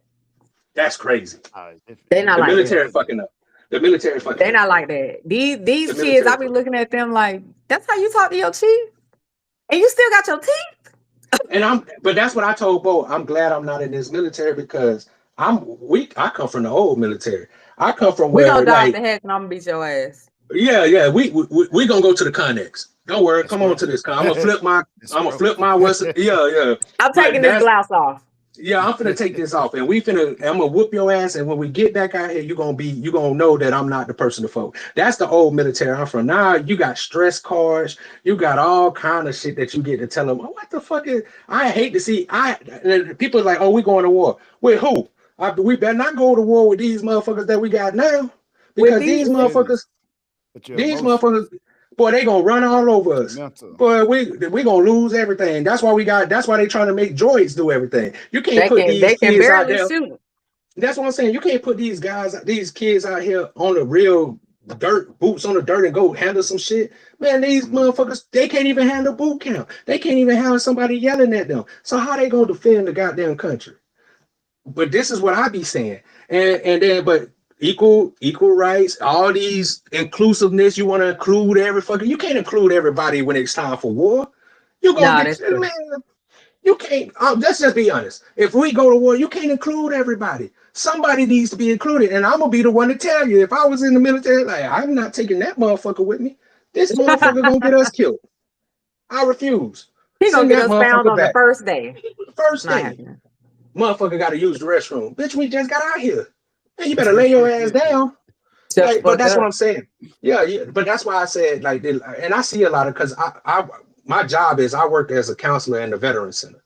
So I get to talk to kids who okay. Exactly. Don't do it. Exactly. Don't do it. Hey, That's growth. Can we all not grow? Listen, hey, listen. I got a lot of. Listen. I'm trying to save these people from fucking their life up. They come in. Oh, I'm thinking about getting in the military, and because I'm a counselor. I'm not allowed to do recruitment. I can't tell a person whether or not they should get in. I could just give them the information that they need and help them in their thing. But I be wanting to let them know when I see these little kids, man, get the military up, bro. Focus on school. I really be wanting to say that focus to them. On yourself, bro. Yeah, focus on your life. But think about it though. In this day and age, some people need the military. Some people I agree. No, I agree. But the problem is the military ain't like how it used to be. It ain't growing these dudes to be how we are. There's no structure. It's just you get to do whatever the fuck you want to do. It's more of we care about your mental health now. Yeah, before, which is a good thing. Out, motherfucker, you gotta go to a fucking medical or something. Motherfucker gonna look at you like you just cuss a motherfucker out and shit. Like, what the fuck you need to go to medical for? Yeah. Hey, you ain't sick. Walk you out, come back. Yeah. Come back in 5-10 minutes. Shit. Of course, we should care about mental health, right? But people are using that as an excuse to not do anything. Not do that's what I'm saying. They coming in for a certain job. They realize they don't like the job. And then they use mental health as a way to get out of the job. And that's what I'm saying. That's why listen, I'm seeing people that been in for 3 years, ain't been across seas, coming out with 100% because they got PTSD from doing nothing. Oh, well, my chain of command treated me this way and talked to me this way, and I'm traumatized. And they giving them 100%. Bitch, I'm still at 20. I'm still at 20, and I was traumatized, nigga. Like, they fucked us up. Nigga, like you said, we had to stand out on the barn phone watch. It's pouring down rain and hell. It ain't nothing out here. We had dumpster watch. We watched people throw trash away. We had to stand. Fire watch. Yeah, even worse. We had fire watch. We had suicide watch. We had aft deck watch with a goddamn gun in the middle of the rain with a little tent poncho that's blowing away in the wind because we moving 100 miles out to sea fast. All the fucking lights out. You in the middle of a dark place. If you step the wrong way, you might fall the fuck off the boat, and them niggas not gonna know until your relief show up. Because back when we was in, motherfuckers don't relieve you on time. You supposed to been off 30 minutes ago. Hours. And it's not like you can go down and see where these motherfuckers at. I was still trying to suit up. The mag backed up down there. Girl, bitch, I've been on watch for too. Yeah, bitch, I've been on watch for 12 hours. What you mean you late? Bitch, you supposed to be early. Bitch, I've been up here for 12 hours on watch. Now, but that's what I'm saying. Early, let me know that you coming early. Yeah. Come check in with me like I'm just go grab this stuff and come back. But like I said, that's what we had to deal with. They don't got to deal with that stuff, man. And I'm telling you, I know because I see kids come to my office every day and I got older vets that's coming in and they can't acclimate to being a civilian. They're like, there's no structure. There's this. Listen, welcome to the civilian world, bro. Make your own go crazy off that. You gotta for that. Everything you gotta do because the military will do it for you. They'll tell you where to go, what you're supposed to do, all that shit. In the real world, you gotta make those decisions. You gotta figure it out. Yeah, you gotta figure it out. And I be telling these old dudes, like, I hear you, bro. I'm in the military. I get it, but you're not in the military no more. So I hate to tell you. It ain't no structure with civilians. They like you said, they flying by the seat of their fucking pants. They figure that shit out as they go. And guess what? That's making you have to figure it out as you go. But you're used to stability and structure. And a lot of these people get out, the older ones. So it's like I got older ones that's having the problems, getting into the civilian world. Then I got civilian kids trying to get in here, but they don't realize this and this. And it's just like, listen. Just come here and chill, bro. Like I be wondering, just you need a place to just chill because the school's stressing out. Just come in here and chill out. We got drinks in, like my office big as shit. I got refrigerator, I got food. Come in here and just relax because I can counsel you, but a lot of with military people, they don't want you to tell them nothing that don't match what they want. So me telling you that you got to acclimate to being a civilian, they don't want to hear that. They want me to tell them how they can get this shit done this way. And I'm like, you can't, bro. I can't give it. Yeah, I can't give you that, bro. Like, I'm sorry, bro. I wish I could, but first of all, I'm just a counselor. I don't have pull in the school to be able to go talk to somebody and be like, hey, you finna do this for him. No, bro. I don't got that kind of rank. All I could do is help you, give you the tools. Like, this is who you should talk to. You having problems, I could talk to this VA person to help you set up an appointment. I could do this for you. But solving your school problems, bro, you got to go talk to your advisor. Yeah, you got to talk to your advisor. That's the least you can do. But thing is, before getting out of getting all the things that you should get, and that's your disability and stuff. Yeah, and all that. So especially nowadays, nowadays they help you transition. When I got out, them niggas just handed me my goddamn folder and said bye. Child. Yeah, they told me bye. They sent you to TAP class one time. Showed you some paperwork. Didn't even tell you how to do the paperwork. Go back after TAP class and your OIC talking about, you sure you don't want to stay in? And I can hook you up. You'll hook you up, yeah. Boston know, because that's what they did when I was in Key West. They were trying to convince me to stay in. Even Boston was like, Trap, why you don't just go ahead and make second? Fuck that. I'm trying to get the fuck out, bro. Like, I don't want to stay in. Like, kick me out, bro. And I'm glad I got my higher tenure, because I was like, I could have took that last test and I refused to take it. They was mad as fuck at me. They was like, Trap, you could take this test, make second, and stay in. Why would I do that? First of all, y'all fooled me once when I took the AO test. Y'all was like, don't worry, you can take the AO test. You ain't gonna make AO. Made AO off the first fucking try. Now I got locked into the AO. Fucking, that's what they. I got locked into the AO. Think about it. I know we passed 4 hours, but think about it though. Yeah, we passed 4 hours. Yeah. One thing I always been strategic about it was that, like, I knew from the get-go, I know my whole career been strategic. But that's what made me mad, because that nigga Bo told me to go take the the OS test with you. He was like, bro, come take this OS test. And I was like, nah, bro, because I really wanted to be a dental tech. And I was like, nah, I'm going to just stick out this AO shit and I'm going to go be a dental tech. This nigga make OS third off his first fucking try. Then the next thing you know, this nigga leave and make second. I'm like, I chose the wrong goddamn field, nigga. Oh, God. Because, you know, AO was fake. Yeah, but you know, AO was to get second class back then was tight as fuck. I don't know if it done loosened or not, but back when we was trying to make second, that shit was tight. And I wasn't getting no EPs either, so that wasn't helping the situation anyway, man. Because niggas ain't giving me an EP. Yeah, I know. Because everybody loves Boston. Light love Boston. Fucking Granville love Boston. Parker love Boston. But don't get it twisted. I worked hard.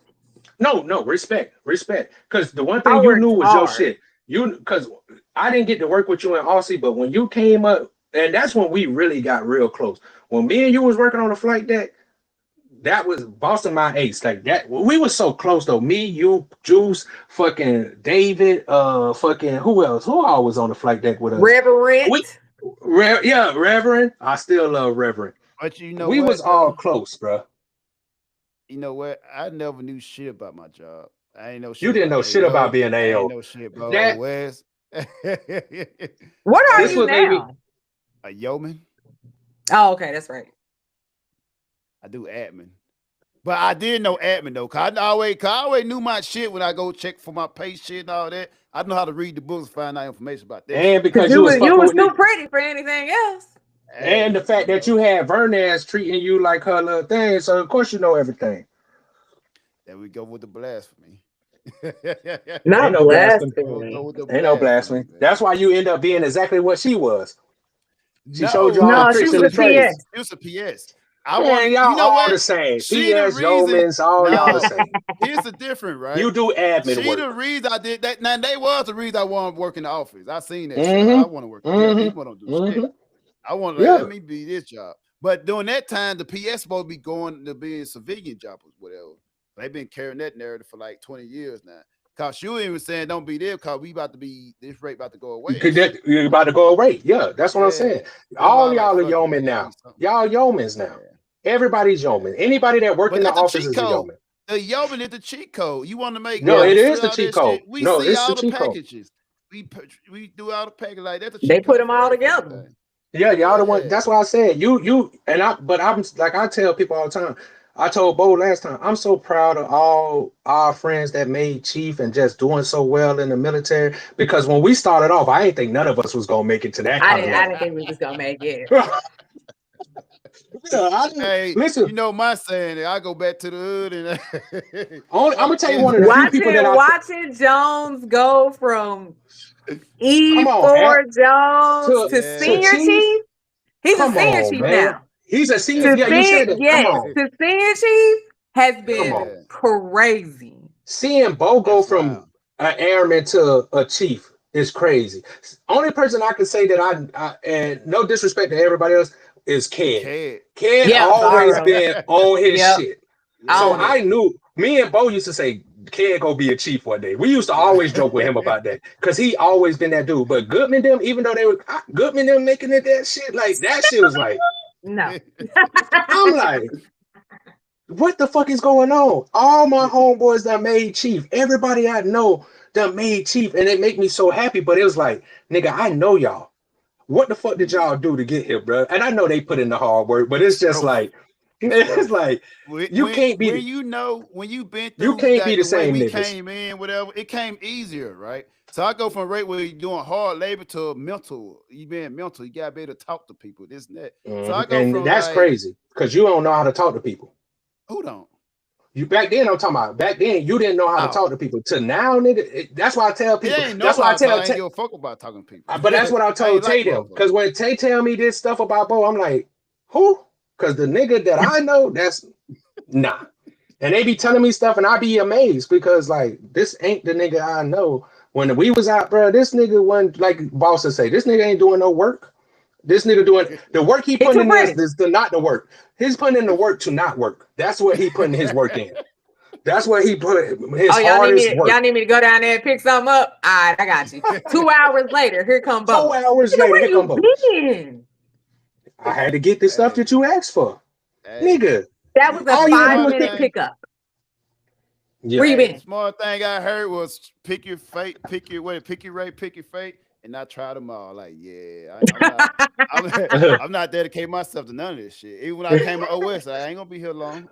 I'm here for a good time, not a long time. Exactly. A good time. I jump boat quick, real quick. Yeah. I don't been like everybody be like, oh, I've been like 3-4 different races. You know, shit, I try them out. Yeah. My journey a little different. I found out how to get out the system. I know how to. I was on the DDG, right? I had 4-year duty on the DDG. And it was going on deployment. I found a way how to get out of that motherfucker. I ain't staying here long. Hey, I'm here for a good time, not a long time. Bro. That nigga said I transferred right before they went out to sea. Exactly, bro. I know how to get out of shit. I know loophole. Let me get in these books. Let me get in these fucking meal per manual and shit. I know how to get in the shit. Even when I was on OS, when I came a yeoman shit, I said, fuck that. You know what? I'm not gonna do when I re-enlistment. You know how you got re-enlist, so you can try to re-enlist end rate or whatever. Like, nah, I'm not end rate. I'm crossing out a rate. So I will risk getting kicked out. It's in order for just so you can switch rate. Yep. Niggas say I risk getting kicked out just to get my rate, boy. Listen, this is y'all goddamn chief. Listen, this is who y'all chief is. This who leading y'all. Hey, check this out though. This who's leading y'all. This who leading y'all. I have at least like 6-7 motherfuckers worked under me. They're chiefs now. Shout outs to that. So hey, because you did your job right. You did something right. I give you that.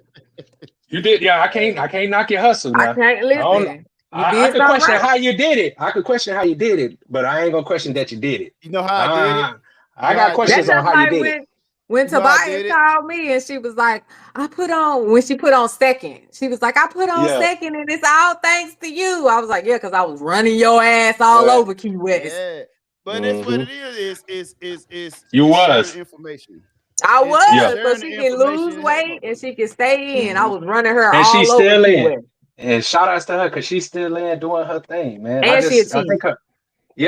I think her birthday just passed not too long ago or something that I saw she had put on. Not a damn dog. Oh, the dog birthday. Okay, I knew something. I knew she had put on somebody's birthday. That damn dog. Oh yeah, that motherfucker. Yeah. But man, let me get up off this, man, because we done been on this bitch over 4 hours, bro. And Old girl been messaging my phone. Ooh.